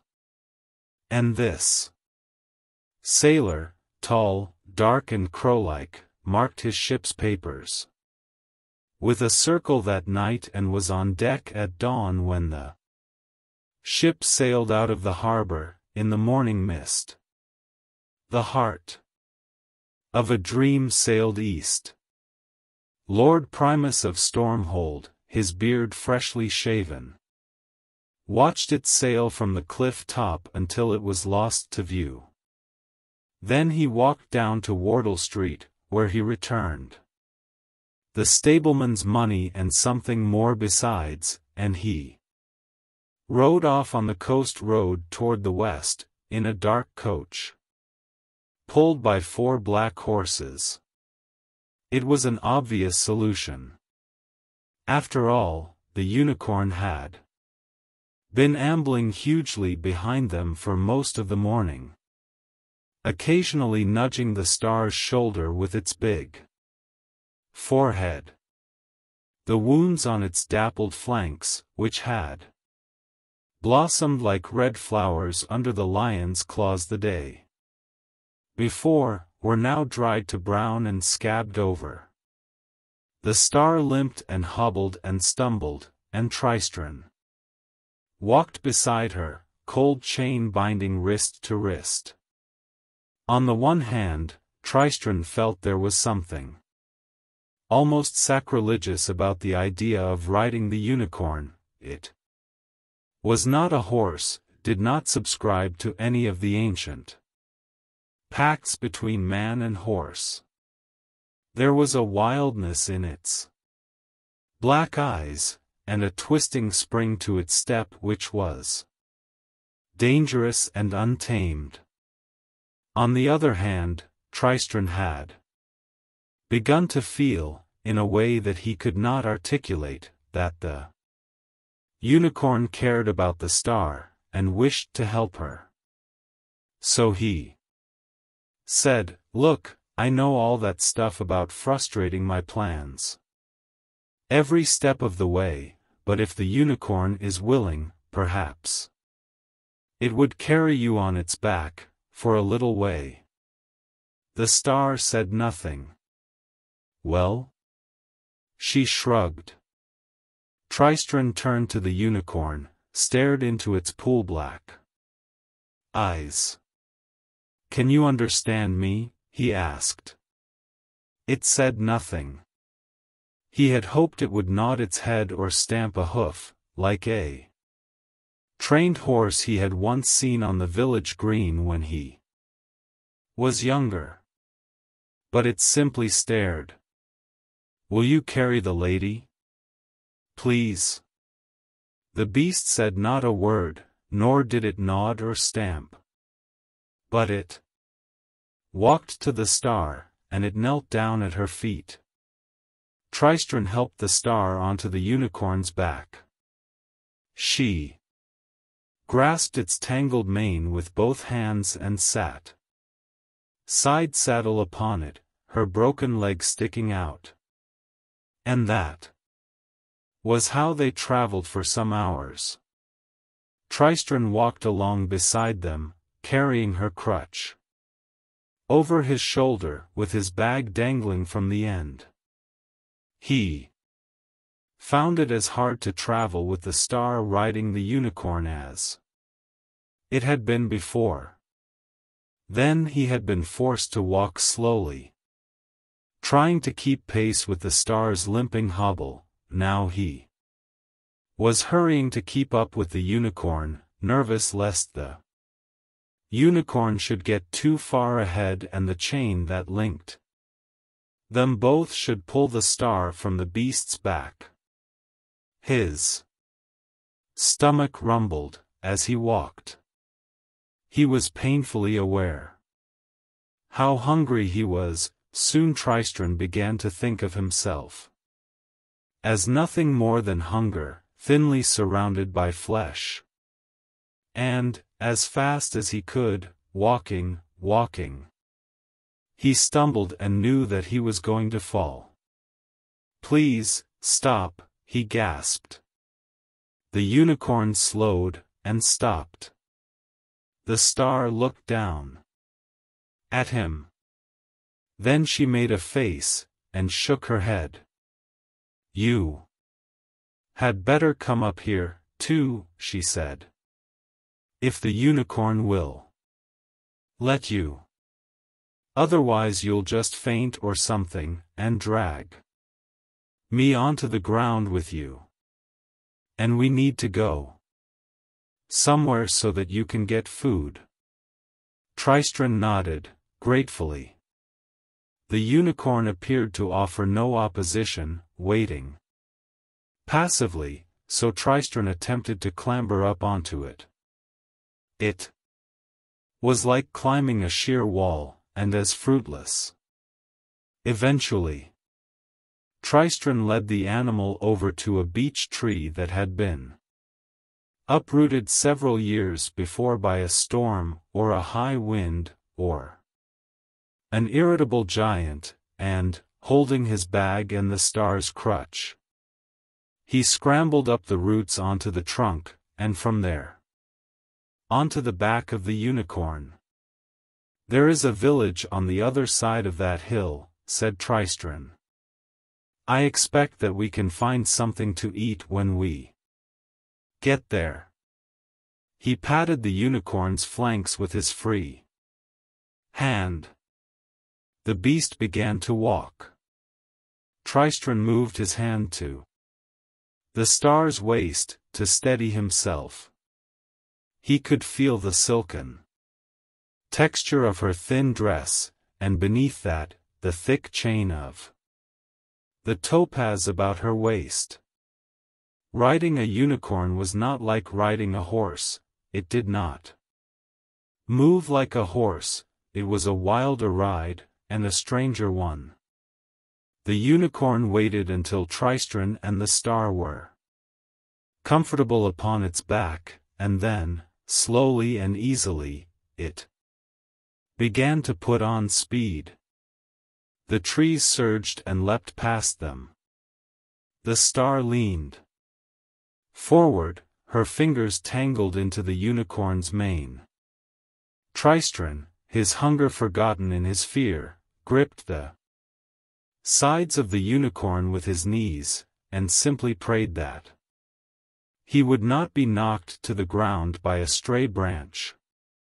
Soon he found he was beginning to enjoy the experience.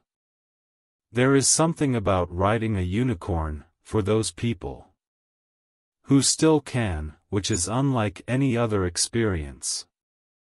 Exhilarating and intoxicating and fine. The sun was setting when they reached the outskirts of the village. In a rolling meadow, beneath an oak tree, the unicorn came to a skittish halt and would go no further. Tristran dismounted, and landed with a bump on the grass of the meadow. His rump felt sore, but, with the star looking down at him, uncomplaining, he dared not rub it. Are you hungry? He asked the star. She said nothing. Look, he said, I'm starving. Perfectly famished. I don't know if stars eat, or what they eat. But I won't have you starving yourself. He looked up at her, questioning. She stared down at him, first impassively. Then, in a trice, her blue eyes filled with tears. She raised a hand to her face and wiped away the tears, leaving a smudge of mud on her cheeks. We eat only darkness, she said, and we drink only light. So I'm not hungry. I'm lonely and scared and cold and miserable and captured, but I'm not hungry. Don't cry, said Tristran. Look, I'll go into the village and get some food. You just wait here. The unicorn will protect you, if anyone comes. He reached up and gently lifted her down from the unicorn's back. The unicorn shook its mane, then began to crop the grass of the meadow. Contentedly. The star sniffed. "Wait here," she asked, holding up the chain that joined them. "Oh," said Tristran. "Give me your hand." She reached her hand out to him. He fumbled with the chain to undo it, but it would not undo. Said Tristran. He tugged at the chain around his own wrist, but it, too, held fast. "It looks," he said, "as if I'm as tied to you as you are to me." The star threw her hair back, closed her eyes, and sighed deeply. And then, opening her eyes, once again self-possessed, she said, "Perhaps there's a magic word or something." "I don't know any magic words," said Tristran. He held the chain up. It glittered red and purple in the light of the setting sun. "Please," he said. There was a ripple in the fabric of the chain, and he slid his hand out of it. "Here you go," he said, passing the star the other end of the chain that had bound her. "I'll try not to be too long. And if any of the fair folk sing their silly songs at you, for heaven's sake, don't throw your crutch at them. They'll only steal it." "I won't," she said. "I'll have to trust you, on your honor as a star, not to run away," he said. She touched her splinted leg. "I will do no running for quite some time," she said, pointedly. And with that, Tristran had to content himself. He walked the last half a mile into the village. It had no inn, being far off the beaten track for travelers, but the portly old woman who explained this to him then insisted he accompany her to her cottage, where she pressed upon him a wooden bowlful of barley porridge with carrots in it, and a mug of small beer.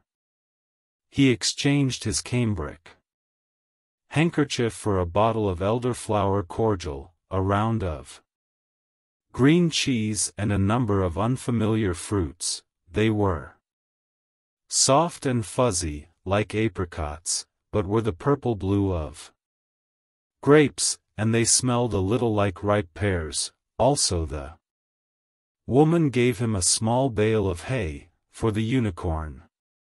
He walked back to the meadow where he had left them, munching on a piece of the fruit, which was juicy, and chewy and quite sweet. He wondered if the star would like to try one, whether she would like it if she did. He hoped that she would be pleased with what he had brought her. At first, Tristran thought that he must have made a mistake, and that he had lost his way in the moonlight. No. That was the same oak tree, the one beneath which the star had been sitting. "Hello?" he called. Glowworms and fireflies glittered green and yellow in the hedgerows and in the branches of trees. There came no reply, and Tristran felt a sick, stupid feeling in the pit of his stomach. "Hello?" he called. He stopped calling, then, because there was no one to answer. He dropped the bale of hay, and then he kicked it. She was to the southwest of him, moving faster than he could walk. He followed after her in the bright moonlight. Inside, he felt numbed and foolish, stung by a pang of guilt and shame and regret. He should not have loosed her chain. He should have tied it to a tree, he should have forced the star to go with him into the village. This went through his head as he walked, but another voice spoke to him also, pointing out that if he had not unchained her then, he would have done it sometime soon, and she would have run from him then. He wondered if he would ever see the star again, and he stumbled over roots as the way led him between old trees into the deep woods.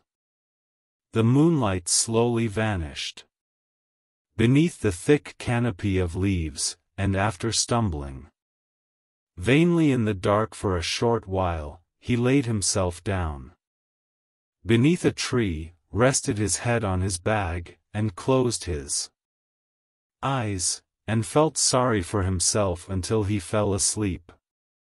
On a rocky mountain pass, on the southernmost slopes of Mount Belly, the witch-queen reigned in her goat-drawn chariot and stopped and sniffed the chilly air. The myriad stars hung cold in the sky above her.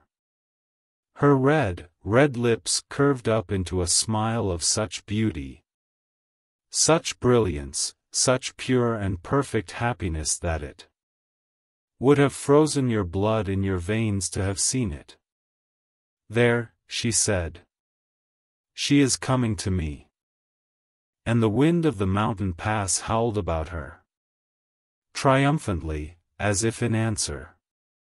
Primus sat beside the embers of his fire and he shivered beneath his thick black robe.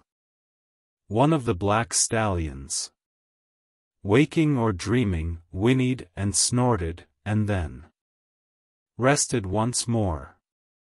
Primus's face felt strangely cold, he missed his thick beard. With a stick he pushed a clay ball from the embers. He spat on his hands, then he split open the hot clay and smelled the sweet flesh of the hedgehog, which had cooked, slowly, in the embers, as he had slept. He ate his breakfast meticulously, spitting the tiny bones into the fire circle once he had chewed the meat from them. He washed the hedgehog down with a lump of hard cheese and a slightly vinegary white wine. Once he had eaten, he wiped his hands upon his robe and then he cast the runes to find the topaz stone which conferred the lordship of the crag towns and the vast estates of the Stormhold. He cast them, then he stared, puzzled, at the small, square, red granite tiles.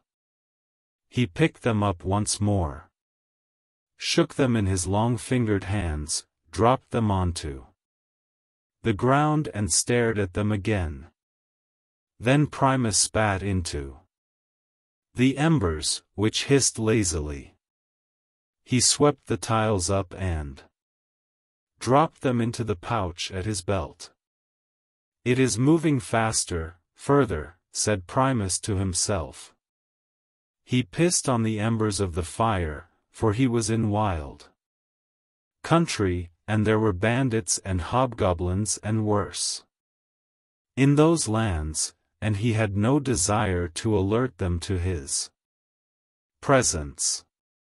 Then, he hitched the horses to the carriage and climbed into the driver's seat, and drove them toward the forest, to the west, and to the mountain range beyond. The girl held tight to the unicorn's neck as it tumbled headlong through the dark forest.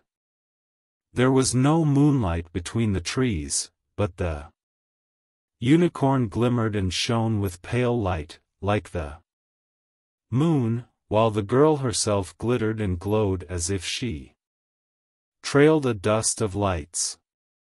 And, as she passed through the trees, it might have appeared to a distant observer that she seemed to twinkle, on and off and off and on, like a tiny star. Chapter 6. What the Tree Said. Tristran Thorn was dreaming. He was in an apple tree, staring through a window at Vitória Forrester, who was getting undressed. As she removed her dress, revealing a healthy expanse of petticoat, Tristran felt the branch begin to give way beneath his feet. And then he was tumbling down through the air in the moonlight. He was falling into the moon. And the moon was talking to him. "Please," whispered the moon, in a voice that reminded him a little of his mother's. "Protect her. Protect my child. They mean her harm. I have done all I can." And the moon would have told him more. And perhaps she did, but the moon became the glimmer of moonlight on water far below him, and then he became aware of a small spider walking across his face, and of a crick in his neck, and he raised a hand and brushed the spider carefully from his cheek, and the morning sun was in his eyes and the world was gold and green. "You were dreaming," said a young woman's voice from somewhere above him. The voice was gentle, and oddly accented. He could hear leaves rustle in the copper beech tree overhead. "Yes," he said, to whoever was in the tree, "I was dreaming. I had a dream last night, too," said the voice. "In my dream, I looked up and I could see the whole forest, and something huge was moving through it. And it got closer and closer, and I knew what it was." She stopped talking abruptly. "What was it?" asked Tristran. "Everything," she said. "It was Pan. When I was very young, somebody, maybe it was a squirrel, they talk so much, or a magpie, or maybe a fishy, told me that Pan owned all this forest. Well, not owned. Not like he would sell the forest to someone else, or put a wall all around it. Or cut down the trees," said Tristran, helpfully. There was a silence. He wondered where the girl had gone. "Hello?" he said. "Hello?" There was another rustle of leaves from above him. "You shouldn't say things like that," she said. "Sorry," said Tristran, not entirely sure what he was apologizing for. "But you were telling me that Pan owned the forest." "Of course he does," said the voice. "It's not hard to own something. Or everything. You just have to know that it's yours, and then be willing to let it go. Pan owns this forest. Like that. And in my dream he came over to me. You were in my dream, too, leading a sad girl by a chain. She was a very sad girl. Pan told me to help you." "Me?" "And it made me feel all warm and tingly and squishy inside, from the tips of my leaves to the end of my roots. So I woke up, and there you were, fast asleep with your head by my trunk, snoring like a pigwidgeon." Tristran scratched his nose. He stopped looking for a woman in the branches of the copper beech tree above him, and looked instead at the tree itself. You are a tree, said Tristran, putting his thoughts into words. I didn't always used to be a tree, said the voice in the rustling of the copper beech leaves. A magician made me a tree. What were you before? Asked Tristran. Do you think he likes me? Who? Pan. If you were the lord of the forest, you wouldn't give a job to someone, tell them to give all possible aid and succor, unless you liked them, would you? Well, said Tristran, but before he had decided on the politic answer, the tree had already said, a nymph. I was a wood nymph.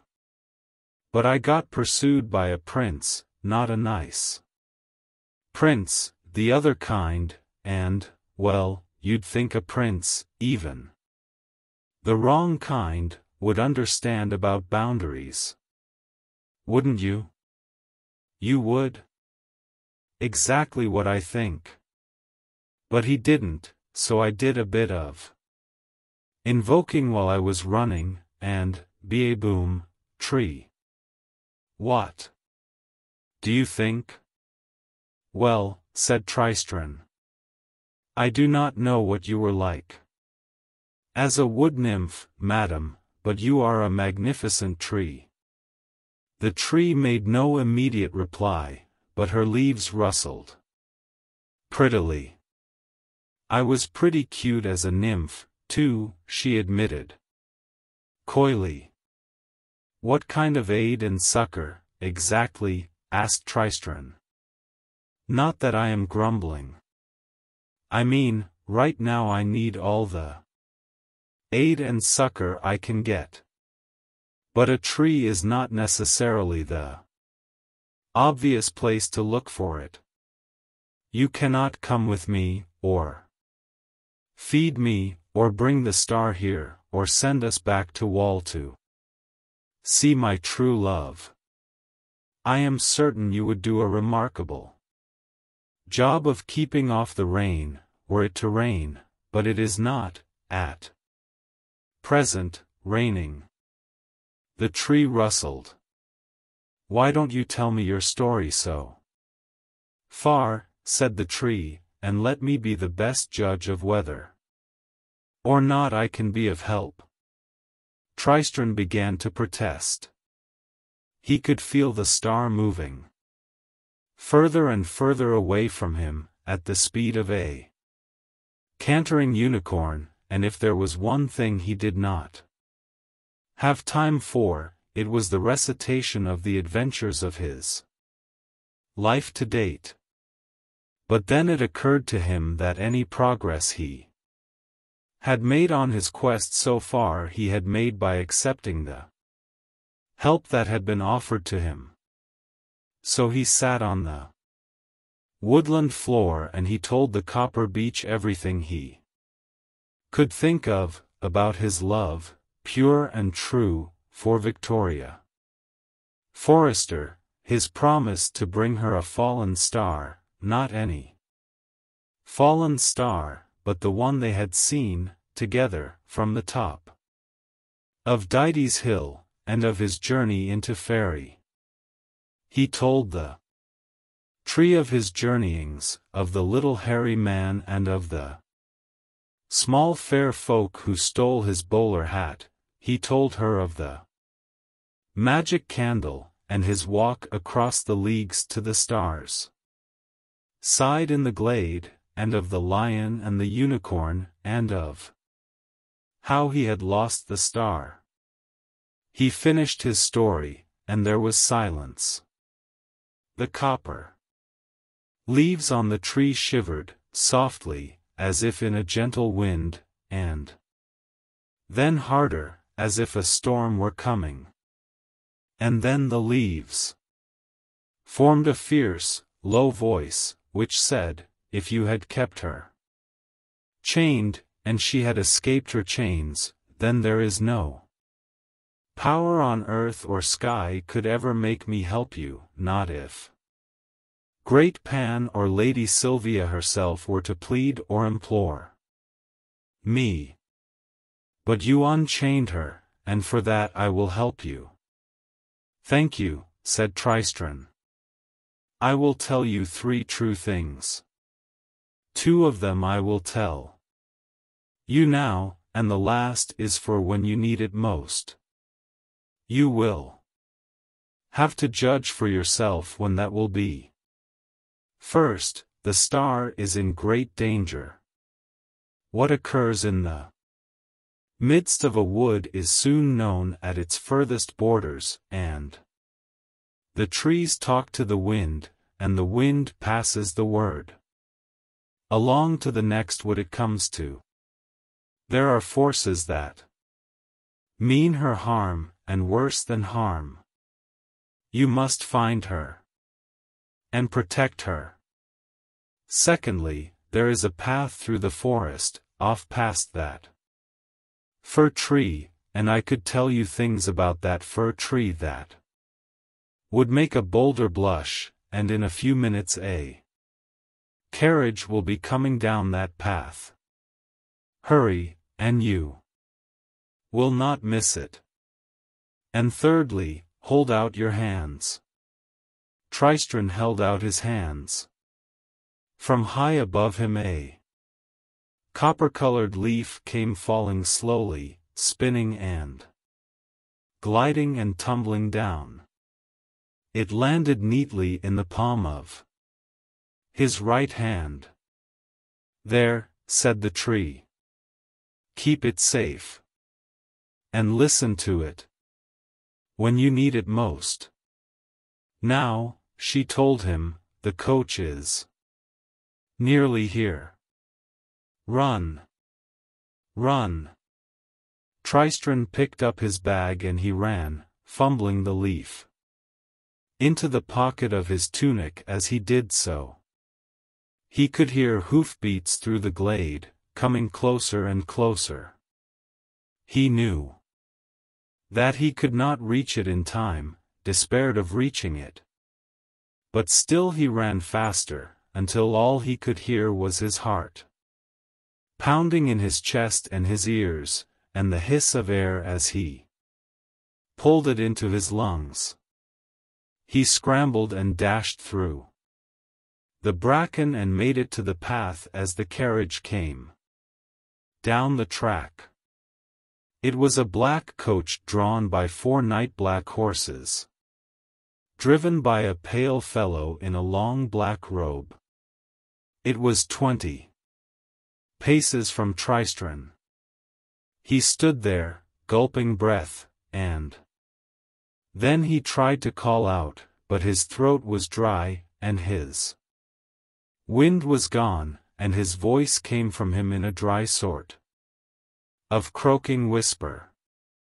He tried to shout, and simply wheezed. The carriage passed him by without slowing.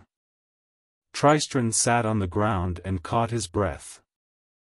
Then, afraid for the star, he got back to his feet and walked, as fast as he could manage, along the forest path.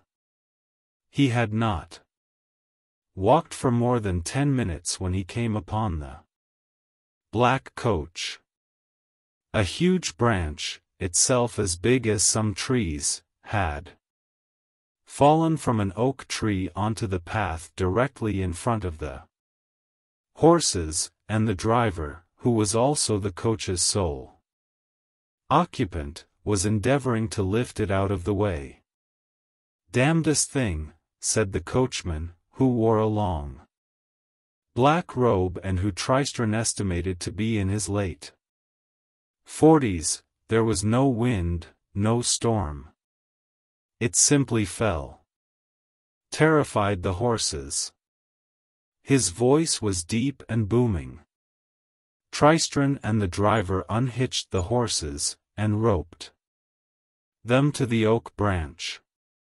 Then the 2 men pushed, and the star, 4 horses pulled, and together they dragged the branch to the side of the track. Tristran said a silent thank you to the oak tree whose branch had fallen, to the copper beech and to Pan of the forests, and then he asked the driver if he would give him a ride through the forest. "I do not take passengers," said the driver, rubbing his bearded chin. "Of course," said Tristran. "But without me you would still be stuck here. Surely Providence sent you to me, just as Providence sent me to you. I will not take you out of your path, and there may again come a time when you are glad of another pair of hands." The coach driver looked Tristran over from his head to his feet. Then he reached into the velvet bag that hung from his belt, and removed a handful of square red granite tiles. "Pick one," he said to Tristran. Tristran picked a stone tile, and showed the symbol carved upon it to the man. Was all the driver said.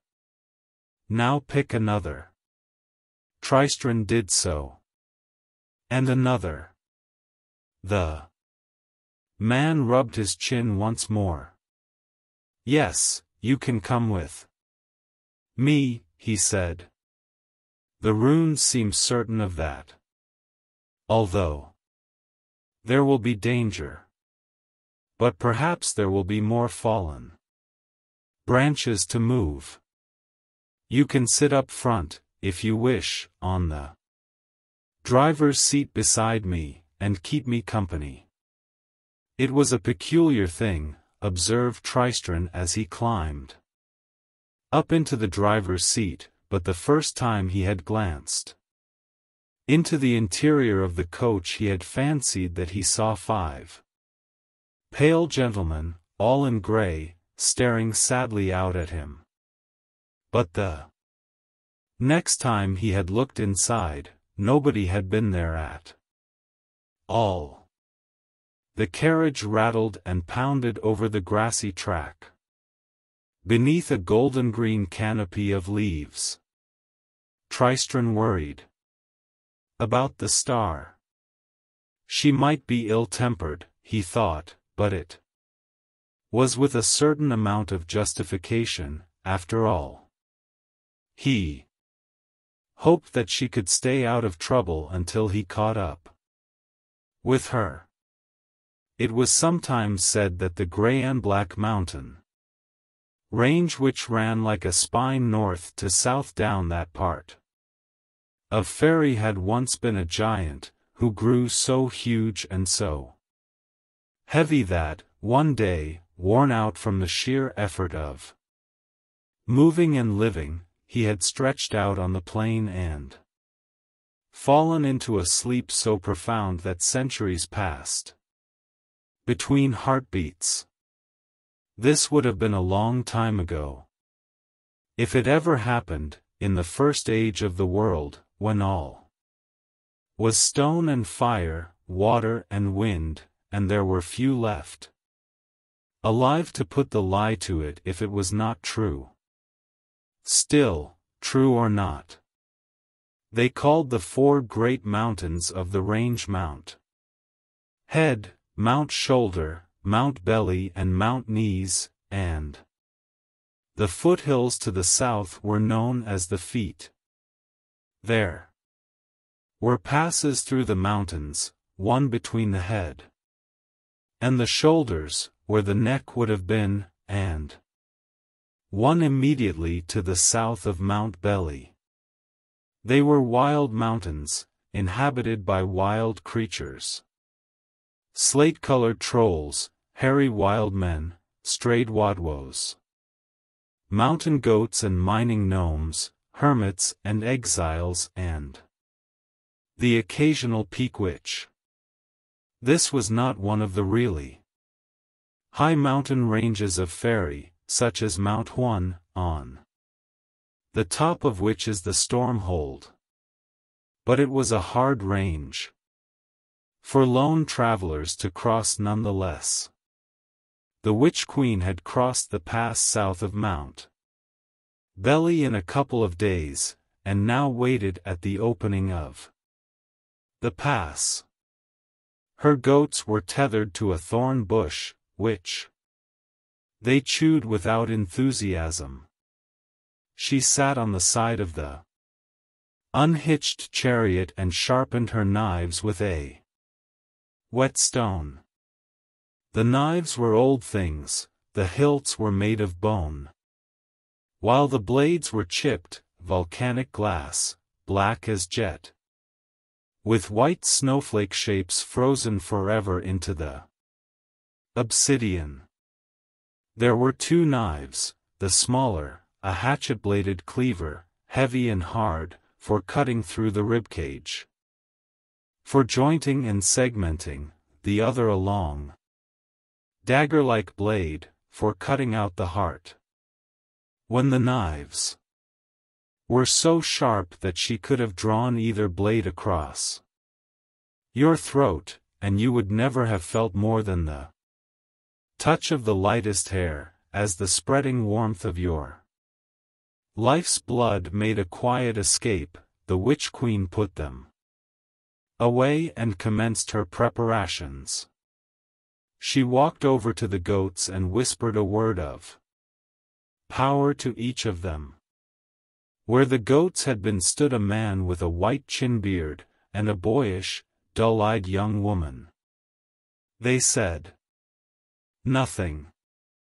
She crouched beside her chariot, and whispered several words to it. The chariot did nothing, and the witch woman stamped her foot on the rock. "I am getting old," she said to her two servants. They said nothing in reply, gave no indication that they even understood her. Things inanimate have always been more difficult to change than things animate. Their souls are older, and stupider and harder to persuade. If I but had my true youth again, why, in the dawn of the world I could transform mountains into seas and clouds into palaces. I could populate cities with the pebbles on the shingle. If I were young again. She sighed and raised a hand, a blue flame flickered about her fingers for a moment, and then, as she lowered her hand and bent down to touch her chariot, the fire vanished. She stood up straight. There were streaks of gray now in her raven-black hair, and dark pouches beneath her eyes. But the chariot was gone, and she stood in front of a small inn at the edge of the mountain pass. Far away the thunder rumbled, quietly, and lightning flickered in the distance. The inn sign swung and creaked in the wind. There was a picture of a chariot painted upon it. "You too," said the witch woman, inside. "She is riding this way, and she will have to come through this pass.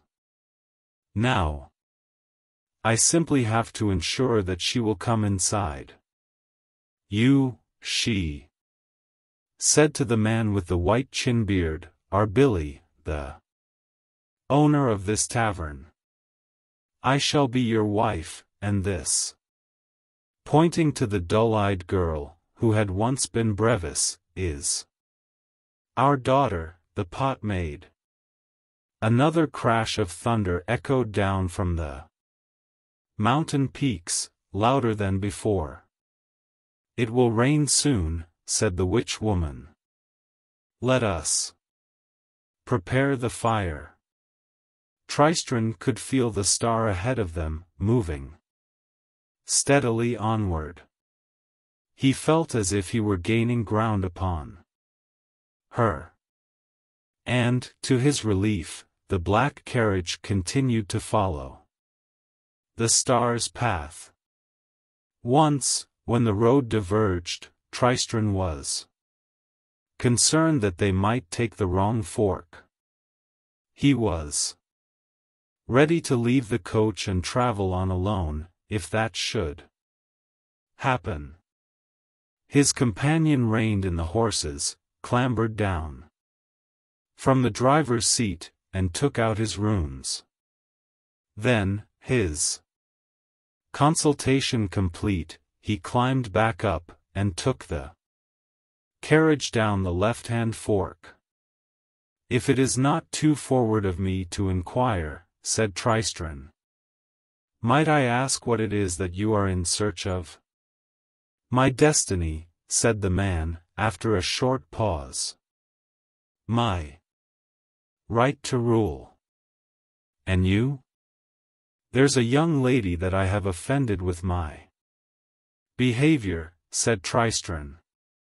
"I wish to make amends." As he said it, he knew it to be true. The driver grunted. The forest canopy was thinning rapidly. Trees became sparser, and Tristran stared up at the mountains in front of them, and he gasped. "Such mountains," he said. "When you are older," said his companion, "you must visit my citadel, high on the crags of Mount One. Now, that is a mountain, and from there we can look down upon mountains next to which these," and he gestured toward the heights of Mount Belly, ahead of them, "are the merest foothills." "Truth to tell," said Tristran, "I hope to spend the rest of my life as a sheep farmer in the village of Wall, for I have now had as much excitement as any man could rightly need, what with candles and trees and the young lady and the unicorn. But I take the invitation in the spirit in which it was given, and thank you for it. If ever you visit Wall, then you must come to my house, and I shall give you woolen clothes and sheep cheese, and all the mutton stew you can eat." "You are far too kind," said the driver. The path was easier now, made of crushed gravel and grated rocks, and he cracked his whip to urge the 4 black stallions on faster. "You saw a unicorn, you say?" Tristran was about to tell his companion all about the encounter with the unicorn, but he thought better of it, and simply said, "He was a most noble beast." "The unicorns are the moon's creatures," said the driver. "I have never seen one. But it is said that they serve the moon and do her bidding. We shall reach the mountains by tomorrow evening. I shall call a halt at sunset tonight. If you wish, you may sleep inside the coach. I, myself, shall sleep beside the fire." There was no change in his tone of voice.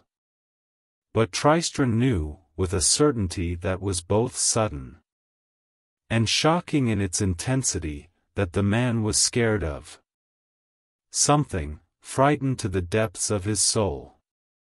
Lightning flickered on the mountaintops that night. Tristran slept on the leather seat of the coach, his head on a sack of oats. He dreamed of ghosts, and of the moon and stars. The rain began at dawn, abruptly, as if the sky had turned to water.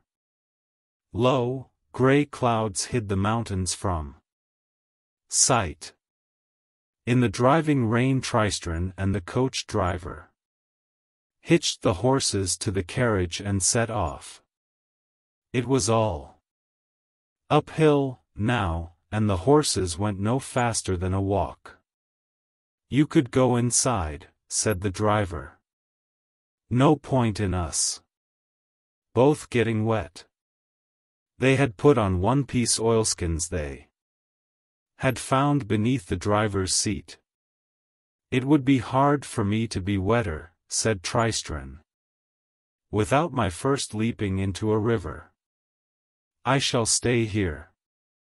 2 pairs of eyes and 2 pairs of hands may well be the saving of us.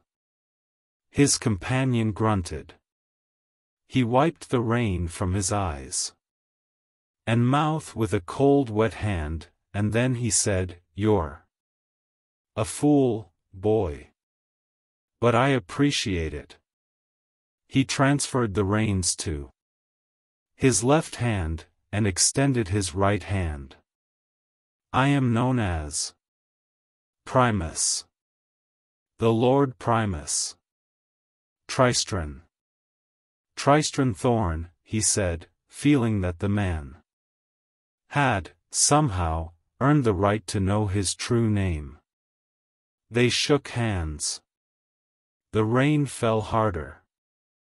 The horses slowed to the slowest walk as the path became a stream, and the heavy rain cut off all vision as effectively as the thickest fog.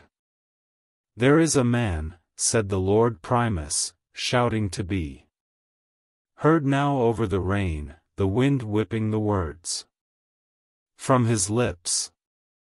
"He is tall, looks a little like me, but thinner. More crow-like. His eyes seem innocent and dull, but there is death in them. He is called Septimus, for he was the 7th boy-child our father spawned. If ever you see him, run and hide. His business is with me.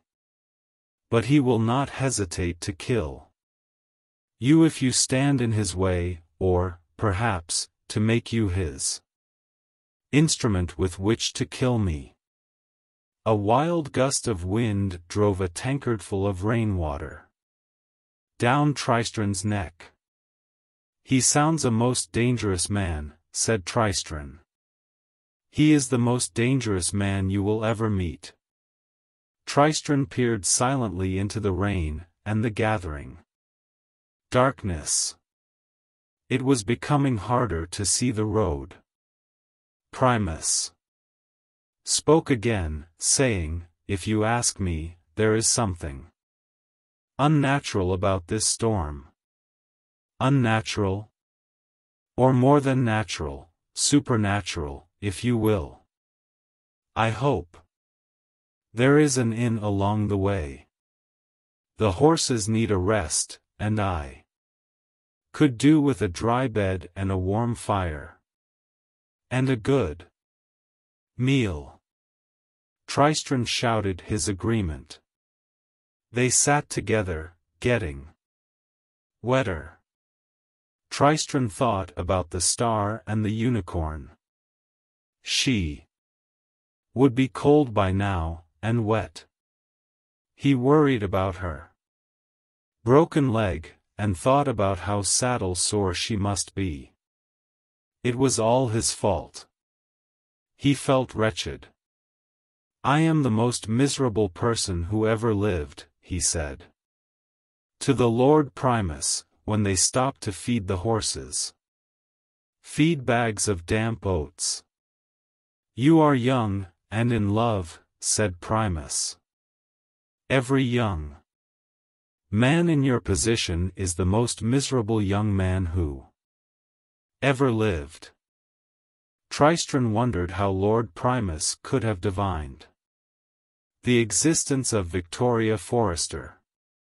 He imagined himself recounting his adventures to her, back at Wall, in front of a blazing parlor fire, but somehow all of his tales seemed a little flat. Dusk seemed to have started at dawn that day, and now the sky was almost black. Their path continued to climb. The rain would let up for moments, and then redouble. falling harder than ever. "Is that a light over there?" asked Tristran. "I cannot see anything." "Maybe it was fool's fire, or lightning," said Primus. And then they gained a bend in the road, and he said, "I was wrong. That is a light. Well spotted, young un. But there are bad things in these mountains. We must only hope that they are friendly." The horses put on a fresh burst of speed, now that their destination was in sight. A flash of lightning revealed the mountains, rising steeply up on either side of them. "We're in luck," said Primus, his bass voice booming like thunder. "It's an inn." Chapter 7. At the sign of the chariot. The star had been soaked to the skin when she arrived at the pass, sad and shivering. She was worried about the unicorn. They had found no food for it on the last day's journey, as the grasses and ferns of the forest had been replaced by gray rocks and stunted thorn bushes. The unicorn's unshod hooves were not meant for the rocky road, nor was its back meant to carry riders, and its pace became slower and slower. As they traveled, the star cursed the day she had fallen to this wet, unfriendly world. It had seemed so gentle and welcoming when seen from high in the sky. That was before. Now, she hated everything about it, except the unicorn, and, saddle sore and uncomfortable, she would have even happily spent time away from the unicorn. After a day of pelting rain, the lights of the inn were the most welcoming sight she had seen in her time on the earth. "Watch your step, pattered the raindrops on the stone. The unicorn stopped, 50 yards from the inn, and would approach no closer. The door to the inn was opened, flooding the gray world with warm yellow light. "Hello there, dearie," called a welcoming voice from the open doorway. The star stroked the unicorn's wet neck and spoke softly to the animal, but it made no move, stood there frozen in the light of the inn like a pale ghost. "Will you be coming in, dearie? Or will you be stopping out there in the rain?" The woman's friendly voice warmed. The star soothed her, just the right mixture of practicality and concern. "We can get you food, if it's food you're after. There's a fire blazing in the hearth, and enough hot water for a tub that'll melt the chill from your bones." I will need help coming in," said the star. "My leg." Poor mite," said the woman. "I'll have my husband Billy carry you inside. There's hay and fresh water in the stables, for your beast." The unicorn looked about wildly as the woman approached. There, dearie. I won't be coming too close. After all, it's been many a long year since I was maiden enough to touch a unicorn, and many a long year since such a one was seen in these parts." Nervously, the unicorn followed the woman into the stables, keeping its distance from her. It walked along the stable to the furthest stall, where it lay down in the dry straw, and the star scrambled off its back, dripping and miserable. Billy turned out to be a white-bearded, gruff sort of fellow. He said little, but carried the star into the inn, and put her down on a three-legged stool in front of a crackling log fire. "Poor dear," said the innkeeper's wife, who had followed them inside. "Look at you, wet as a water nixie, look at the puddle under you, and your lovely dress, oh the state of it. You must be soaked to the bone," and, sending her husband away, she helped the star remove her dripping wet dress, which she placed on a hook near the fire, where each drip hissed and fizzed when it fell to the hot bricks of the hearth. There was a tin tub in front of the fire, and the innkeeper's wife put up a paper screen around it. "How d'you like your baths?" she asked, solicitously. "Warm, hot, or boil a lobster?" "I do not know," said the star, naked but for the topaz stone on the silver chain about her waist, her head all in a whirl at the strange turn that events had taken, "for I have never had a bath before." "Never had one?" The innkeeper's wife looked astonished. "Why, you poor duck, well, we won't make it too hot, then. Call me if you need another copperful of water, I've got some going over the kitchen fire, and when you're done with the bath, I'll bring you some mulled wine. And some sweet roasted turnips." And, before the star could protest that she neither ate nor drank, the woman had bustled off, leaving the star sitting in the tin tub, her broken leg in its splints sticking out of the water and resting on the three-legged stool. Initially the water was indeed too hot, but as she became used to the heat she relaxed, and was, for the first time since she had tumbled from the sky, utterly happy. "There's a love," said the innkeeper's wife, returning. "How are you feeling now?" "Much, much better, thank you," said the star. "And your heart? How does your heart feel?" asked the woman. "My heart?"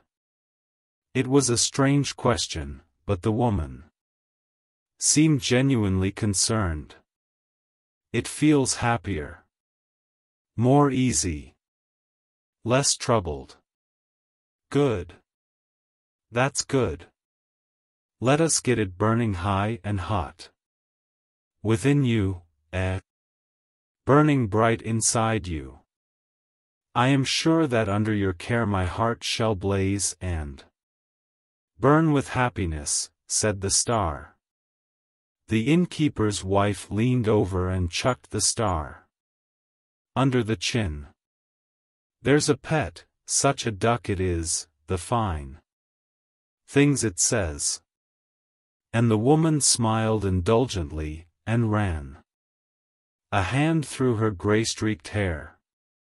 She hung a thick toweling robe on the edge of the screen.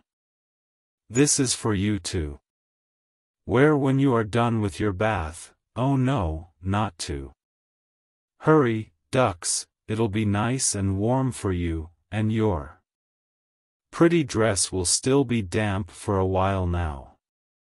Just give us a shout when you want to hop out of the tub and I'll come and give you a hand."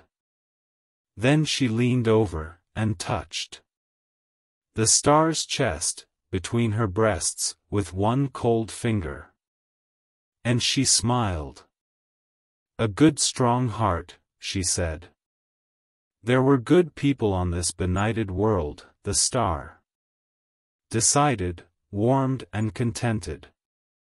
Outside the rain and the wind pattered and howled through the mountain pass, but in the inn, at the sign of the chariot, all was warm and comfortable. Eventually the innkeeper's wife, assisted by her dull-faced daughter, helped the star out of her bath. The firelight glinted on the topaz set in silver which the star wore on a knotted silver chain about her waist, until the topaz, and the star's body, vanished beneath the thick toweling of her robe. "Now my sweet," said the innkeeper's wife, "you come over here and make yourself comfortable." She helped the star over to a long wooden table, at the head of which were laid a cleaver and a knife, both of them with hilts of bone and blades of dark glass. Leaning and limping, the star made it to the table, and sat down at the bench beside it. Outside there was a gust of wind, and the fire flared up, green and blue and white. Then a deep voice boomed from outside the inn, over the howl of the elements. "Service. Food. Wine. Fire. Where is the stable boy?" Billy the innkeeper and his daughter made no move, but only looked at the woman in the red dress as if for instructions. She pursed her lips. And then she said, "It can wait for a little. After all, you are not going anywhere, my dearie. This last to the star. Not on that leg of yours, and not until the rain lets up, eh?" "I appreciate your hospitality more than I can say," said the star, simply and with feeling. "Of course you do," said the woman in the red dress, and her fidgeting fingers brushed the black knives impatiently, as if there were something she could not wait to be doing. "Plenty of time when these nuisances have gone, eh?" The light of the inn was the happiest and best thing Tristran had seen on his journey through Fairy. While Primus bellowed for assistance, Tristran unhitched the exhausted horses, and led them one by one into the stables. On the side of the inn, there was a white horse asleep in the furthest stall, but Tristran was too busy to pause to inspect it. He knew, somewhere in the odd place inside him, that knew directions and distances of things he had never seen, and the places he had never been, that the star was close at hand, and this comforted him, and made him nervous. He knew that the horses were more exhausted and more hungry than he was. His dinner, and thus, he suspected, his confrontation with the star, could wait till groom the horses, he told Primus. "They'll catch a chill otherwise." The tall man rested his huge hand on Tristran's shoulder. "Good lad. I'll send a potboy out with some burnt ale for you." Tristran thought about the star as he brushed down the horses and picked out their hooves. What would he say? What would she say? He was brushing the last of the horses, when a blank-looking pot girl came out to him with a tankard of steaming wine. "Put it down over there," he told her. "I'll drink it with goodwill as soon as my hands are free." She put it down on the top of a tack box, and went out, without saying anything. It was then that the horse in the end stall got to its feet and began to kick against the door.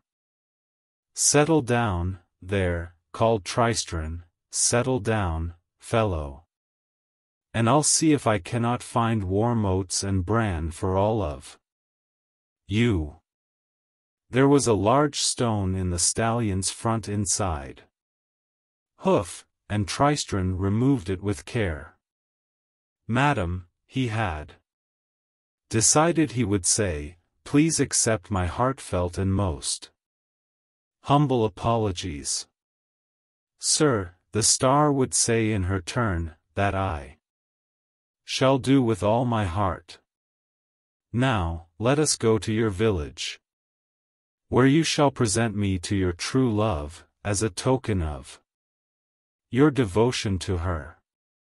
His ruminations were interrupted by an enormous clattering, as a huge white horse, but, he realized immediately, it was not a horse, kicked down the door of its stall, and came charging, desperately, toward him, its horn lowered.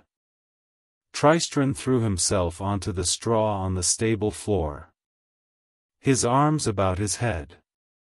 Moments passed. He raised his head. The unicorn had stopped in front of the tankard, was lowering its horn into the mulled wine. Awkwardly, Tristran got to his feet. The wine was steaming and bubbling, and it came to Tristran then, the information surfacing from some long-forgotten fairy tale or piece of children's lore, that a unicorn's horn was proof against poison, he whispered, and the unicorn raised its head, and stared into Tristran's eyes, and Tristran knew that it was the truth. His heart was pounding hard in his chest. Around thee in the wind was screaming like a witch in her madness. Tristran ran to the stable door, then he stopped and thought. He fumbled in his tunic pocket, finding the lump of wax, which was all that remained of his candle, with a dried copper leaf sticking to it. He peeled the leaf away from the wax with care. Then he raised the leaf to his ear, and listened to what it told him. "Wine, milord?" asked the middle-aged woman in the long red dress, when Primus had entered the inn. "I am afraid not," he said. "I have a personal superstition that, until the day I see my brother's corpse cold on the ground before me, I shall drink only my own wine, and eat only food I have obtained and prepared myself. This I shall do here, if you have no objection. I shall, of course, pay you as if it were your own wine I was drinking. If I might trouble you to put this bottle of mine near the fire to take the chill from it.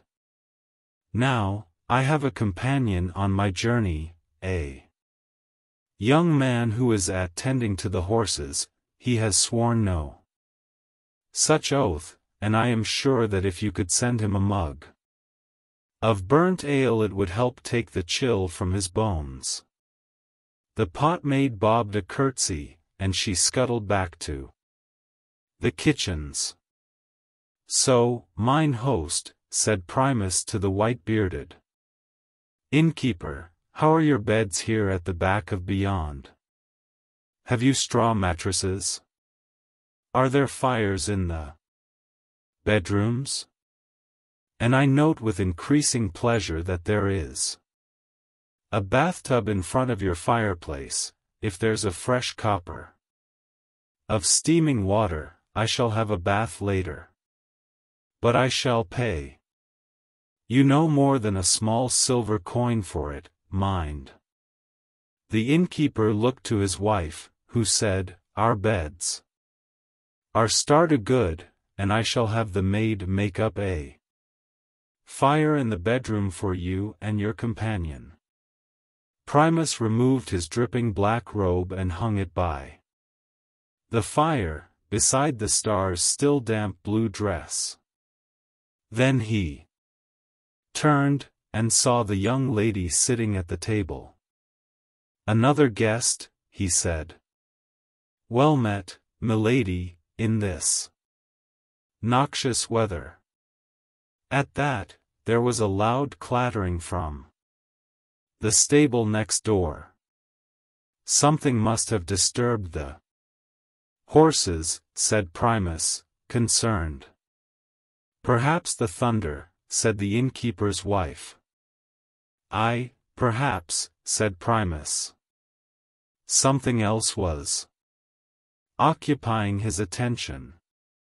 He walked over to the star and stared into her eyes for several heartbeats. He hesitated. Then, with certainty, "You have my father's stone. You have the power of Stormhold." The girl glared up at him with eyes the blue of sky. "Well, then," she said, "ask me for it, and I can have done with the stupid thing." The innkeeper's wife hurried over, and stood at the head of the table. "I'll not have you bothering the other guests. Now, my dearie ducks," she told him, sternly. Primus's eyes fell upon the knives upon the wood of the tabletop. He recognized them. There were tattered scrolls in the vaults of Stormhold in which those knives were pictured, and their names were given. They were old things from the first age of the world. The front door of the inn banged open. "Primus," called Tristran, running in. "They have tried to poison me." The Lord Primus reached for his short sword, but even as he went for it the witch-queen took the longest of the knives, and drew the blade of it, in one smooth, practical movement, across his throat. For Tristran, it all happened too fast to follow. He entered, saw the star and Lord Primus, and the innkeeper, and his strange family, and then the blood was spurting in a crimson fountain in the firelight. "Get him," called the woman in the scarlet dress. "Get the brat."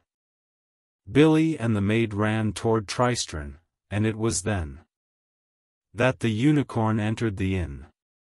Tristran threw himself out of the way. The unicorn reared up on its hind legs, and a blow from one of its sharp hooves sent the pot-maid flying. Billy lowered his head and ran, headlong, at the unicorn, as if he were about to butt it with his forehead. The unicorn lowered its head also, and Billy the innkeeper met his unfortunate end. "Stupid!" screamed the innkeeper's wife, furiously, and she advanced upon the unicorn, a knife in each hand, blood staining her right hand and forearm the same color as her dress. Tristran had thrown himself onto his hands and knees, and had crawled toward the fireplace. In his left hand he had hold of the lump of wax, all that remained of the candle that had brought him here. He had been squeezing it in his hand until it was soft and malleable. "This had better ought to work," said Tristran to himself. He hoped that the tree had known what she was talking about. Behind him, the unicorn screamed in pain. Tristran ripped a lace from his jerkin and closed the wax around it. "What is happening?" asked the star, who had crawled toward Tristran on her hands and knees. "I don't really know," he admitted. The witch woman howled. Then the unicorn had speared her with its horn, through the shoulder. It lifted her off the ground, triumphantly, preparing to hurl her to the ground, and then to dash her to death beneath its sharp hooves. When, impaled as she was, the witch woman swung around and thrust the point of the longer of the rock-glass knives into the unicorn's eye and far into its skull. The beast dropped to the wooden floor of the inn, blood dripping from its side and from its eye and from its open mouth. First it fell to its knees, and then it collapsed, utterly, as the life fled. Its tongue was piebald, and it protruded most pathetically from the unicorn's dead mouth. The witch queen pulled her body from the horn, and, one hand gripping her wounded shoulder, the other holding her cleaver, she staggered to her feet.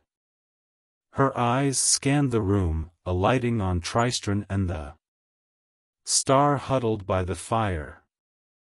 Slowly, agonizingly slowly, she lurched toward them, a cleaver in her hand and a smile upon her face. The burning golden heart of a star at peace is so much finer than the flickering heart of a little frightened star, she told them, her voice oddly calm and detached, coming, as it was, from that blood-bespattered face. But even the heart of a star who is afraid and scared is better by far than no heart at all. Tristran took the star's hand in his right hand. "Stand up," he told her. "I cannot," she said, simply. "Stand, or we die now," he told her, getting to his feet. The star nodded, and, awkwardly, resting her weight on him, she began to try to pull herself to her feet. "Stand, or you die now," echoed the witch queen. "Oh. You die now, children, standing or sitting. It is all the same to me." She took another step toward them.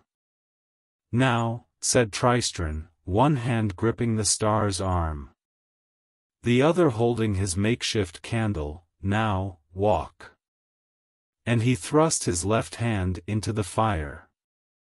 There was pain, and burning, such that he could have screamed, and the witch queen stared at him as if he were madness personified. Then his improvised wick caught, and burned with a steady blue flame, and the world began to shimmer around them. "Please walk," he begged the star. "Don't let go of me." And she took an awkward step. They left the inn behind them, the howls of the witch queen ringing in their ears.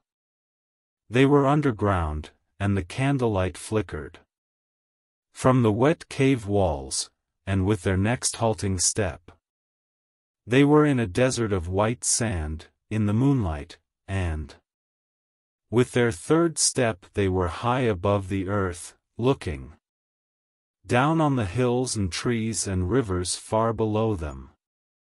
And it was then that the last of the wax ran molten over Tristran's hand, and the burning became impossible for him to bear, and the last of the flame burned out forever. Chapter 8. Which treats of castles in the air, and other matters. It was dawn in the mountains. The storms of the last few days had passed on and the air was clean and cold. Lord Septimus of Stormhold, tall and crow-like, walked up the mountain pass, looking about him as he walked as if he were seeking something he had lost. He was leading a brown mountain pony, shaggy and small. Where the pass grew wider he stopped, as if he had found what he was looking for beside the trail. It was a small, battered chariot. Little more than a goat cart, which had been tipped onto its side. Nearby it lay two bodies. The first was that of a white billy goat, its head stained red with blood. Septimus prodded the dead goat experimentally with his foot. Moving its head, it had received a deep and fatal wound to its forehead, equidistant between its horns. Next to the goat was the body of a young man, his face as dull in death as it must have been in life. There were no wounds to show how he had died, nothing but a leaden bruise upon his temple. Several yards away from these bodies, half hidden beside a rock, Septimus came upon the corpse of a man in his middle years, face down, dressed in dark clothes. The man's flesh was pale, and his blood had pooled upon the rocky floor below him. Septimus crouched down beside the body, and, gingerly, lifted its head by the hair. Its throat had been cut, expertly, slit from one ear to the other. Septimus stared at the corpse in puzzlement. He knew it, yet. And then, in a dry, hacking cough of a noise, he began to laugh. "Your beard," he told the corpse, aloud. "You cut your beard. As if I would not have known you with your beard gone, Primus." Primus, who stood, grey and ghostly, beside his other brothers, said, "You would have known me, Septimus. But it might have bought me a few moments, wherein I might have seen you before you knew me," and his dead voice was nothing but the morning breeze rattling the thorn bush. Septimus stood up. The sun began to rise, then, over the easternmost peak of Mount Belly, framing him in light. "So I am to be the 82nd Lord of the Stormhold," he said. To the corpse on the ground, and to himself, not to mention the master of the high crags, seneschal of the spire towns, keeper of the citadel, Lord High Guardian of Mount One, and all the rest of it. Not without the power of Stormhold about your neck. "You're not, my brother," said Quintus, tartly. "And then there's the matter of revenge," said Secundus, in the voice of the wind howling through the pass. "You must take revenge upon your brother's killer before anything else, now. It's blood law." As if he had heard them, Septimus shook his head. "Why? Could you not have waited just a few more days, brother Primus?" he asked the corpse at his feet. "I would have killed you myself. I had a fine plan for your death. When I discovered you were no longer on the heart of a dream, it took me little enough time to steal the ship's boat and get on your trail. And now I must revenge your sad carcass, and all For the honor of our blood and the Stormhold. So Septimus will be the 82nd Lord of Stormhold, said Tertius. There is a proverbial saying chiefly concerned with warning against too closely calculating the numerical value of unhatched chicks, pointed out Quintus. Septimus walked away from the body to piss against a gray boulder. Then he walked back to Primus's corpse. If I had killed you, I could leave you here to rot, he said. But because that pleasure was another's, I shall carry you with me a little way, and leave you on a high crag, to be eaten by eagles. With that, grunting with the effort, he picked up the sticky-fronted body and hauled it over the back of the pony. He fumbled at the corpse's belt, removing the bag of runed stones. Thank you for these, my brother, he said, and he patted the corpse on the back. May you choke on them if you do not take revenge on the bitch who slit my gullet, said Primus, in the voice of the mountain birds waking to greet the new day. They sat side by side on a thick, white cumulus cloud the size of a small town. The cloud was soft beneath them, and a little cold. It became colder the deeper into it one sank. And Tristran pushed his burned hand as far as he could down into the fabric of it. It resisted him slightly, but accepted his hand. The interior of the cloud felt spongy and chilly, real and insubstantial at once. The cloud cooled a little of the pain in his hand, allowing him to think more clearly. Well, he said, after some time, I'm afraid I've made rather a mess of everything. The star sat on the cloud beside him, wearing the robe she had borrowed from the woman in the inn, with her broken leg stretched out on the thick mist in front of her. You saved my life, she said, eventually. Didn't you? I suppose I must have done, yes. I hate you, she said. I hated you for everything already, but now I hate you most of all. Tristran flexed his burned hand in the blessed cool of the cloud. He felt tired and slightly faint. Any particular reason? Because, she told him, her voice taut, now that you have saved my life, you are, by the law of my people, responsible for me, and I for you. Where you go, I must also go. Stardew. Oh, he said. That's not that bad, is it? I would rather spend my days chained to a vile wolf or a stinking pig or a marsh goblin, she told him flatly. I'm honestly not that bad, he told her, not when you get to know me.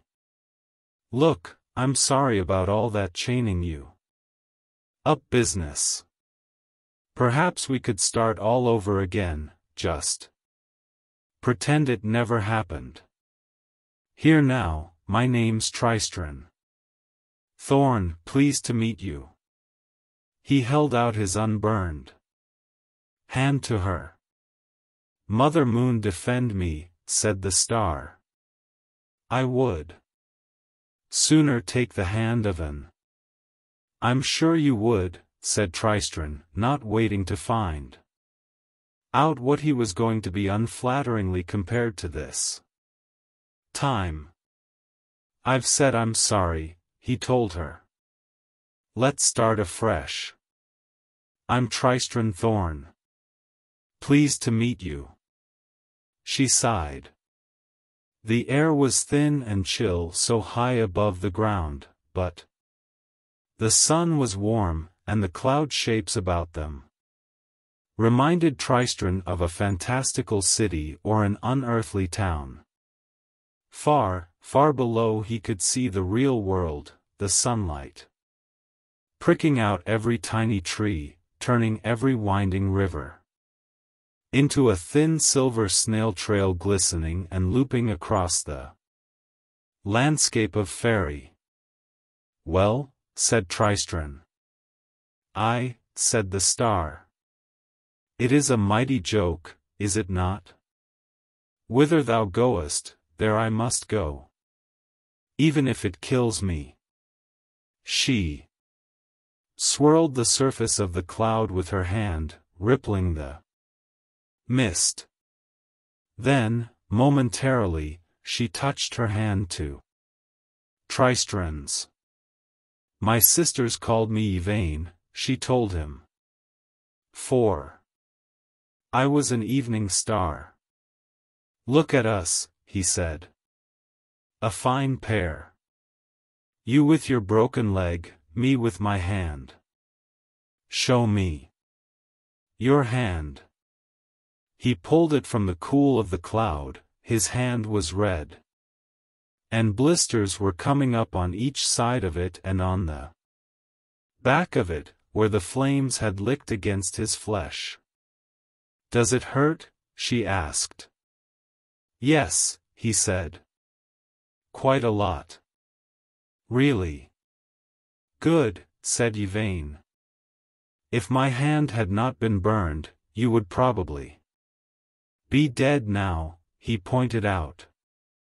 She had the grace to look down, ashamed.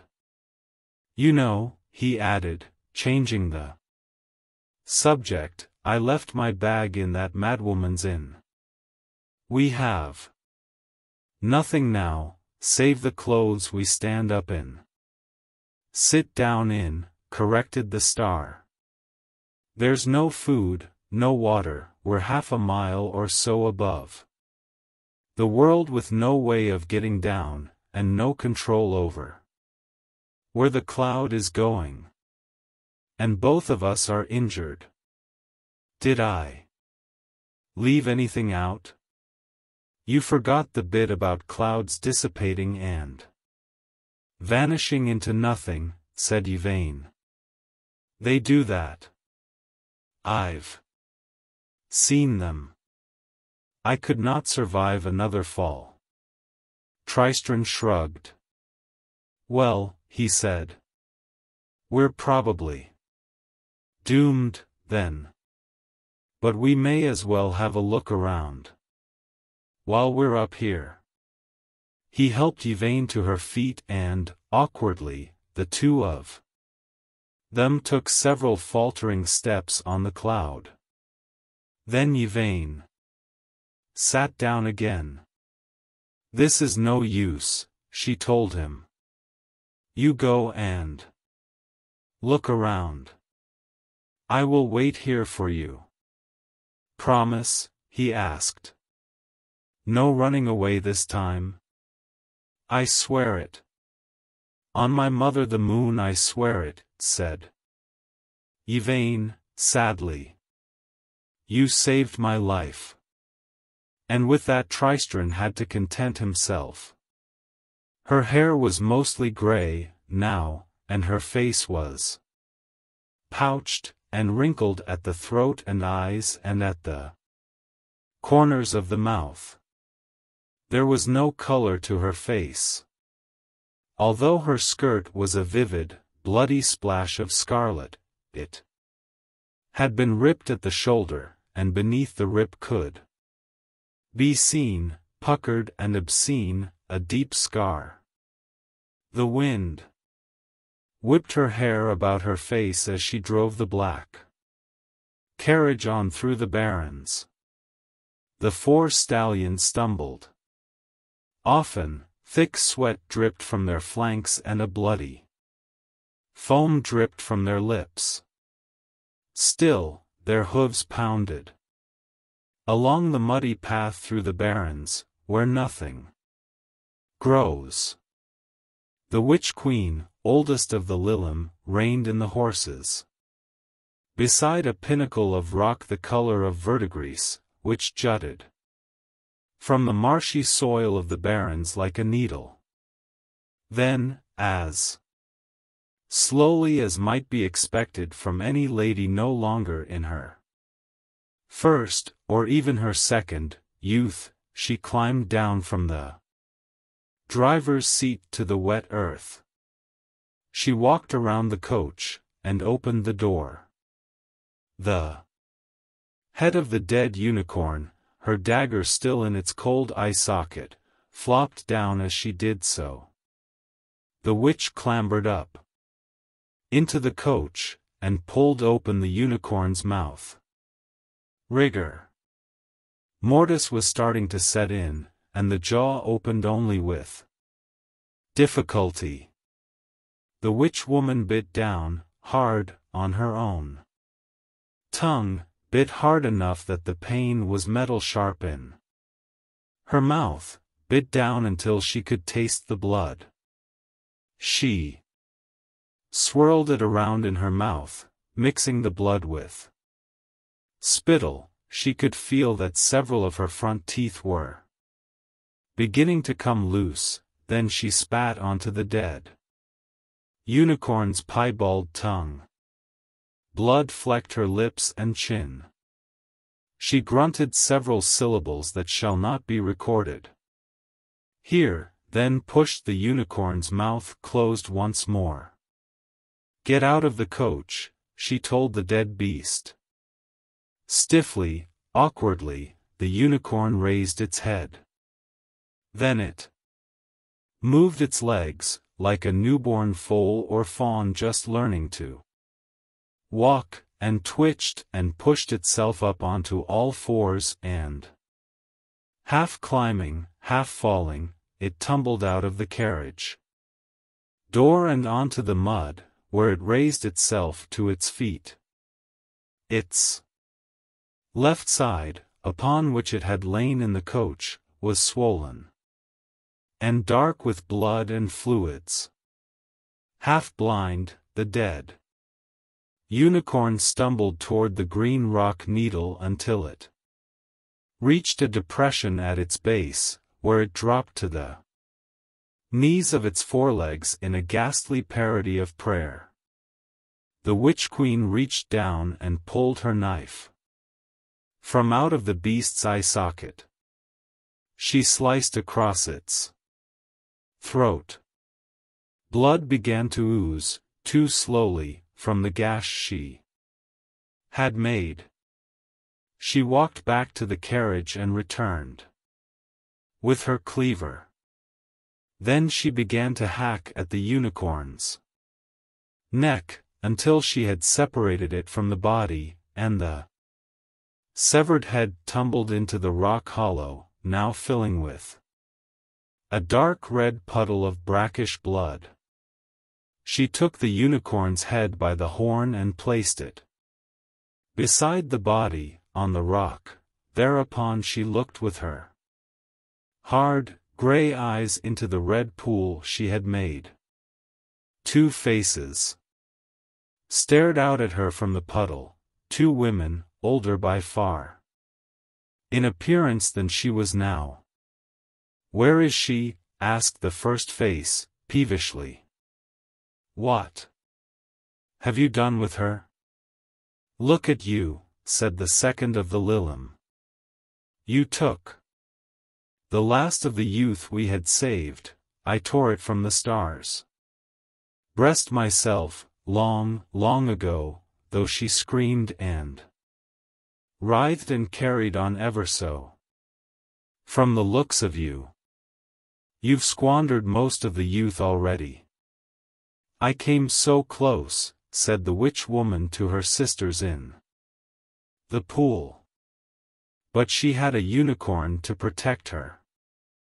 Now I have the unicorn's head, and I will bring it back with me, for it's long enough since we had fresh ground unicorn's horn in Our arts.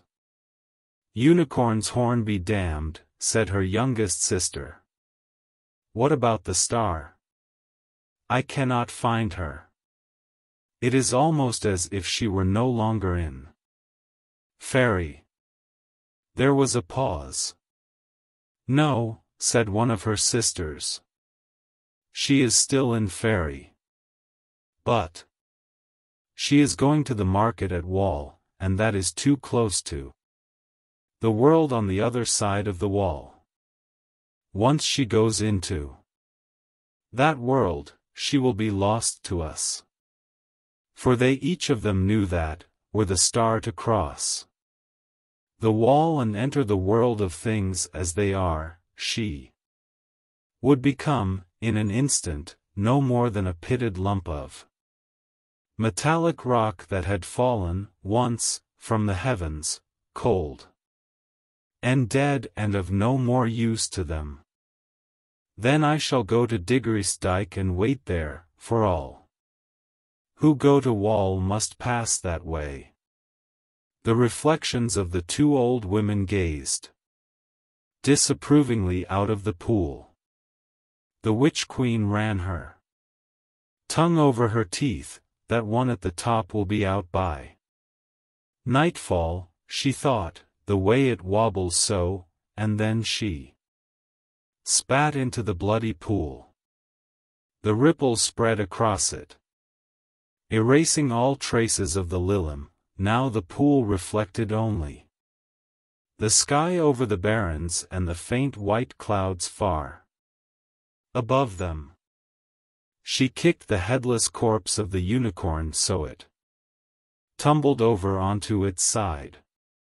Then she took up its head, and she carried it with her up to the driver's seat. She placed it beside her, picked up the reins and whipped the restive horses into a tired trot.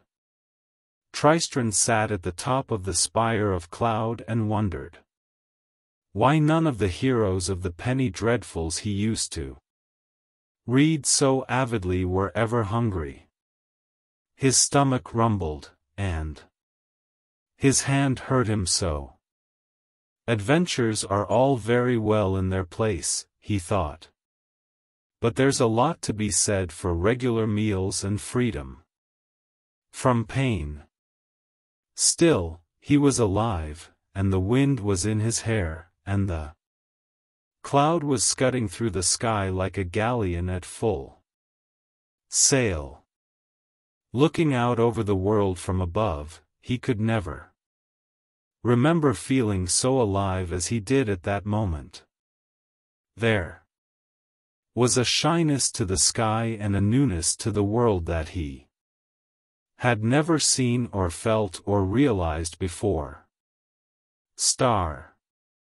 He understood that he was, in some way, above his problems, just as he was above the world. The pain in his hand was a long way away. He thought about his actions and his adventures, and about the journey ahead of him. And it seemed to Tristran that the whole business was suddenly very small and very straightforward. He stood up on the cloud spire and called "Halloo" several times, as loudly as he could. He even waved his tunic over his head, feeling a little foolish as he did so. Then he clambered down the spire. 10 feet from the bottom he missed his footing and fell into the misty softness of the cloud. "What were you shouting about?" asked Yvain. "To let people know we were here," Tristran told her. "What people?" "You never know," he told her. "Better I should call to people who aren't there than that people who are there should miss us because I didn't say anything." She said nothing in reply to this. "I've been thinking," said Tristran. "And what I've been thinking is this. After we're done with what I need, got you back to Wall, given you to Victoria Forrester, perhaps. We could do what you need. What 7 need? Well, you want to go back, don't you? Up into the sky. To shine again at night. So we can sort that out. She looked up at him and shook her head. That doesn't happen, she explained. Stars fall. They don't go back up again. You could be the first, he told her. You have to believe. Otherwise it will never happen. It will never happen, she told him. No more than your shouting is going to attract anyone up here where there isn't anyone. It doesn't matter if I believe it or not, that's just the way things are. How's your hand? He shrugged. Hurts, he said. How's your leg? Hurts, she said. But not as badly as it did before. Ahoy, came a voice from far above them. Ahoy down there. Parties in need of assistance? Glinting golden in the sunlight was a small ship, its sails billowing, and a ruddy, mustachioed face looked down at them from over the side. Was that you, young feller Melod, leaping and cavorting just now? It was, said Tristran. And I think we are in need of assistance, yes. Right ho, said the man. Get ready to grab the ladder. Then. I'm afraid my friend has a broken leg, he called, and I've hurt my hand. I don't think either of us can climb a ladder. Not a problem. We can pull you up. And with that the man tumbled a long rope ladder over the side of the ship. Tristran caught at it with his good hand, and he held it steady while Yvain pulled herself onto it, then he climbed on below her. The face vanished from the side of the ship as Tristran and Yvain dangled awkwardly on the end of the rope ladder. The wind caught the skyship, causing the ladder to pull up from the cloud, and Tristran and Yvain to spin, slowly, in the air. Now, haul, shouted several voices in unison, and Tristran felt them being hauled up several feet. Haul! Haul! Haul! Each shout signaled them being pulled higher.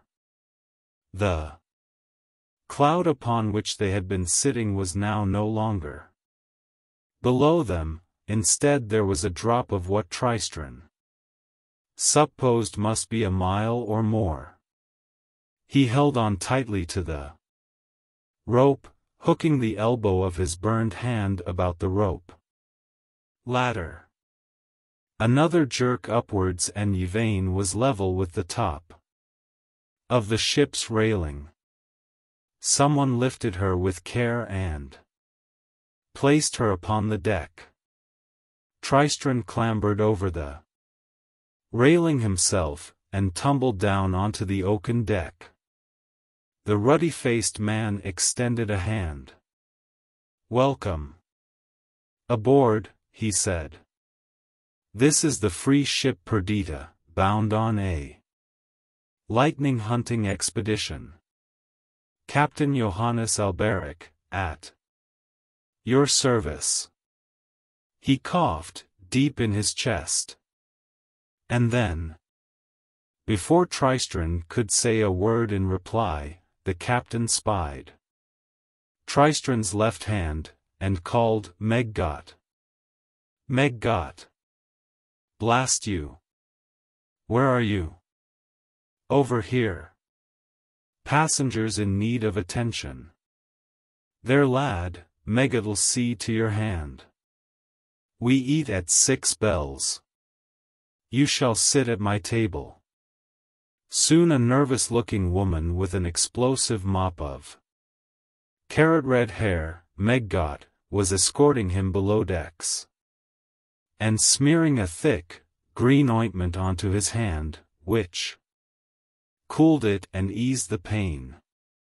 And then he was being led into the mess, which was a small dining room next to the kitchen, which he was delighted to discover they referred to as the galley, just as in the sea stories he had read. Tristran did indeed get to eat at the captain's table, although there was in fact no other table in the mess. In addition to the captain and Meggat, there were 5 other members of the crew, a disparate bunch who seemed content to let Captain Alberic do all the talking, which he did, with his ale-pot in one hand, and the other hand alternately concerned with holding his stubby pipe and conveying food into his mouth. The food was a thick soup of vegetables, beans and barley, and it filled Tristran and contented him. To drink, there was the clearest, coldest water Tristran had ever tasted. The captain asked them no questions about how they came to find themselves high on a cloud, and they volunteered no answers. Tristran was given a berth with Oddness, the first mate, a quiet gentleman with large wings, and a bad stammer, while Yvain berthed in Meggat's cabin, and Meggat herself moved into a hammock.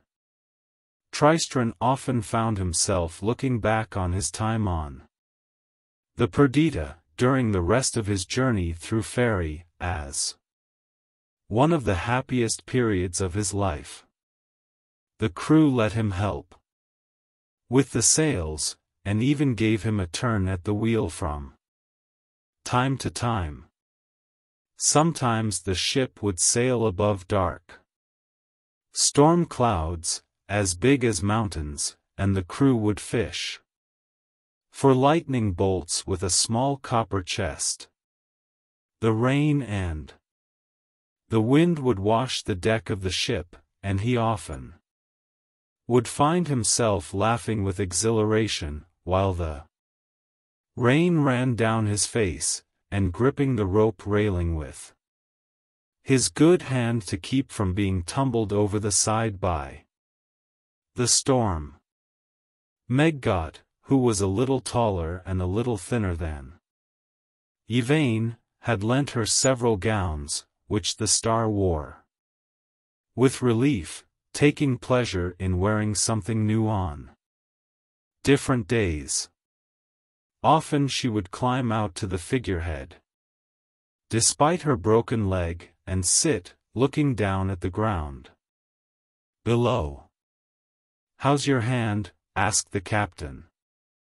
"A lot better, thank you," said Tristran. The skin was shiny and scarred, and he had little feeling in the fingers. But Meggat's salve had taken most of the pain, and sped the healing process immeasurably. He had been sitting on deck, with his legs dangling over the side, looking out. "We'll be taking anchor in a week, to take provisions, and a little cargo," said the captain. "Might be best if we were to let you off down there."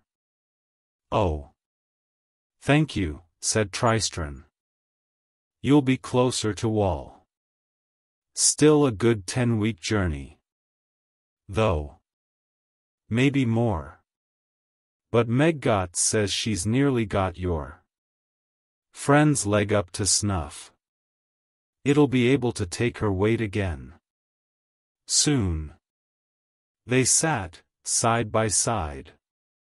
The captain puffed on his pipe. His clothes were covered in a fine layer of ash, and when he was not smoking his pipe he was chewing at the stem, or excavating the bowl with a sharp metal instrument, or tamping in new tobacco. "You know," said the captain, staring off toward the horizon, "it wasn't entirely fortune that we found you." "Well, it was fortune that we found you, but it'd also be true to say that I was keeping half an eye out for you. I, and a few others about the place." "Why?" said Tristran. "And how did you know about me?" In reply, the captain traced a shape with his finger in the condensation on the polished wood. "It looks like a castle," said Tristran. The captain winked at him. "Not a word to say too loudly," he said, "even up here. Think of it as a fellowship." Tristran stared at him. "Do you know a little hairy man with a hat and an enormous pack of goods?" The captain tapped his pipe against the side of the boat. A movement of his hand had already erased the picture of the castle. And he's not the only member of the fellowship with an interest in your return to Wall. Which reminds me, you should tell the young lady that if she fancies trying to pass for other than what she is, she might try to give the impression that she eats something, anything, from time to time." "I never mentioned Wall in your presence," said Tristran. "When you asked where I came from, I said behind us. And when you asked where we were going, I said ahead of us." "That's boy," said the captain. "Exactly." Another week passed, on the 5th day of which Meg got pronounced Yvain's splint ready to come off. She removed the makeshift bandages and the splint, and Yvain practiced hobbling about the decks from bow to stern, holding on to the rails. Soon she was moving about the ship without difficulty, albeit with a slight limp. On the 6th day there was a mighty storm, and they caught 6 fine lightning bolts in their copper box.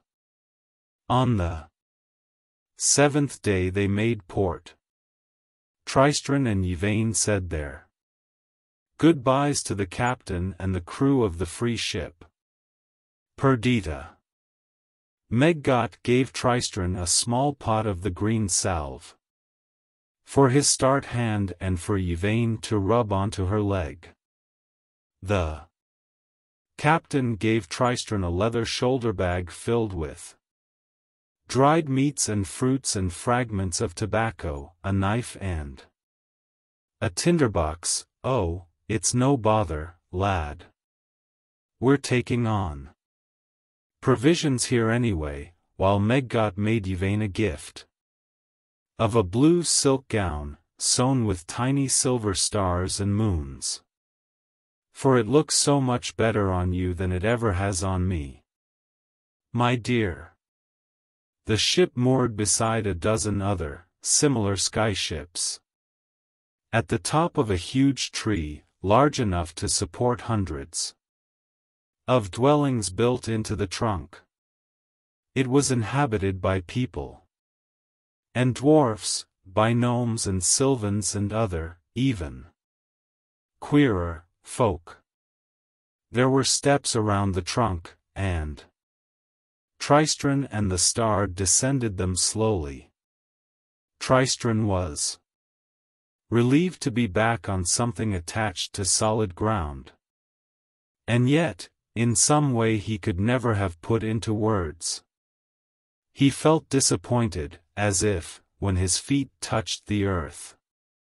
Once more, he had lost something very fine. It was 3 days of walking before the harbor tree disappeared over the horizon.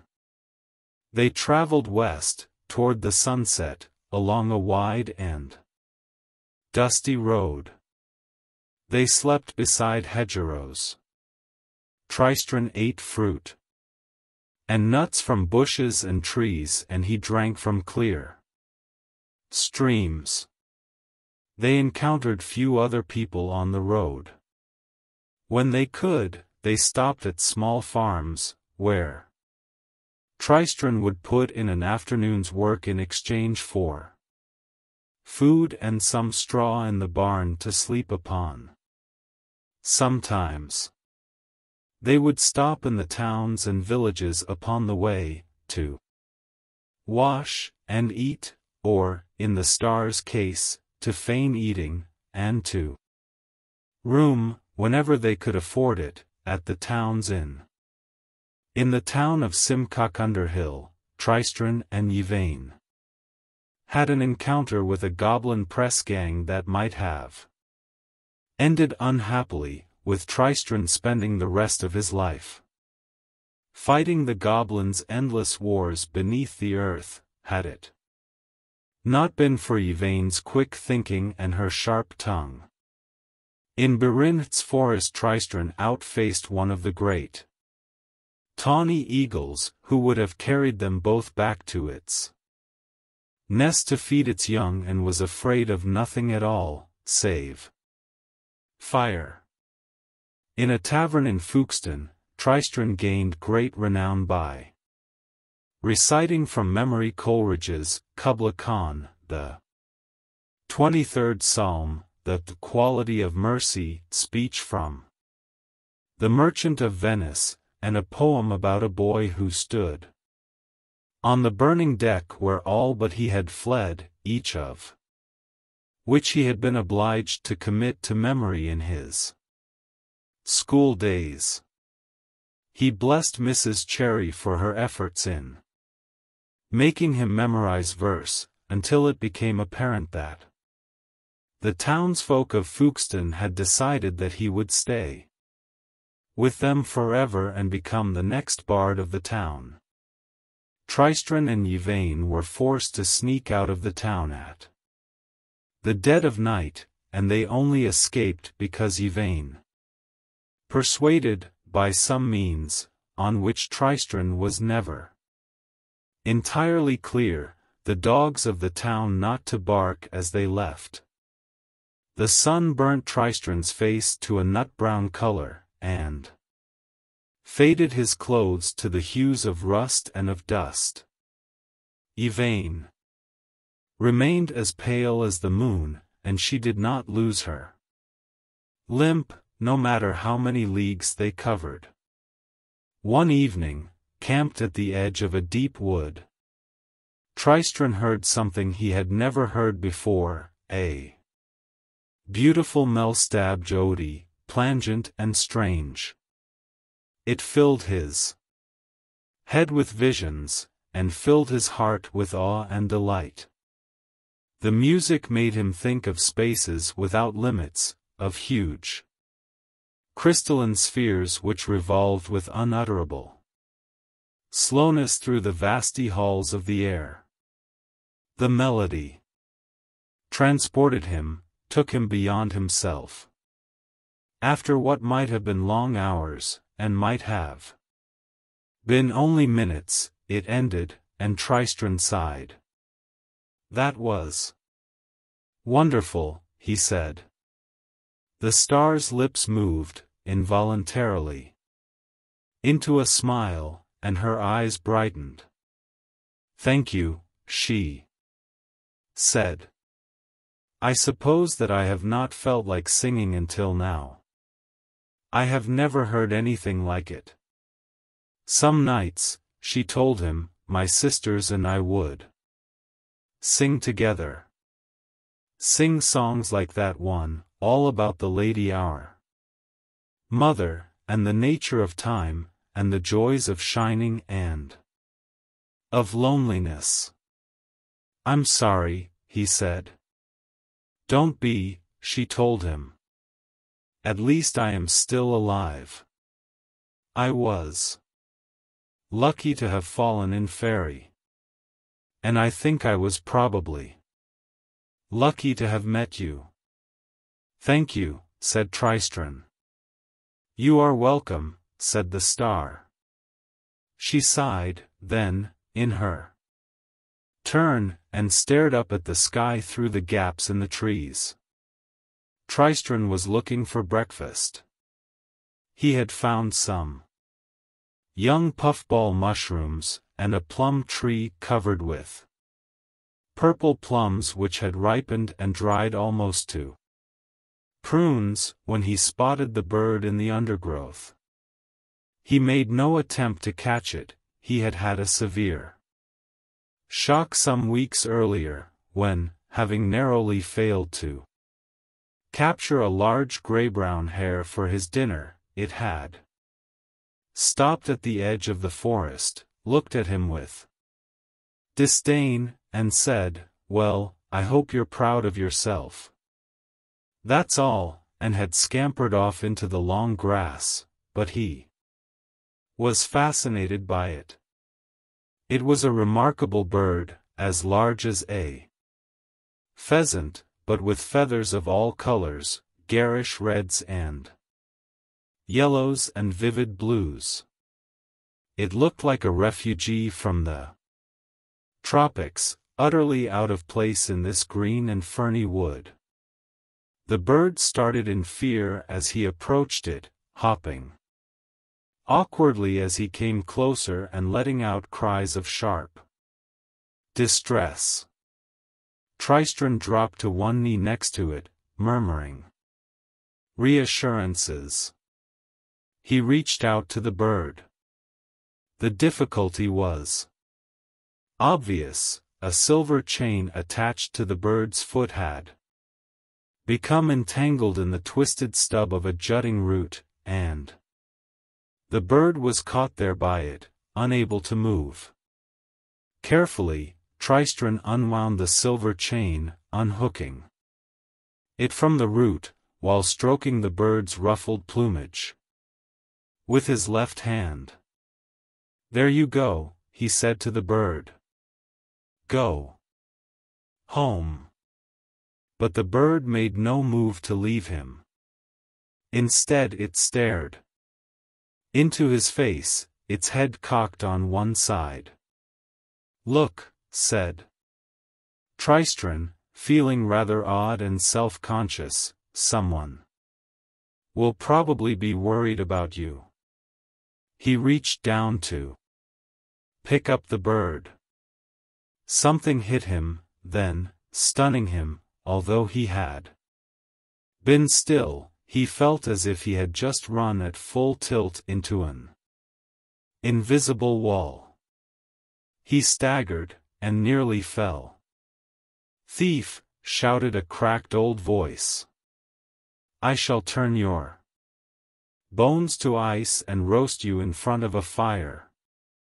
I shall pluck your eyes out and tie one to a herring and t'other to a seagull, so the twin sights of sea and sky shall take you into madness. I shall make your tongue into a writhing worm, and your fingers shall become razors, and fire ants shall itch your skin, so each time you scratch yourself." "There is no need to belabor your point," said Tristran to the old woman. "I did not steal your bird. Its chain was snagged upon a root, and I had just freed it." She glared at him suspiciously from below her mop of iron-gray hair. Then she scurried forward, and picked up the bird. She held it up, and whispered something to it, and it replied with an odd, musical chirp. The old woman's eyes narrowed. "Well, perhaps what you say is not a complete Pack of lies, she admitted, extremely grudgingly. It's not a pack of lies at all, said Tristran, but the old woman and her bird were already halfway across the glade. So he gathered up his puffballs and his plums, and he walked back to where he had left Yvain. She was sitting beside the path, rubbing her feet. Her hip pained her, and so did her leg, while her feet were becoming more and more sensitive. Sometimes at night, Tristran would hear her sobbing softly to herself. He hoped the moon would send them another unicorn, and knew that she would not. Well, said Tristran to Yvain, that was odd. He told her about the events of the morning, and thought that that was the end of it. He was, of course, wrong. Several hours later Tristran and the star were walking along the forest path when they were passed by a brightly painted caravan, pulled by two gray mules and driven by the old woman who had threatened to change his bones to ice. She reined in her mules and crooked a bony finger at Tristran. Come here, lad, she said. He walked over to her warily. Yes, ma'am. Seems I owe you an apology, she said. Seems you were telling the truth. Jump to a conclusion. Yes, said Tristran. Let me look at you, she said, climbing down into the roadway. Her cold finger touched the soft place beneath Tristran's chin, forcing his head up. His hazel eyes stared into her old green eyes. You look honest enough, she said. You can call me Madame Semele. I'm on my way to Wall for the market. I was thinking that I'd welcome a boy to work my little flower stall. I sells glass flowers, you know. The prettiest things that ever you did see. You'd be a fine market lad, and we could put a glove over that hand of yours, so you'd not scare the customers. What d'ye say? Tristran pondered, and said, Excuse me, and went over and conferred with Yvain. Together they walked back to the old woman. Good afternoon, said the star. We have discussed your offer, and we thought that.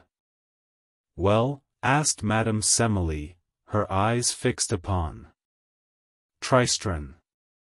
Don't just stand there like a dumb thing. Speak. Speak. Speak. I have no desire to work for you at the market, said Tristran, for I have business of my own that I shall need to deal with there. However, if we could ride with you, my companion and I are willing to pay you for our passage. Madame Semele shook her head. That's of no use to me. I can gather my own firewood, and you just be another weight for faithless and hopeless to pull. I take no passengers. She climbed back up into the driver's seat. But, said Tristran, I would pay you. The harridan cackled with scorn. There's never a thing you could possess that I would take for your passage. Now, if you'll not work for me at the market at Wall, then be off with you. Tristran reached up to the buttonhole of his jerkin, and felt it there, as cold and perfect as it had been through all his journeyings. He pulled it out, and held it up to the old Woman between finger and thumb. You sell glass flowers. You say, he said. Would you be interested in this one? It was a snowdrop made of green glass and white glass. Cunningly fashioned, it seemed as if it had been plucked from the meadow grass that very morning, and the dew was still upon it. The old woman squinted at it for a heartbeat, looking at its green leaves and its tight white petals, then she let out a screech. It might have been the anguished cry of some bereft bird of prey. Where did you get that? She cried. Give it to me. Give it to me this instant.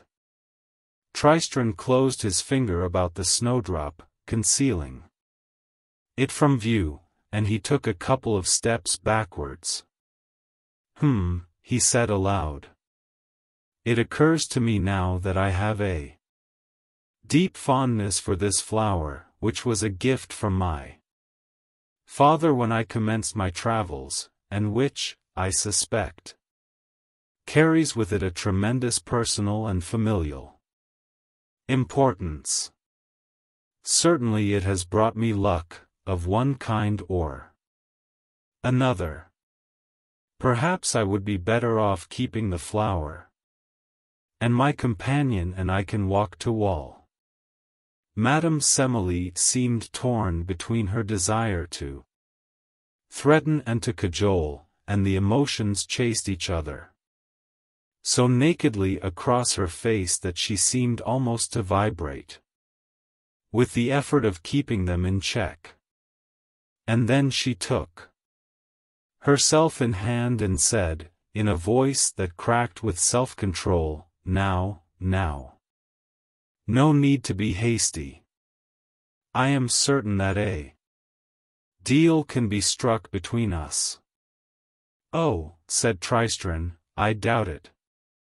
It would need to be a very fine deal, to interest me, and it would need certain guarantees of safe conduct and such safeguards as to assure that your behavior and actions toward me and my companion remained at all times benign. Let me see the snowdrop again, pleaded the old woman. The bright-colored bird, its silver chain about one leg, fluttered out of the open door of the caravan, and gazed down at the proceedings beneath. The poor thing, said Yvain, chained up like that. Why do you not set her free? But the old woman did not answer her, ignoring her, or so Tristran thought, and said, I will transport you to Wall. And I swear upon my honor and upon my true name that I will take no action to harm you upon the journey, or by inaction, or indirect action, allow harm to come to me or my companion. As you say. Tristran thought for a moment. He certainly did not trust the old woman. I wish you to swear that we shall arrive in Wall in the same manner and condition and state that we are in now, and that you will give us board and lodging upon the way. The old woman clucked, then nodded. She clambered down from the caravan once more, and hawked, then spat into the dust. She pointed to the glob of spittle. Now you, she said. Tristran spat next to it. With her foot she rubbed both wet patches, so they conjoined. There, she said. A bargain's a bargain. Give me the flower. The greed and hunger were so obvious in her face that Tristran was now certain he could have made a better deal. But he gave the old woman his father's flower. As she took it from him, her face broke into a gap-toothed grin. Why, I do think that this is the superior of the one that damnable child gave away almost 20 years gone. Now, tell me, young man, she asked, looking up at Tristran with her sharp old eyes, do you know what manner of thing you have been wearing in your buttonhole? It is a flower. A glass flower. The old woman laughed so hard and so suddenly that Tristran thought that she was choking. It is a frozen charm, she said. A thing of power. Something like this can perform wonders and miracles in the right hands. Watch. She held the snowdrop above her head then brought it slowly down, so it brushed Tristran's forehead. For but a heartbeat he felt most peculiar, as if thick, black treacle were running through his veins in place of blood. Then the shape of the world changed. Everything became huge and towering. It seemed as if the old woman herself was now a giantess, and his vision was blurred and confused. Two huge hands came down and picked him up, gently. "'Tain't the biggest of caravans," said Madame Semele, her voice a low, slow liquid boom. "And I shall keep to the letter of my oath, for you shall not be harmed, and you shall be boarded and lodged on your journey to Wall." And then she dropped the dormouse into the pocket of her apron and she clambered onto the caravan. "And what do you propose to do to me?" asked Yvain. But she was not entirely surprised when the woman did not reply. She followed the old woman into the dark interior of the caravan. There was but one room. Along one wall was a large showcase made of leather and pine, with 100 pigeonholes in it, and it was in one of these pigeonholes, in a bed of soft thistledown, that the old woman placed the snowdrop. Along the other wall was a small bed, with a window above it, and a large cupboard. Madame Semele bent down and pulled a wooden cage from the cluttered space beneath her bed, and she took the blinking dormouse from her pocket and placed it into the cage. Then she took a handful of nuts and berries and seeds from a wooden bowl and placed them inside the cage, which she hung from a chain in the middle of the caravan.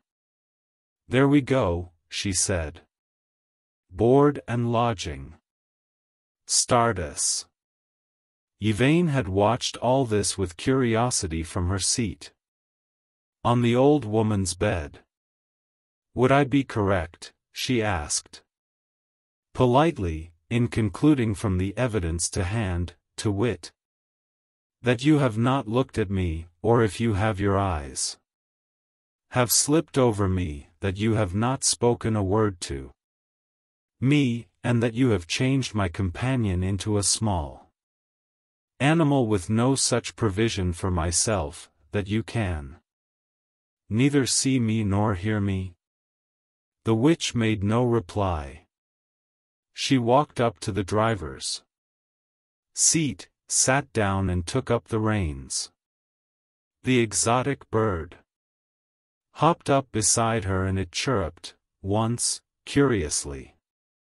"Of course I have kept my word, to the letter," said the old woman, as if in reply. "He shall be transformed back at the market meadow, so shall regain his own form before he comes to Wall." And after I have turned him back, I shall make you human again, for I still have to find a better servant than you are, silly slut. I could not have been doing with him underfoot all the livelong day, poking and prying, and asking questions, and IDVE had to VE fed him into the bargain, more than nuts and seeds. She hugged herself tightly, and swayed back and forth. Oh, you'll have to get up pretty early in the morning to put one past me. And I do believe that bumpkin's flower was even finer than the one you lost to me, all those years ago. She clicked her tongue, and shook the reins, and the mules began to amble down the forest track. While the witch drove, Yvain rested upon her musty bed. The caravan clacked and lurched its way through the forest. When it stopped, she would awake, and rise. While the witch slept, Yvain would sit on the roof of the caravan and look up at the stars. Sometimes the witch's bird would sit with her, and then she would pet it and make a fuss of it. For it was good to have something about that acknowledged her existence. But when the witch was about, the bird ignored her utterly. Yvain also cared for the dormouse, who spent most of his time fast asleep, curled up with his head between his paws.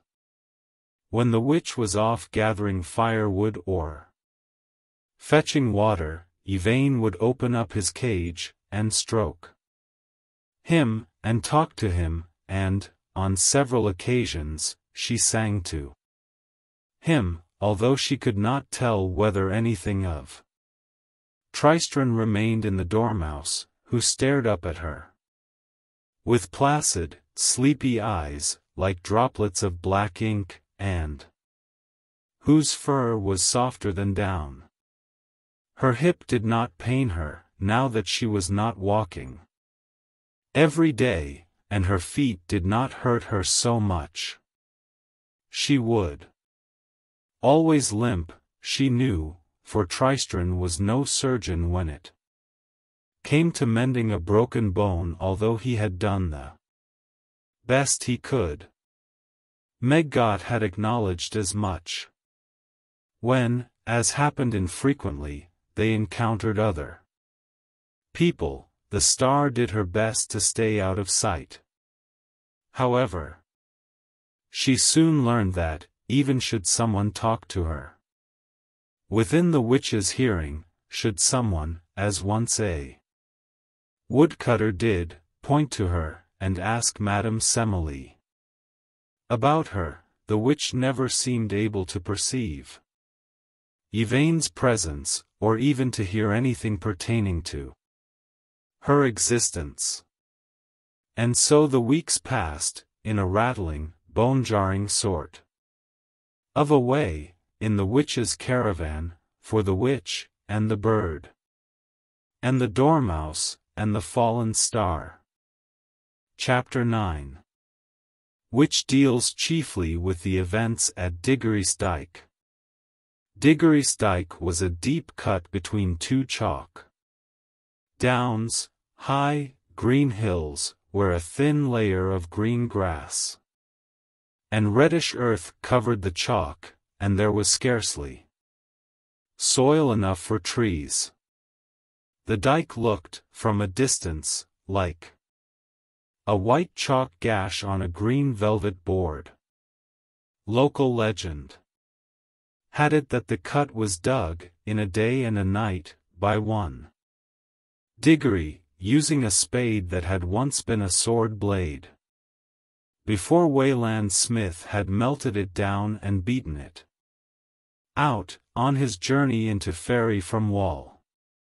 There were those who said the sword had once been Flamberge, and others That it was once the sword Balmung, but there were none who claimed to know just who Diggory had been, and it might all have been stuff and nonsense.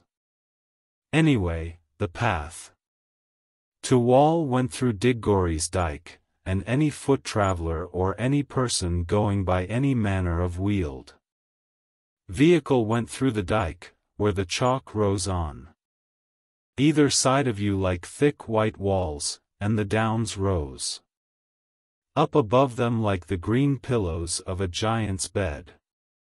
In the middle of the dyke, beside the path, was what appeared at first glance to be little more than a heaped pile of sticks and twigs. A closer inspection would have revealed it to be something in nature partway between a small shed and a large wooden teepee, with a hole in the roof through which gray smoke occasionally could be seen to trickle out.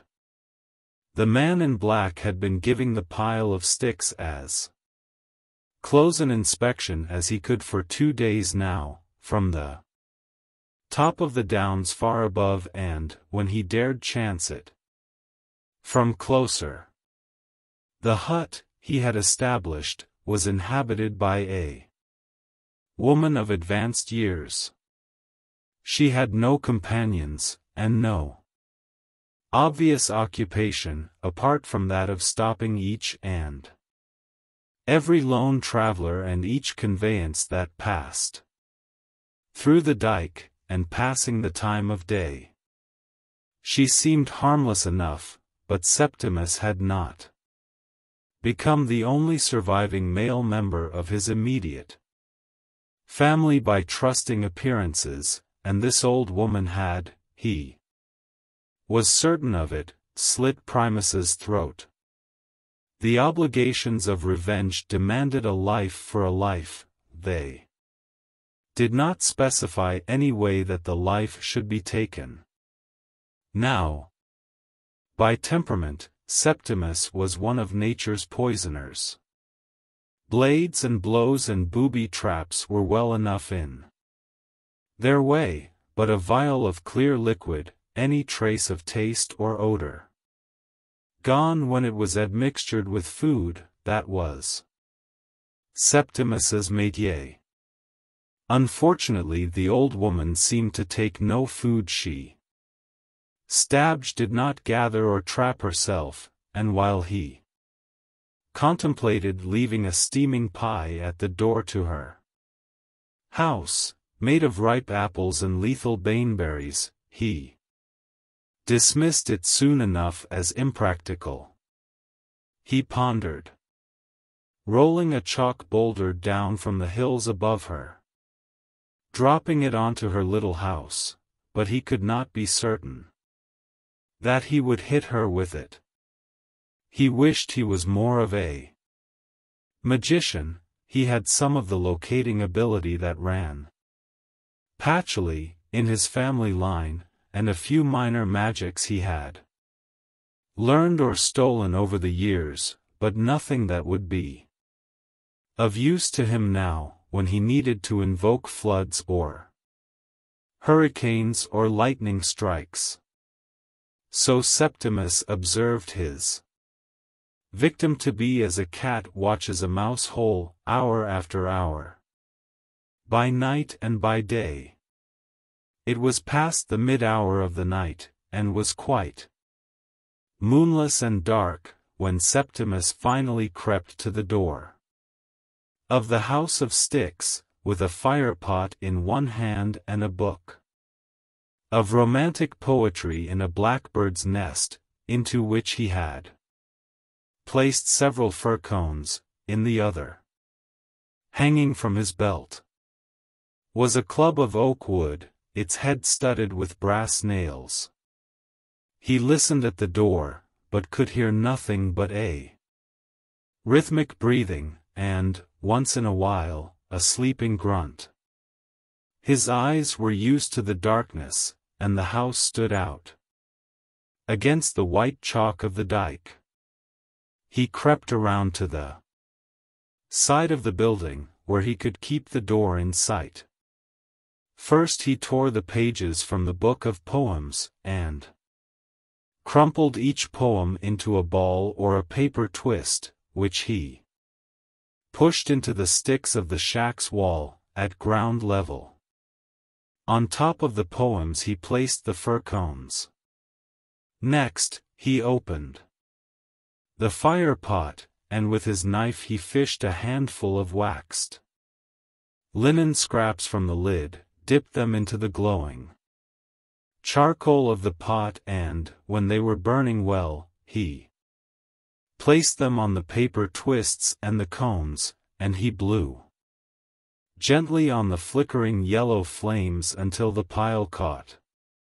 He dropped dry twigs from the bird's nest onto the little fire, which crackled in the night and began to blossom and grow.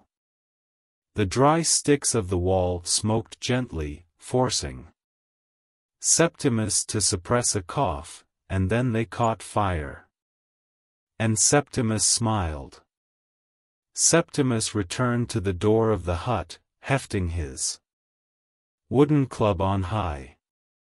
For, he had reasoned, either the hag will burn with her house, in which case my task is done, or she will smell the smoke and wake, affrighted and distracted, and she will run from the house, whereupon I shall beat her head with my club, staving it in before she can utter a word. And she will be dead, and I will be revenged. It is a fine plan, said Tertius in the crackling of the dry wood. And once he has killed her, he can go on to obtain the power of Stormhold. We shall see, said Primus, and his voice was the wail of a distant night bird. Flames licked at the little wooden house, and grew and blossomed on its sides with a bright yellow-orange flame. No one came to the door of the hut. Soon, the place was an inferno, and Septimus was forced to take several steps backwards, from the intensity of the heat. He smiled, widely and triumphantly, and he lowered his club. There came a sharp pain to the heel of his foot. He twisted, and saw a small bright-eyed snake, crimson in the fire's glow, with its fangs sunk deep into the back of his leather boot. He flung his club at it, but the little creature pulled back from his heel, and looped, at great speed, away behind one of the white chalk boulders. The pain in his heel began to subside. If there was poison in its bite, thought Septimus, the leather will have taken much of it. I shall bind my leg at the calf, and then I shall remove my boot, and make a cross-shaped incision in the place where I was bitten, and I shall suck out the serpent's venom.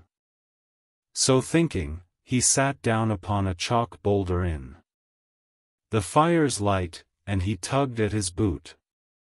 It would not come off. His foot felt numb, and he realized that the foot must be swelling fast. Then I shall cut the boot off, he thought.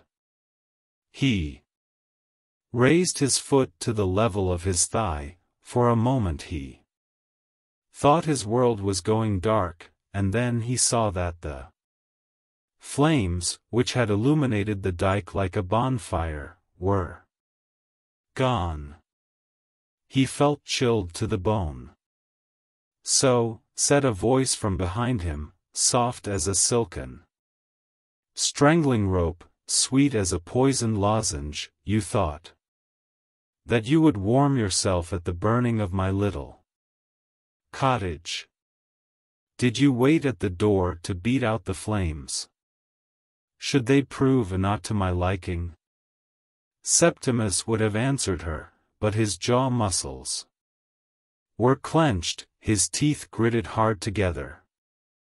His heart was pounding inside his chest like a small drum, not in its usual steady march but in a wild, arrhythmic abandon.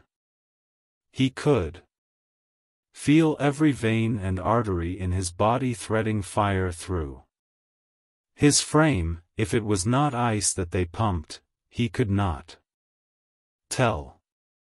An old woman stepped into his view. She looked like the woman who had inhabited the wooden hut, but older, so much older. Septimus tried to blink, to clear his tearing eyes, but he had forgotten how to blink, and his eyes would not close. "You should be ashamed of yourself," said the woman.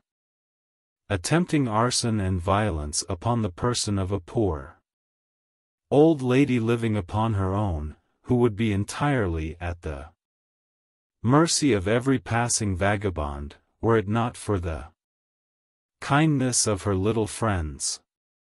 And she picked something up from the chalky ground and placed it about her wrist. Then she walked back into the hut, which was miraculously unburned, or restored. Septimus did not know which and did not care.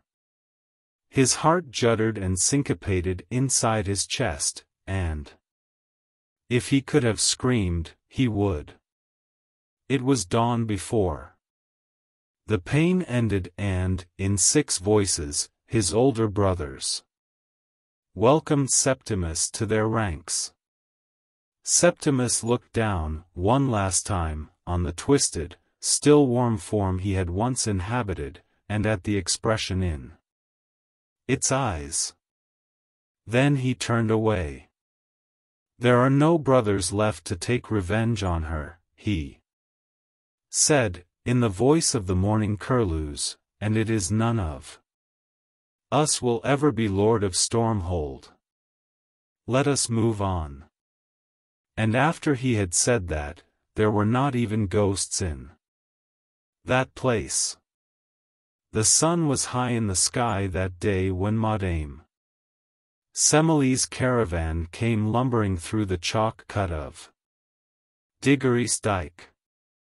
Madame Semele noticed the soot-blackened wooden hovel beside the road and, as she approached closer, the bent old woman in her faded scarlet dress, who waved at her from beside the path. The woman's hair was white as snow, her skin was wrinkled, and one eye was blind. "Good day, sister. What happened to your house?" asked Madame Semele. "Young people today. One of them thought it would be good sport to fire the house of a poor old woman who has never harmed a soul.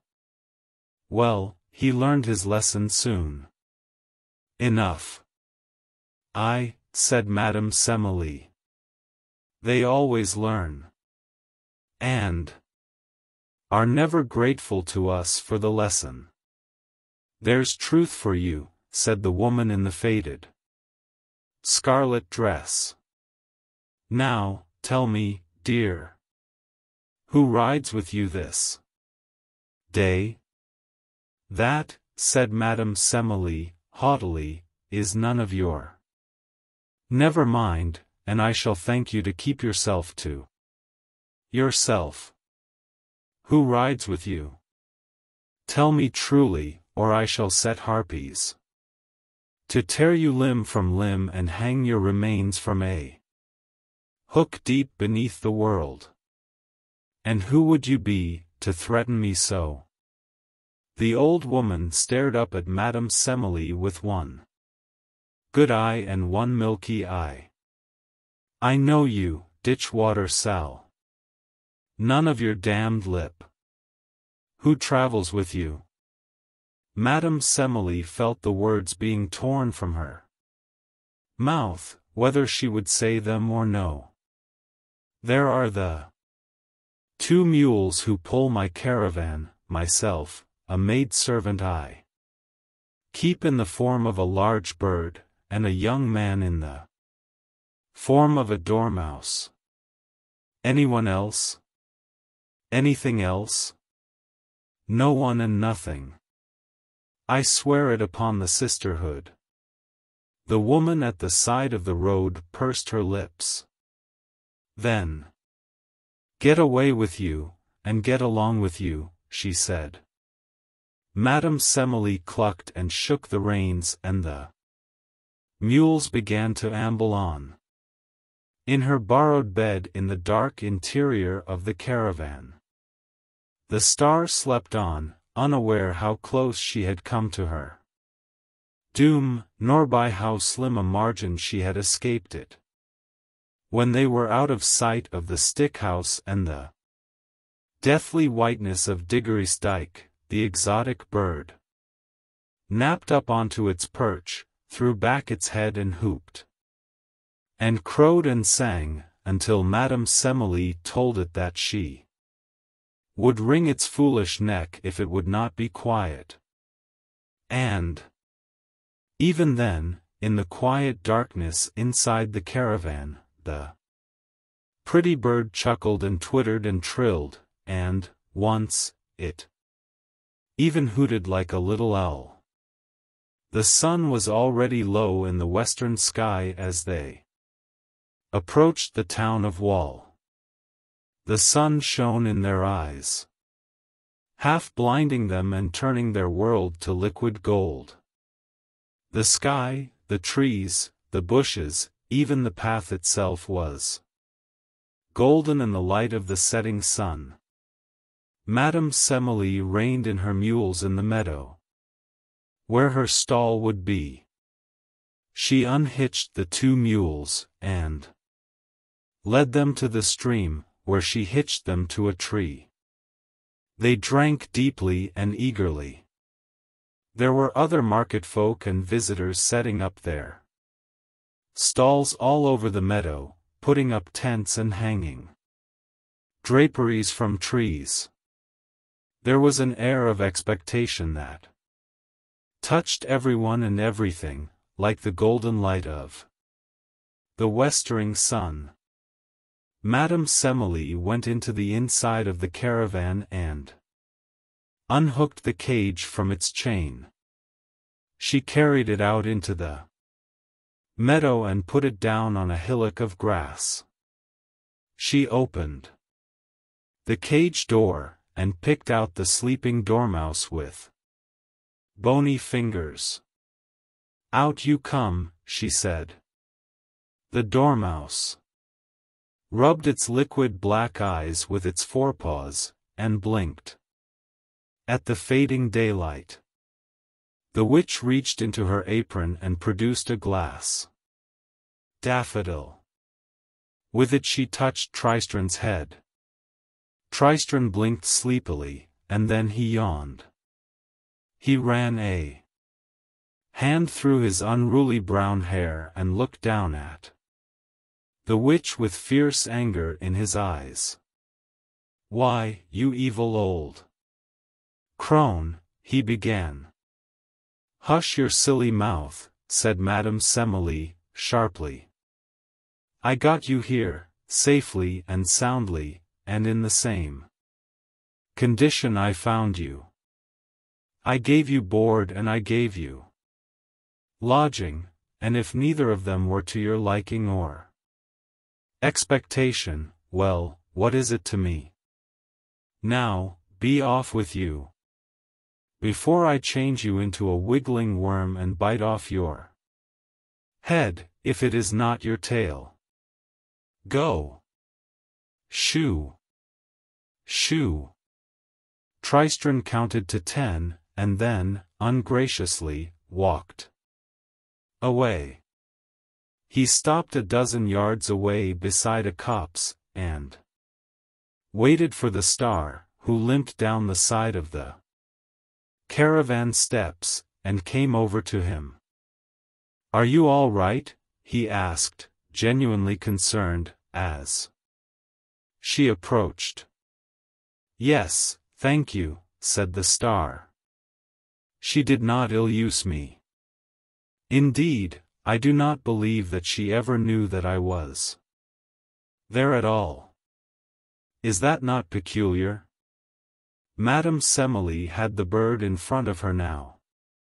She touched its plumed head with her glass flower, and it flowed and shifted and became a young woman, in appearance not too much older than Tristran himself, with dark, curling hair and furred, cat-like ears.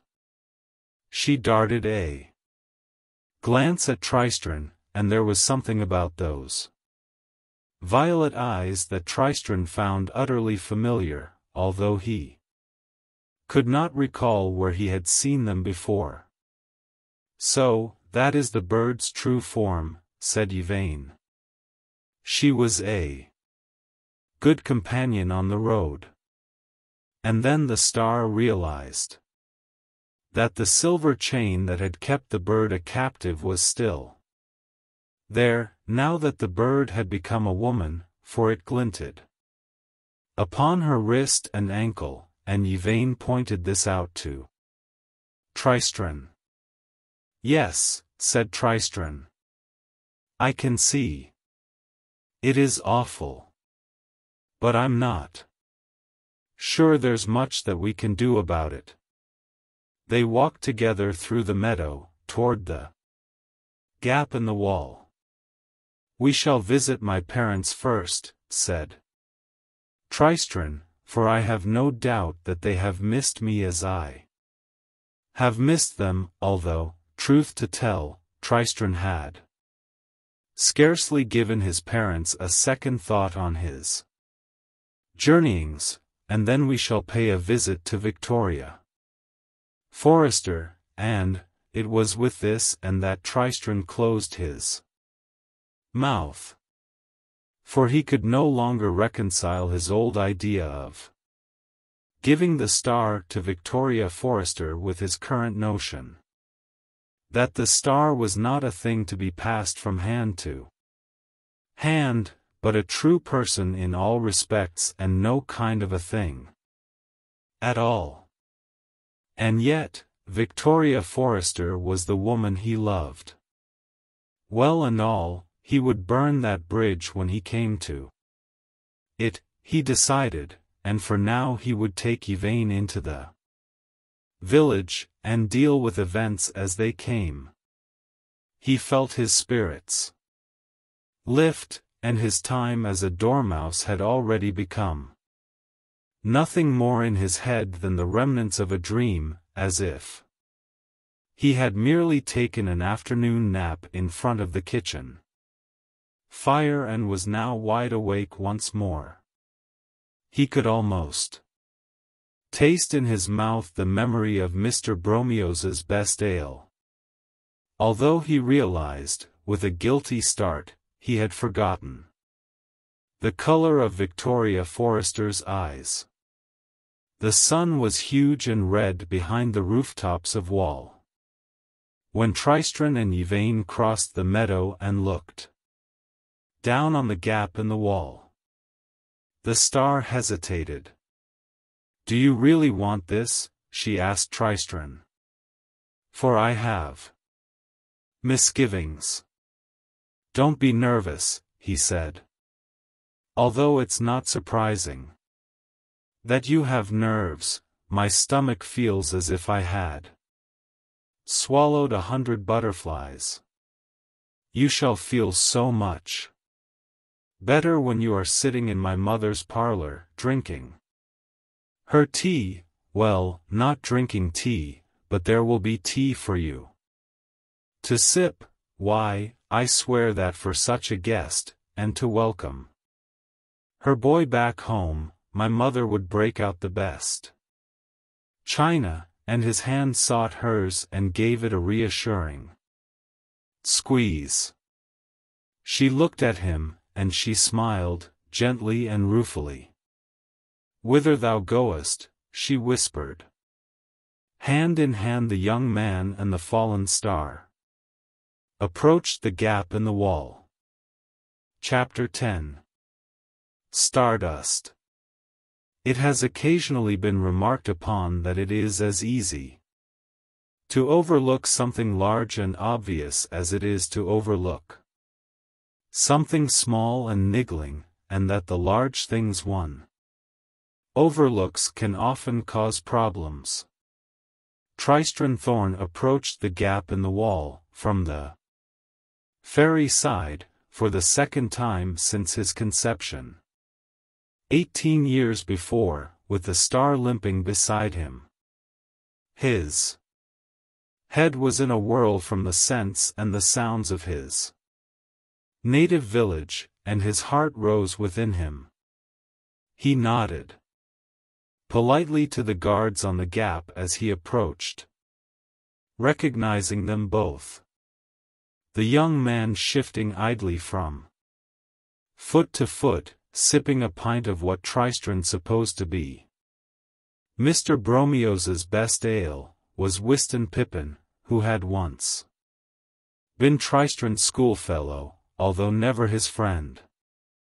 While the older man, sucking irritably upon a pipe, which appeared to have gone out, was none other than Tristran's former employer at Monday and Brown's, Jerome Ambrose Brown, Esquire. The men had their backs to Tristran and Yvain, and were resolutely facing the village as if they thought it sinful to observe the preparations occurring in the meadow behind them. "Good evening," said Tristran, politely, "Wystan." "Mr. Brown." The two men started. Wystan spilled his beer down the front of his jacket. Mr. Brown raised his staff and pointed the end of it at Tristran's chest, nervously. Wystan Pippin put down his ale, picked up his staff, and blocked the gap with it. "Stay where you are," said Mr. Brown, gesturing with the staff, as if Tristran were a wild beast that might spring at him at any moment. Tristran laughed. "Do you not know me?" he asked. "It is me, Tristran Thorn." But Mr. Brown, who was, Tristran knew, the senior of the guards, did not lower his staff. He looked Tristran up and down, from his worn brown boots to his mop of shaggy hair. Then he stared into Tristran's sun-browned face, and sniffed, unimpressed. "Even if you are that good-for-nothing Thorn," he said, "I see no reason to let either of you people through. We guard the wall, after all." Tristran blinked. "I, too, have guarded the wall," he pointed out.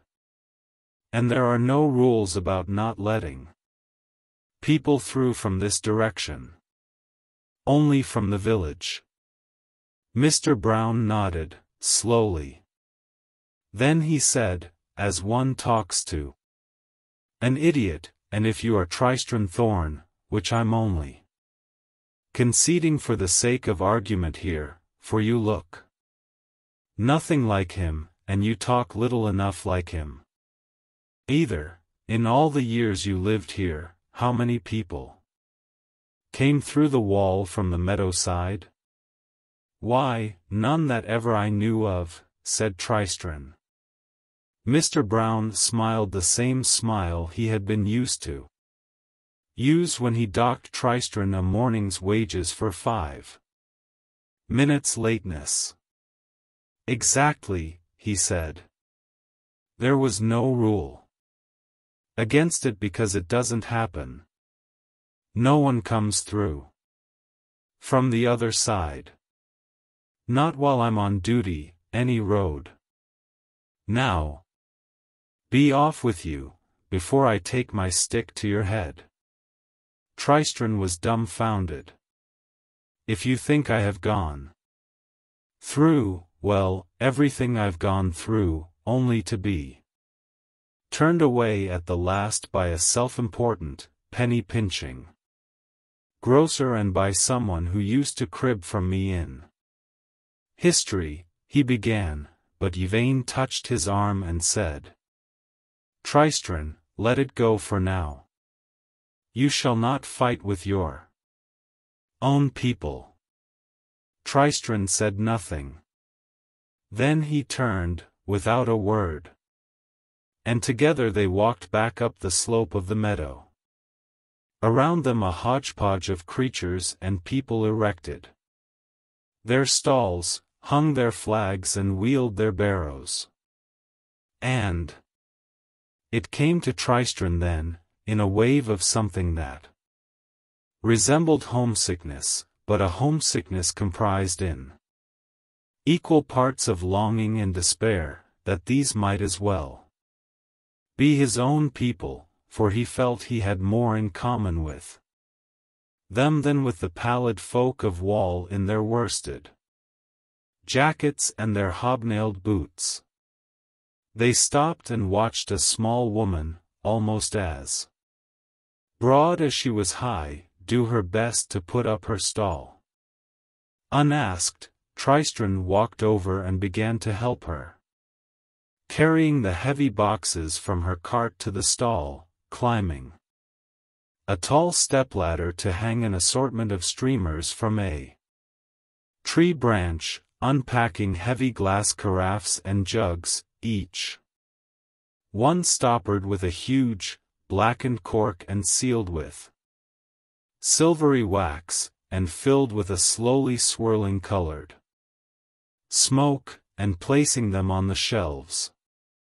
As he and the market woman worked, Yvain sat on a nearby tree stump, and she sang to them in her soft, clean voice the songs of the high stars, and the commoner songs she had heard and learnt from the folk they had encountered on their journeyings. By the time Tristran and the little woman were done, and the stall was set out for the morrow, they were working by lamplight. The woman insisted on feeding them. Yvain barely managed to convince her that she was not hungry. But Tristran ate everything he was offered with enthusiasm. And, unusually for him, he drank the greater part of a carafe of sweet canary wine, insisting that it tasted no stronger than freshly squeezed grape juice and that it had no effect upon him of any kind. Even so, when the stout little woman offered them the clearing behind her cart to sleep in, Tristran was sleeping drunkenly in moments. It was a clear, cold night. The star sat beside the sleeping man, who had once been her captor and had become her companion on the road, and she wondered where her hatred had gone. She was not sleepy. There was a rustle in the grass behind her.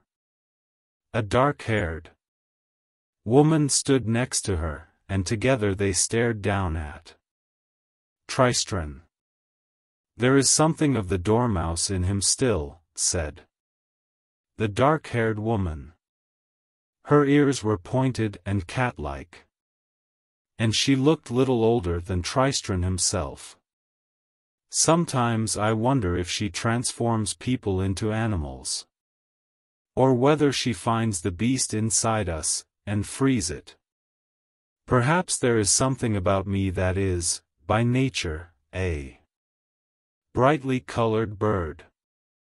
It is something to which I have given much thought, but about which I have come to know conclusions. Tristran muttered something unintelligible, and stirred in his sleep. Then he began, gently, to snore. The woman walked around Tristran and sat down beside him. "He seems good-hearted," she said. "Yes," admitted the star. "I suppose that he is." "I should warn you," said the woman, "that if you leave these lands for, over there," and she gestured toward the village of Wall with one slim arm, from the wrist of which a silver chain glittered, "then you will be, as I understand it, transformed into what you would be in that world, a cold, dead thing, sky-fallen." The star shivered, but she said nothing. Instead, she reached across Tristran's sleeping form to touch the silver chain which circled the woman's wrist and ankle and led off into the bushes and beyond. "You become used to it, in time," said the woman. "Do you? Really?" Violet eyes stared into blue eyes, and then looked away. "No." The star let go of the chain. "He once caught me with a chain much like yours. Then he freed me, and I ran from him. But he found me and bound me with an obligation which binds my kind more securely than any chain ever could." An April breeze ran across the meadow, stirring the bushes and the trees in one long chilly sigh. The cat-eared woman tossed her curly hair back from her face, and said, "You are under a prior obligation, are you not?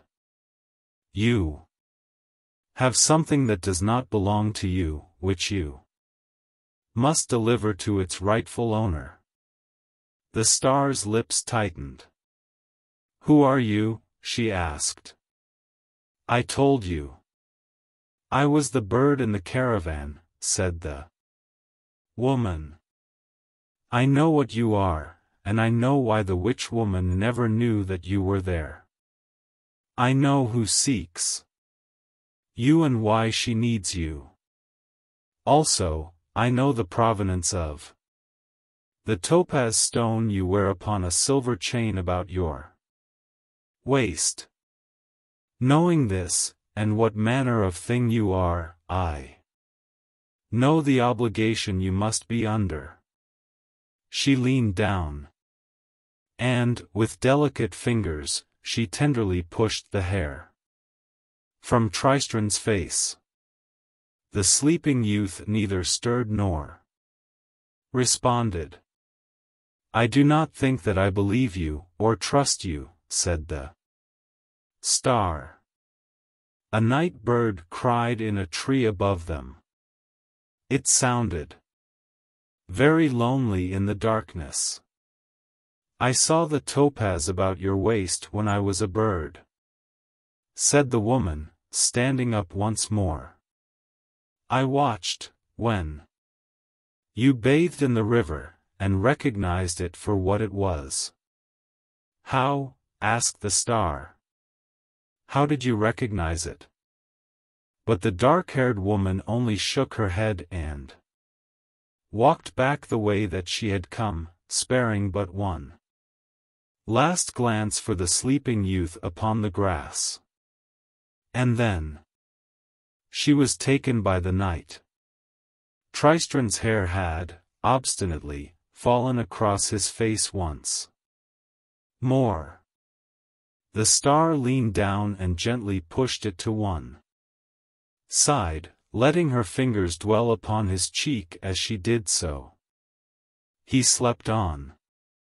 Tristran was woken a little after sunrise by a large badger, walking upon its hind legs and wearing a threadbare heliotrope silk dressing gown, who snuffled into his ear.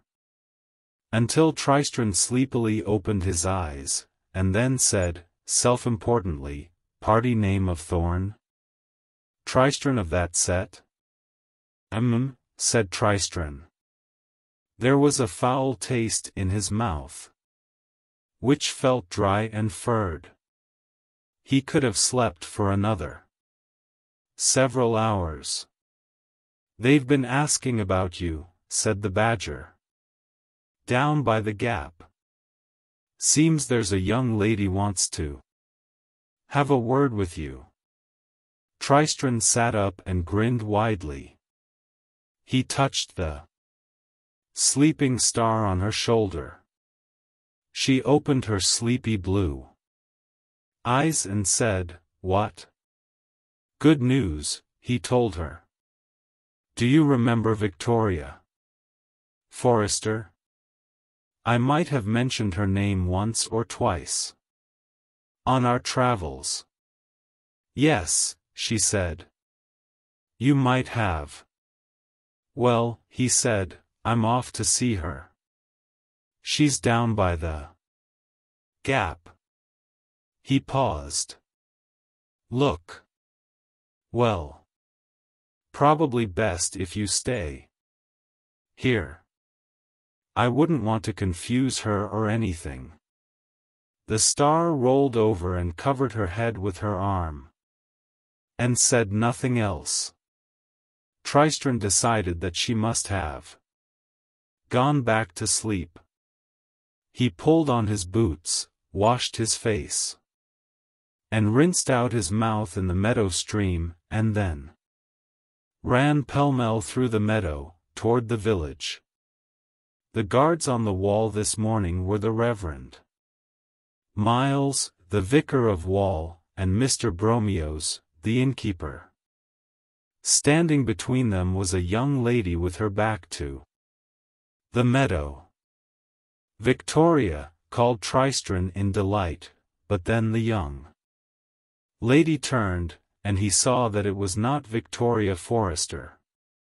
Who, he remembered suddenly, and with delight in the knowing, had gray eyes. That was what they were, gray.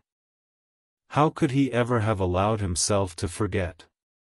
But who this young lady could have been in her fine bonnet and shawl, Tristran could not say, although her eyes flooded with tears at the sight of him. "Tristran," she said. "It is you." They said it was. "Oh, Tristran. How could you?" "Oh, how could you?" and he realized who the young lady reproaching him must be. "Louisa," he said to his sister.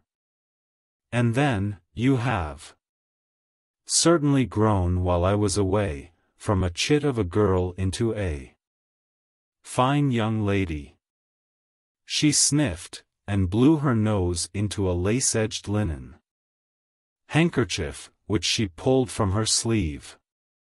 "And you," she told him, dabbing at her cheeks with the handkerchief, "have turned into a mop-haired raggle-taggle gypsy on your journeyings.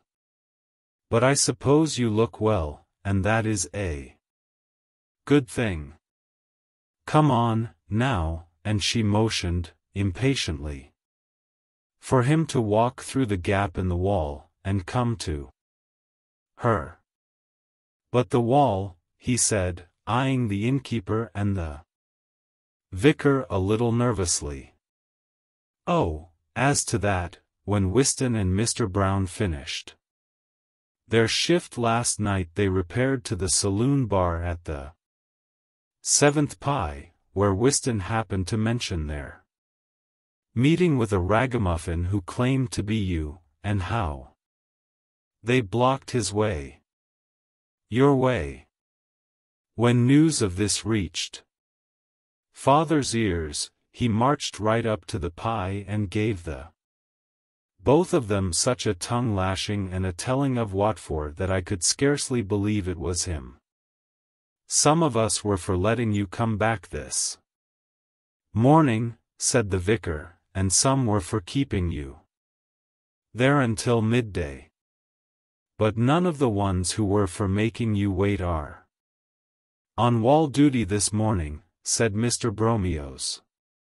Which took a certain amount of jiggery-pokery to organize, and on a day when I should have been seeing to the refreshment stand, I could point out. Still, it's good to see you back. Come on through. And with that he stuck out his hand. And Tristran shook it with enthusiasm. Then Tristran shook the vicar's hand. Tristran, said the vicar, I suppose that you must have seen many strange sights upon your travels. Tristran reflected for a moment. I suppose I must have, he said. You must come to the vicarage, then, next week, said the vicar. We shall have tea, and you must tell me all about it once you're settled back in.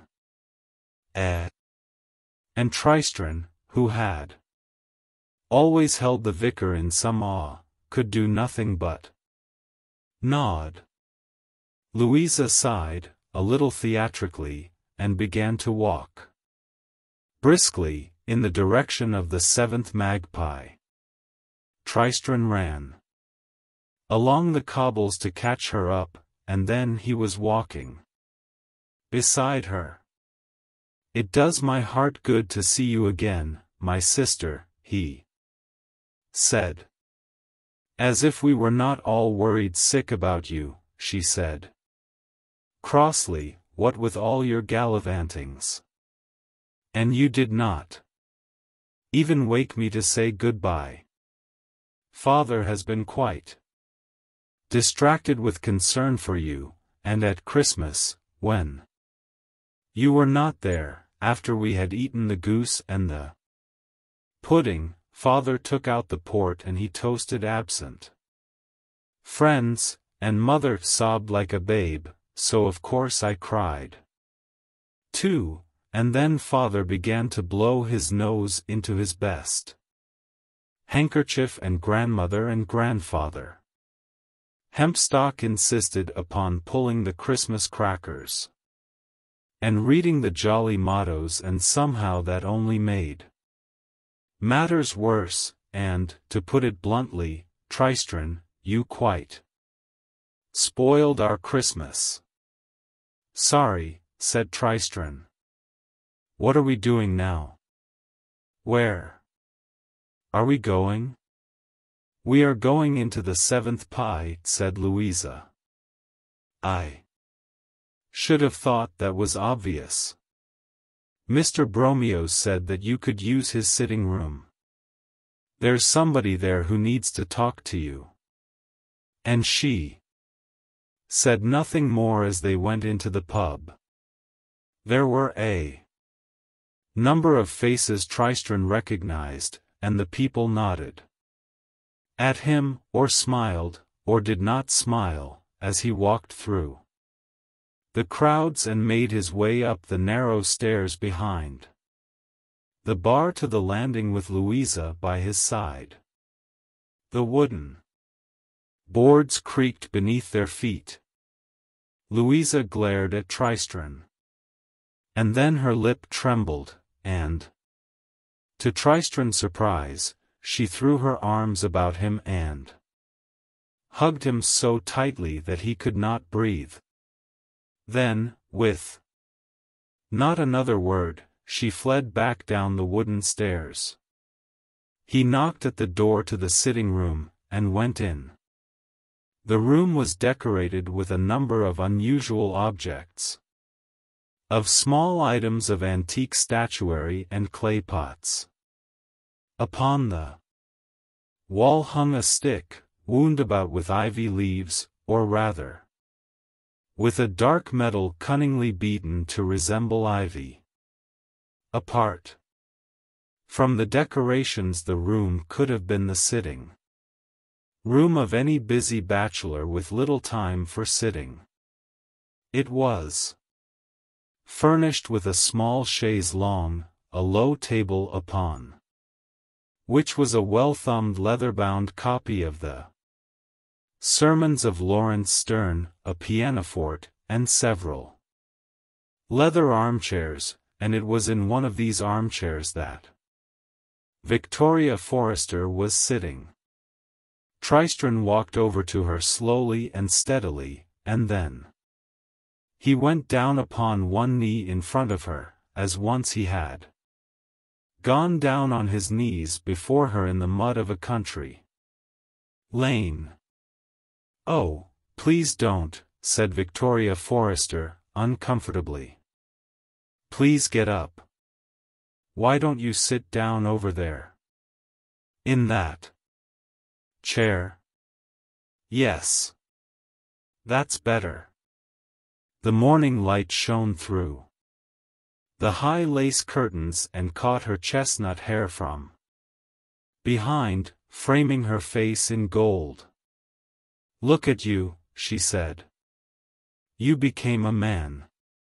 And your hand. What happened to your hand?"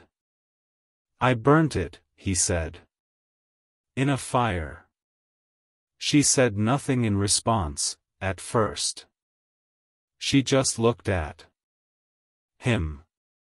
Then she sat back in the armchair, and looked ahead of her, at the stick on the wall, or one of Mr. Bromios's quaint old statues perhaps, and she said, "There are a number of things I must tell you, Tristran, and none of them will be easy.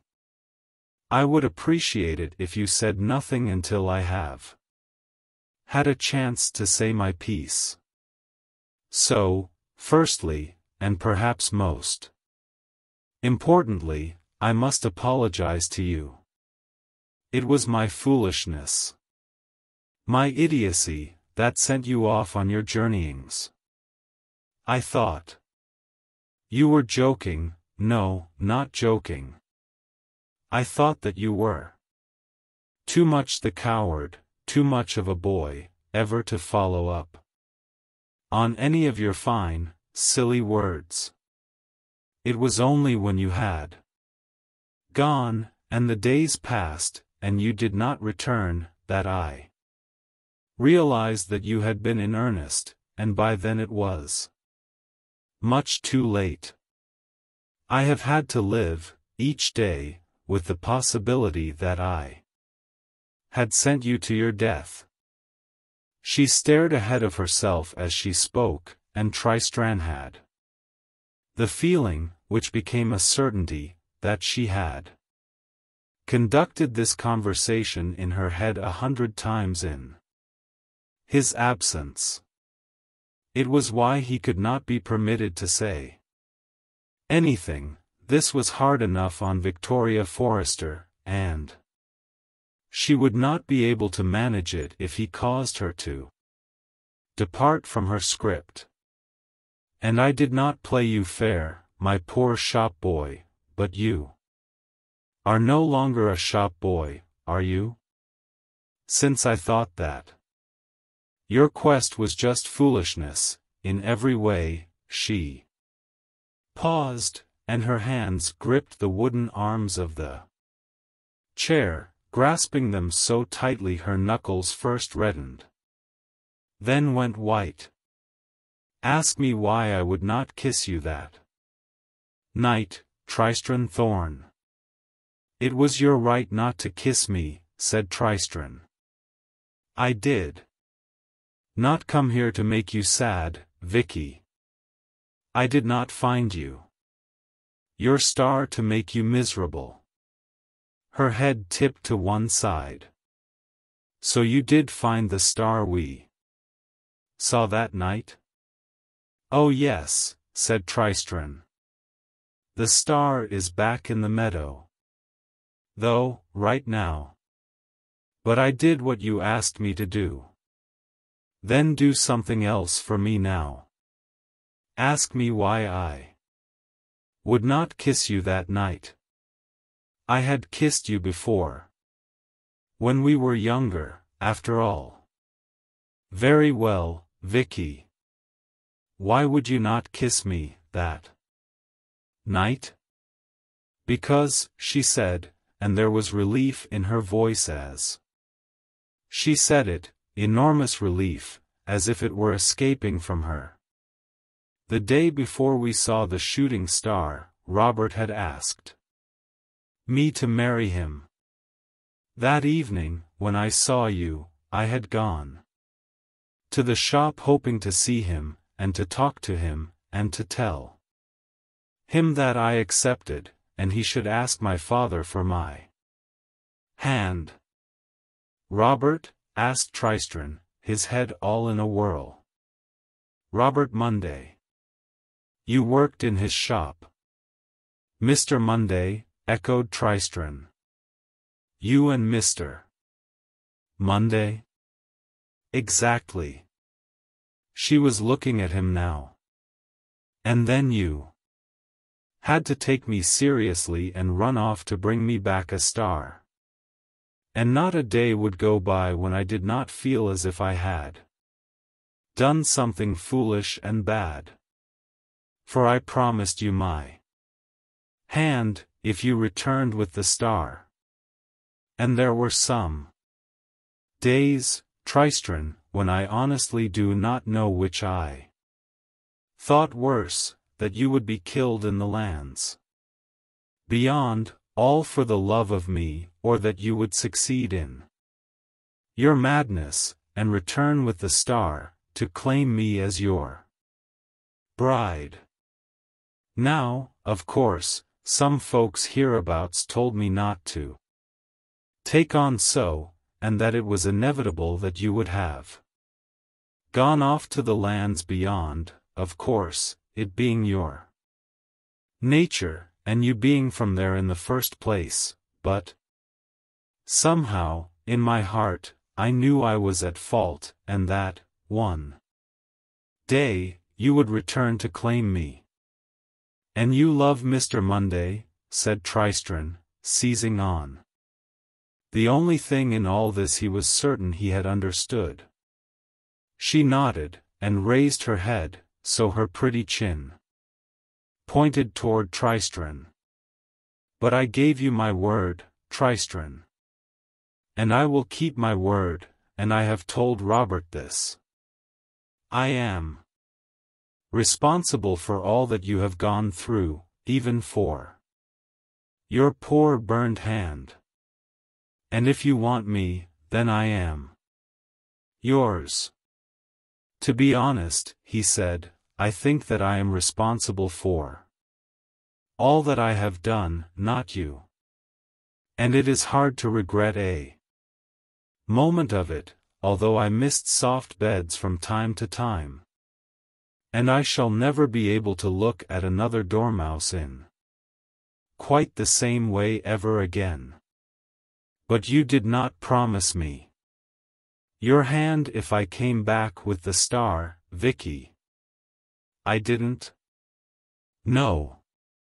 You promised me anything I desired. Victoria. Forrester sat bolt upright then, and looked down at the floor. A red spot burned in each pale cheek, as if she had been slapped. Do I understand you to be, she began, but Tristran interrupted her. No, he said.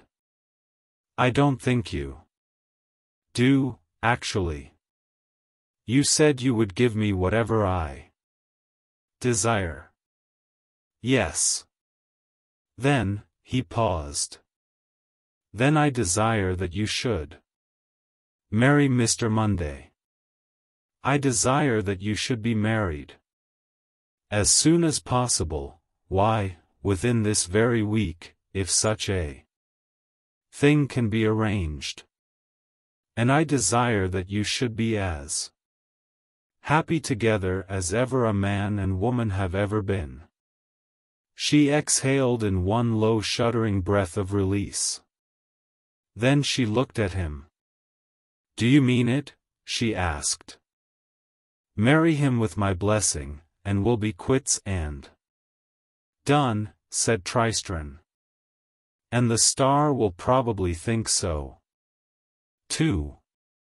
There was a knock at the door. Is all well in there? Called a man's voice. Everything is very well, said Vitória. Please come in. Robert. You remember Tristran Thorn, do you not? Good morning, Mr. Monday, said Tristran, and he shook Mr. Monday's hand, which was sweaty and damp. I understand that you are to be married soon.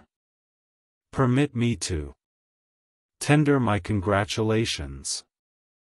Mr. Monday grinned, though it made him look as if he had a toothache. Then he held out a hand for Vitória, and she rose from the chair. If you wish to see the star, Miss Forrester, said Tristran, but Vitória shook her head. I am delighted that you came home safely, Mr. Thorn. I trust that I shall see you at our wedding. I'm sure that nothing could give me greater pleasure than to be there, said Tristran, although he was sure of no such thing. On a normal day it would have been unheard of for the seventh magpie to have been so crowded before breakfast. But this was market day, and the wall folk and the strangers were crowded into the bar, eating heaped plates of lamb chops and bacon and mushrooms and fried eggs and black pudding. Dunstan Thorn was waiting for Tristran in the bar. He stood up when he saw him, walked over and clasped him on the shoulder, without speaking. So you made it back without hurt, he said, and there was pride in his voice. Tristran wondered if he had grown while he was away. He remembered his father as a bigger man. Hello, father, he said. I hurt my hand a bit. Your mother has breakfast waiting for you, back at the farm, said Dunstan. Breakfast would be wonderful, admitted Tristran. And seeing mother again, of course. Also we need to talk. For his mind was still on something that Vitória Forrester had said. You look taller, said his father. And you are badly in need of a trip to the barber's. He drained his tankard, and together they left the seventh magpie and walked out into the morning. The two Thorns climbed over a stile into one of Dunstan's fields, and, as they walked through the meadow in which he had played as a boy, Tristran raised the matter that had been vexing him, which was the question of his birth. His father answered him as honestly as he was able to during the long walk back to the farmhouse, telling his tale as if he were recounting a story that had happened a very long time ago, to someone else. A love story. And then they were at Tristran's old home, where his sister waited for him, and there was a steaming breakfast on the stove and on the table, prepared for him, lovingly, by the woman he had always believed to be his mother. Madame Semele adjusted the last of the crystal flowers on the stall, and eyed the market with disfavor. It was a little past noon, and the customers had just started to wander through. None of them had yet stopped at her stall. Fewer of them and fewer of them, every 9 year, she said. Mark my words, soon enough this market will be just a memory. There's other markets, and other marketplaces, I am thinking. This market's time is almost over. Another 40, 50, 60 years at the most, and it will be done for good. Perhaps, said her violet-eyed servant, but it does not matter to me. This is the last of these markets I shall ever attend. Madame Semele glared at her. I thought I had long since beaten all of your insolence out of you. It is not insolence, said her slave. Look. She held up the silver chain which bound her. It glinted in the sunlight. But still, it was thinner, more translucent than ever it had been before. In places it seemed as if it were made not of silver but of smoke. What have you done? Spittle flecked the old woman's lips.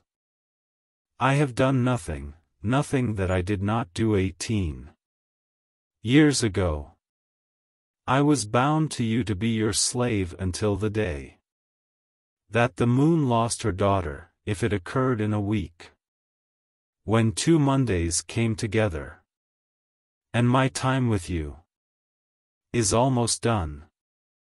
It was after 3 in the afternoon.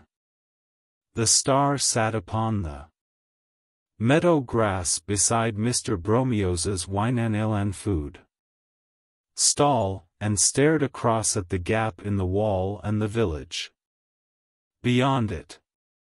Upon occasion, the patrons of the stall would offer her wine or ale or great, greasy sausages, and always she would decline.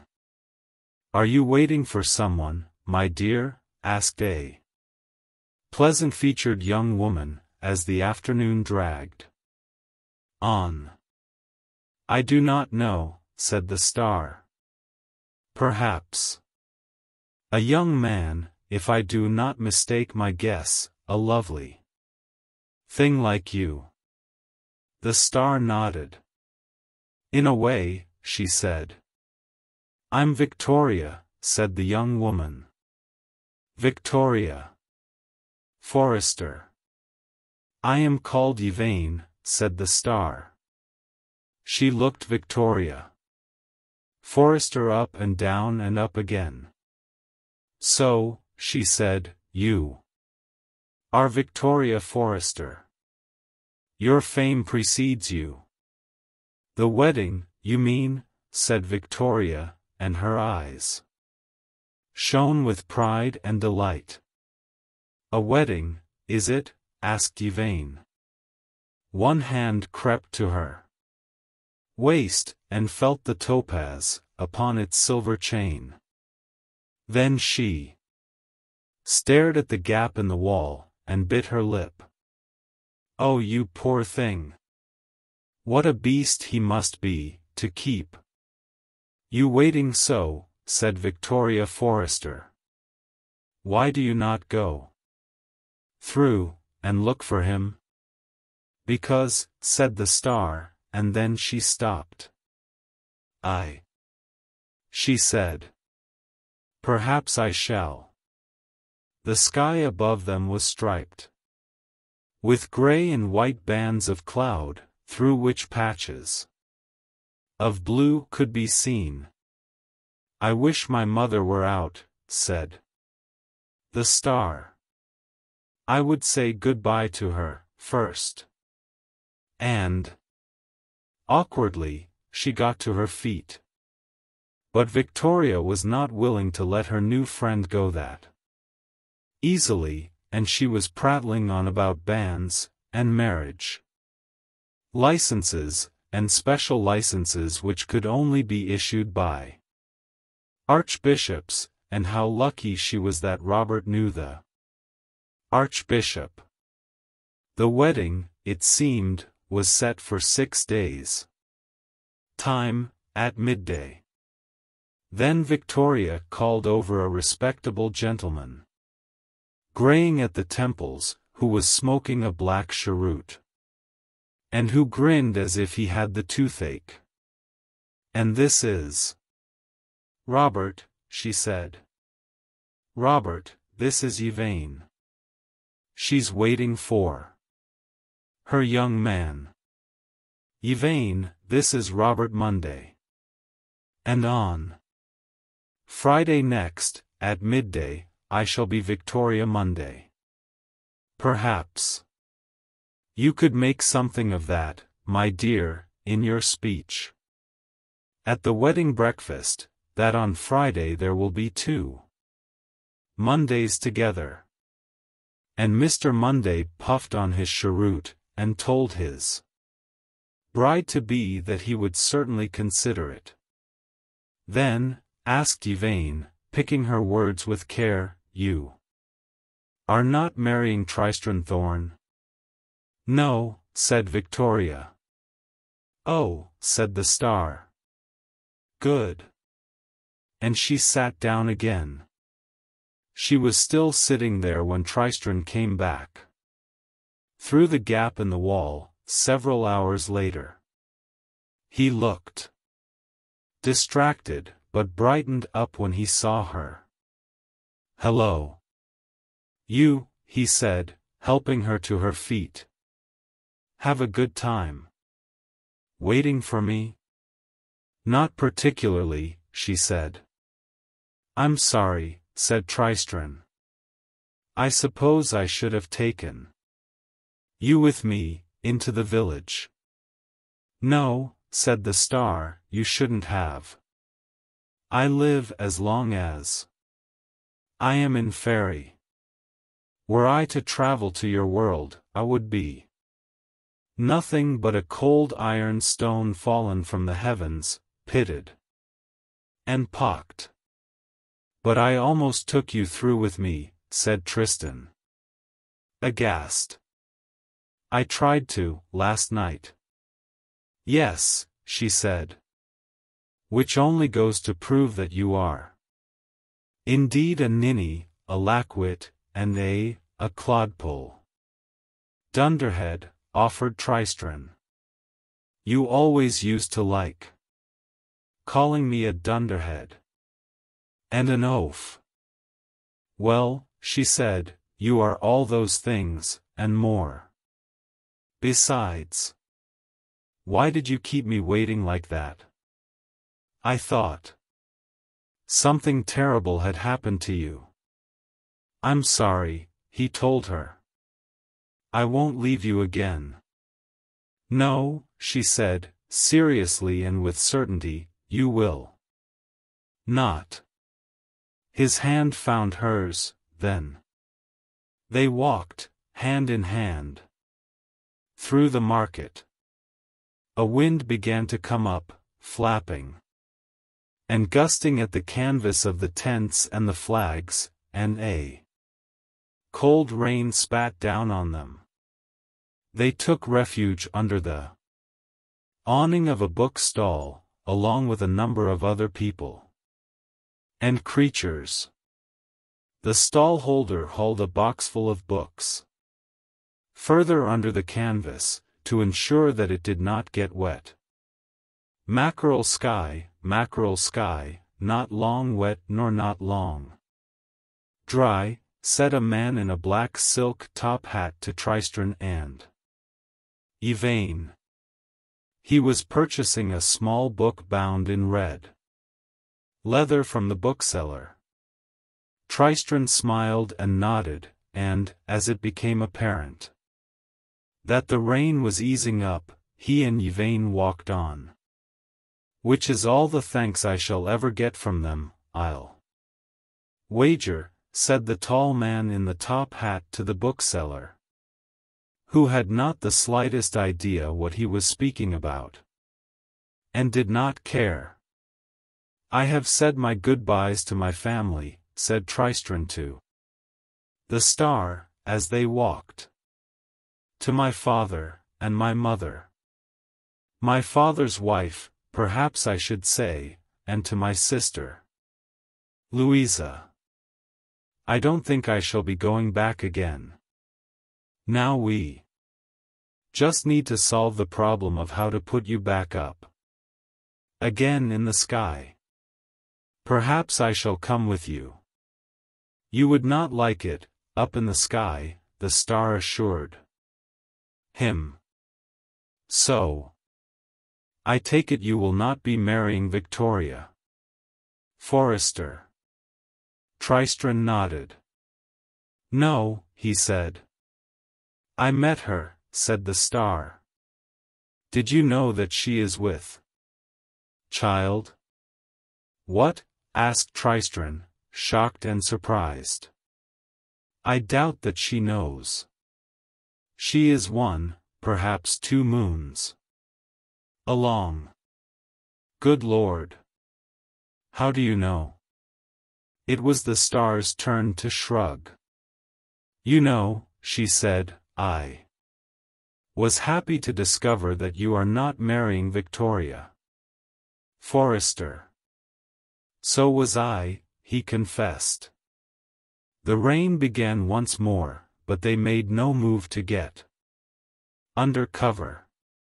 He squeezed her hand in his.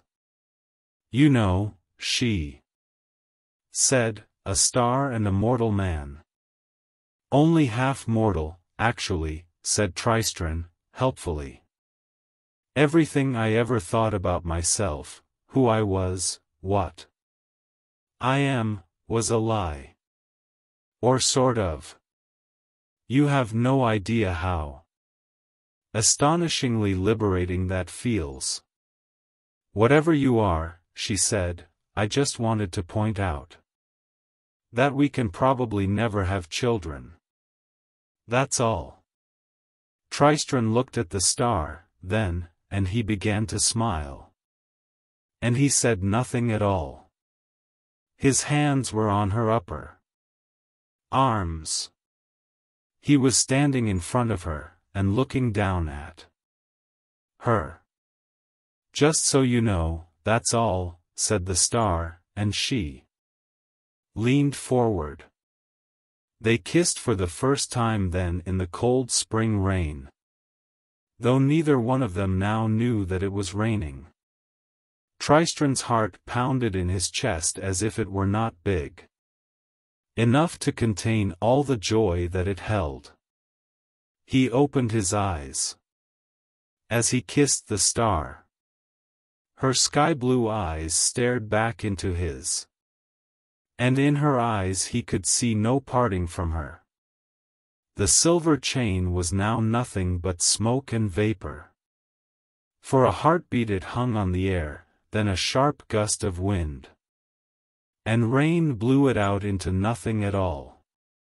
There, said the woman with the dark, curling hair, stretching like a cat, and smiling. The terms of my servitude are fulfilled, and now you and I are done with each other. The old woman looked at her helplessly. But what shall I do? I am old. I cannot manage this stall by myself. You are an evil, foolish slattern, so to desert me like this. Your problems are of no concern to me, said her former slave, but I shall never again be called a slattern, or a slave, or anything else that is not my own name. I am Lady Una, firstborn and only daughter of the 81st Lord of Stormhold, and the spells and terms you bound me with are over and done. Now, you will apologize to me, and you will call me by my right name, or I will, with enormous pleasure, devote the rest of my life to hunting you down and destroying everything that you care for and every thing that you are. They looked at each other, then, and it was the old woman who looked away first. Then I must apologize for having called you a slattern. Lady Una, she said, as if each word of it were bitter. Sawdust that she spat from her mouth. Lady Una nodded. Good. And I believe that you owe me payment for my services. Now my time with you is done, she said. For these things have their rules. All things have rules. The rain was still falling in gusts, then not falling for just long enough to lure people out from underneath their makeshift shelters, then raining on them once more. Tristran and Yvain sat, damp and happy, beside a campfire, in the company of a motley assortment of creatures and people. Tristran had asked if any of them knew the little hairy man he had met upon his travels, and had described him as well as he could.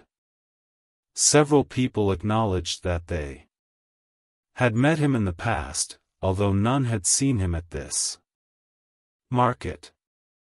He found his hands twining, almost of their own volition, into the star's wet hair. He wondered how it could have taken him so long to realize how much he cared for her, and he told her so, and she called him an idiot, and he declared that it was the finest thing that ever a man had been called. So, where are we going once the market is done? Tristran asked the star. I do not know, she said. But I have one obligation still to discharge. You do? Yes, she said. The topaz thing I showed you.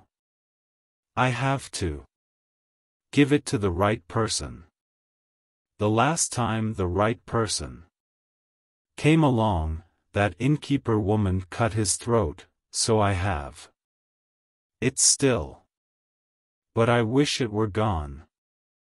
A woman's voice at his shoulder said, Ask her for what she carries, Tristran Thorn. He turned, and stared into eyes the color of meadow violets.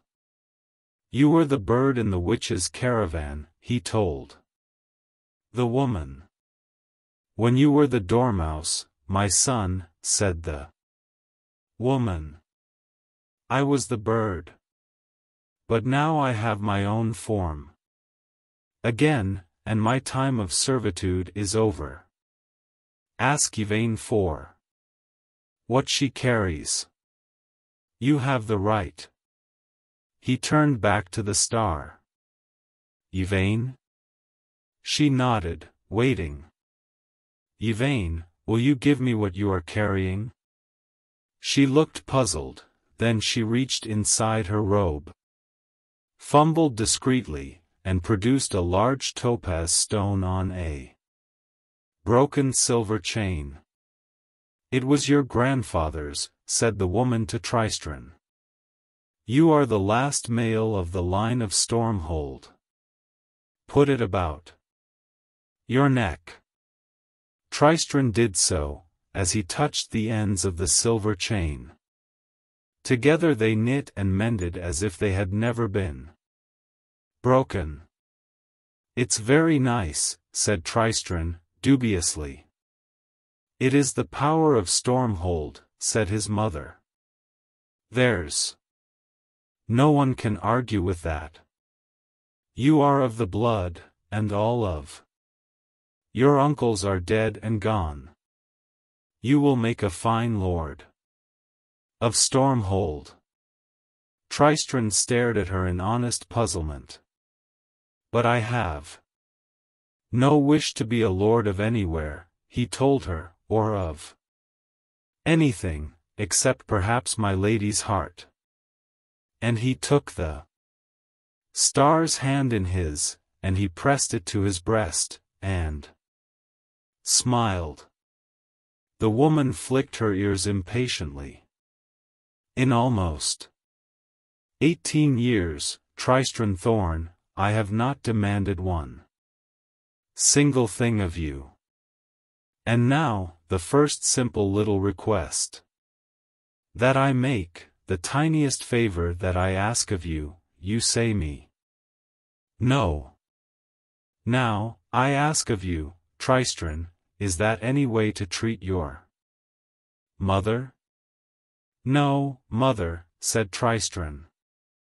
Well, she continued, slightly mollified, and I think it will do you young people good to have a home of your own, and for you to have an occupation.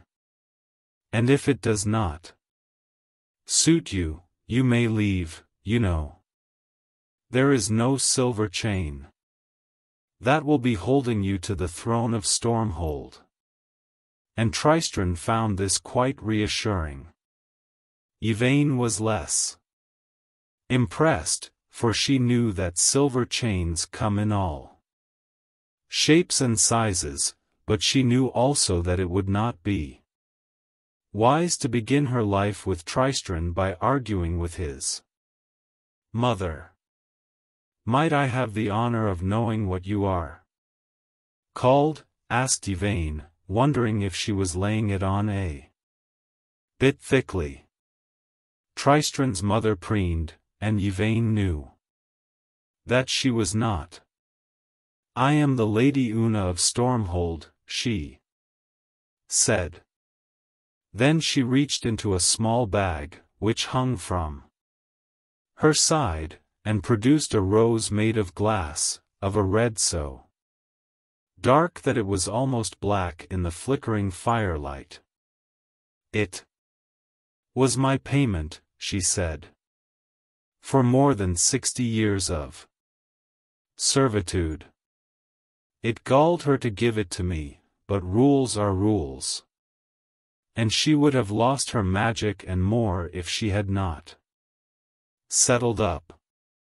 Now, I plan to barter it for a palanquin to take us back to the Stormhold, for we must arrive in style. Oh, I have missed the Stormhold so badly. We must have bearers and outriders, and perhaps an elephant, they are so imposing. Nothing says, get out of the way, quite like an elephant in the front. No, said Tristran. No, said his mother. No, repeated Tristran. You may travel by palanquin and elephant and camel and all that, if you wish to, mother.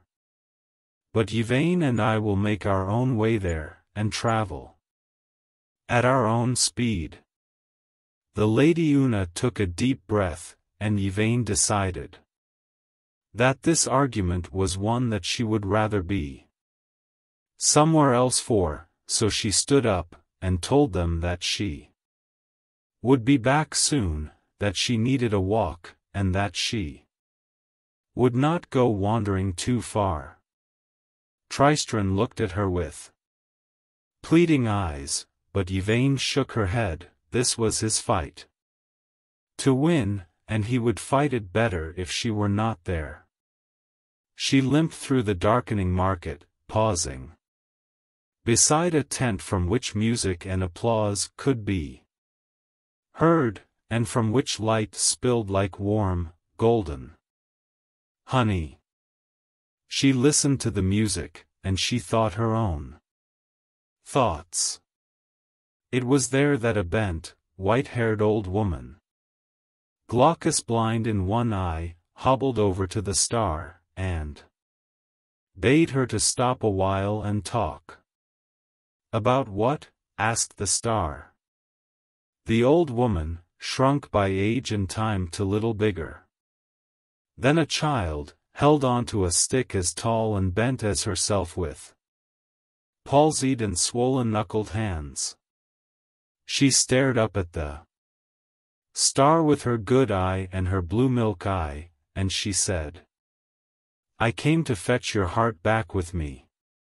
Is that so? Asked the star. Aye, said the old woman. I nearly had it, at that, up in The mountain pass. She cackled at the back of her throat at the memory. D'ye remember? She had a large pack that sat like a hump on her back. A spiral ivory horn protruded from the pack, and Yvain knew where she had seen that horn before. "That was you?" asked the star of the tiny woman. "You? With the knives?" That was me. But I squandered away all the youth I took for the journey. Every act of magic lost me a little of the youth I wore, and now I am older than I have ever been. If you touch me," said the star, "lay but a finger on me. You will regret it forevermore. If ever you get to be my age," said the old woman, "you will know all there is to know about regrets, and you will know that one more, here or there, will make no difference in the long run." She snuffled the air. Her dress had once been red, but it seemed to have been much patched and taken up and faded over the years. It hung down from one shoulder, exposing a puckered scar that might have been many hundreds of years old. "So what I want to know is why it is that I can no longer find you, in my mind. You are still there, but you are there like a ghost, a will-o'-the wisp. Not long ago you burned, your heart burned, in my mind like silver fire. But after that night in the inn it became patchy and dim, and now it is not there at all." Yvain realized that she felt nothing but pity for the creature who had wanted her dead, so she said, "Could it be that the heart that you seek is no longer my own?" The old woman coughed. Her whole frame shook and spasmed with the retching effort of it. The star waited for her to be done, and then she said, "I have given my heart to another." "The boy? The one in the inn? With the unicorn?" "Yes. You should have let me take it back then, for my sisters and me. We could have been young again, well into the next age of the world. Your boy will break it, or waste it, or lose it. They all do." "Nonetheless," said the star, "he has my heart. I hope that your sisters will not be too hard on you, when you return to them without it." It was then that Tristran walked across to Yvain, and took her hand, and nodded to the old woman. "All sorted out," he said. "Nothing to worry about." "And the palanquin?" "Oh, mother will be traveling by palanquin. I had to promise that we'd get to the Stormhold sooner or later, but we can take our time on the way. I think we should buy a couple of horses, and see the sights." "And your mother acceded to this?" "In the end," he said blithely. "Anyway, sorry to interrupt." "We are almost done," said Yvain, and she turned back to the little old woman. "My sisters will be harsh, but cruel," said the old witch queen. "However, I appreciate the sentiment. You have a good heart, child. A pity it will not be mine." The star leaned down, then, and kissed the old woman on her wizened cheek, feeling the rough hairs on it scrape her soft lips. Then the star and her true love walked away, toward the wall. "Who was the old biddy?" asked Tristran. "She seemed a bit familiar. Was anything wrong?" "Nothing was wrong," she told him. "She was just someone I knew from the road." Behind them were the lights of the market, the lanterns and candles and witch lights and fairy glitter, like a dream of the night sky brought down to earth. In front of them, across the meadow, on the other side of the gap in the wall, now guardless, was the town of Wall. Oil lamps and gas lamps and candles glowed in the windows of the houses of the village. To Tristran, then, they seemed as distant and unknowable as the world of the Arabian Nights. He looked upon the lights of Wall for what he knew. It came to him then with certainty, was the last time. He stared at them for some time and said nothing, the fallen star by his side. And then he turned away, and together they began to walk toward the east. Epilogue, in which several endings may be discerned. It was considered by many to be one of the greatest days in the history of the Stormhold, the day that Lady Una, long lost and believed to be dead, having been stolen, as an infant, by a witch, returned to the mountain land. There were celebrations and fireworks and rejoicings, official and otherwise, 4 weeks after her palanquin arrived in a procession led by 3 elephants. The joy of the inhabitants of Stormhold and all its dominions was raised to levels hitherto unparalleled when the Lady Una announced that, in her time away, she had given birth to a son, who, in the absence and presumed death of the last 2 of her brothers, was the next heir to the throne. Indeed, she told them, he already wore the power of Stormhold about his neck. He and his new bride would come to them soon, though the Lady Una could be no more specific about the date of their arrival than this, and it appeared to irk her. In the meantime, and in their absence, the Lady Una announced that she would rule the Stormhold as regent. Which she did. And did well, and the dominions on and about Mount One prospered and flourished under her command. It was 3 more years before 2 travel-stained wanderers arrived, dusty and footsore, in the town of Cloud's Range, in the lower reaches of the Stormhold proper. And they took a room in an inn, and sent for hot water and a tin bath. They stayed at the inn for several days, conversing with the other customers and guests.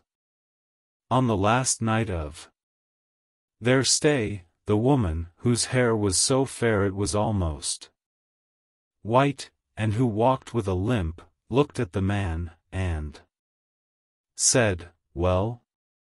"Well," he said.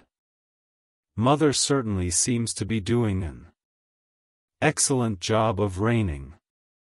Just as you," she told him, tartly, "would do every bit as well, if you took the throne." "Perhaps," he admitted.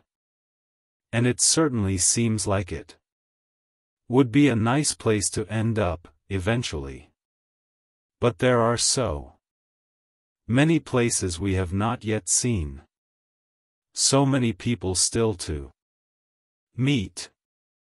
Not to mention all the wrongs to right, villains to vanquish, sights to see, all that. You know. She smiled, wryly. Well, she said, at least we shall not be bored. But we had better leave your mother a note. And so it was that the Lady Una of Stormhold was brought a sheet of paper by an innkeeper's lad. The sheet was sealed with sealing wax, and the Lady Una questioned the boy closely about the travelers, a man and his wife, before she broke the seal and read the letter. It was addressed to her, and after the salutations, it read, "Have been unavoidably detained by the world. Expect us when you see us." It was signed by Tristran, and beside his signature was a fingerprint, which glittered and glimmered and shone when the shadows touched it, as if it had been dusted with tiny stars, with which, there being nothing else that she could do about it, Una had to content herself. It was another 5 years after that before the two travelers finally returned for good to the mountain fastness. They were dusty and tired and dressed in rags and tatters, and were at first, and to the shame of the entire land, treated as vagabonds and rogues. It was not until the man displayed the topaz stone that hung about his neck that he was recognized as the Lady Una's only son. The investiture and subsequent celebrations went on for almost a month, after which the young 82nd Lord of Stormhold got on with the business of ruling. He made as few decisions as possible, but those he made were wise ones, even if the wisdom was not always apparent at the time. He was valiant in battle, though his left hand was scarred and of little use, and a cunning strategist. He led his people to victory against the northern goblins when they closed the passes to travelers. He forged a lasting peace with the eagles of the high crags, a peace that remains in place until this day. His wife, the Lady Yvain, was a fair woman from distant parts, although no one was ever entirely certain quite which ones. When she and her husband first arrived at Stormhold, she took herself a suite of rooms in one of the highest peaks of the citadel, a suite that had long been abandoned as unusable by the palace and its staff. Its roof had collapsed in a rock fall 1,000 years earlier. No one else had wished to use the rooms, for they were open to the sky, and the stars and the moon shone down upon them so brightly through the thin mountain air that it seemed one could simply reach out and hold them in one's hand. Tristran and Yvain were happy together.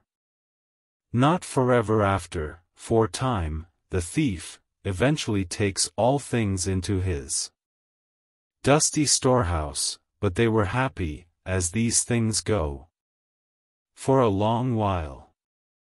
And then death came in the night, and whispered her secret into the ear of the 82nd Lord of Stormhold, and he nodded his grey head and he said nothing more, and his people took his remains to the Hall of Ancestors where they lie to this day.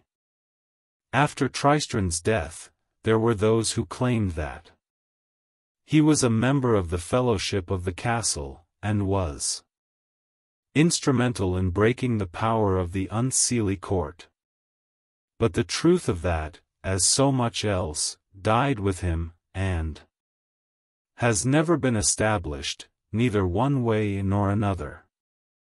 Yvain became the Lady of Stormhold, and proved a better monarch, in peace and in war, than any would have dared to hope. She did not age as her husband had aged, and her eyes remained as blue, her hair as golden white, and, as the free citizens of the Stormhold would have occasional cause to discover, her temper as quick to flare as on the day that Tristran first encountered her in the glade beside the pool.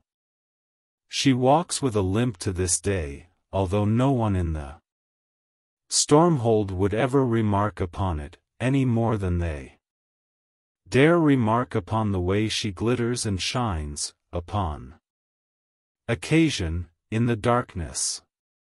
They say that each night, when the duties of state permit, she climbs, on foot, and limps, alone, to the highest peak of the palace, where she stands for hour after hour, seeming not to notice the cold peak winds.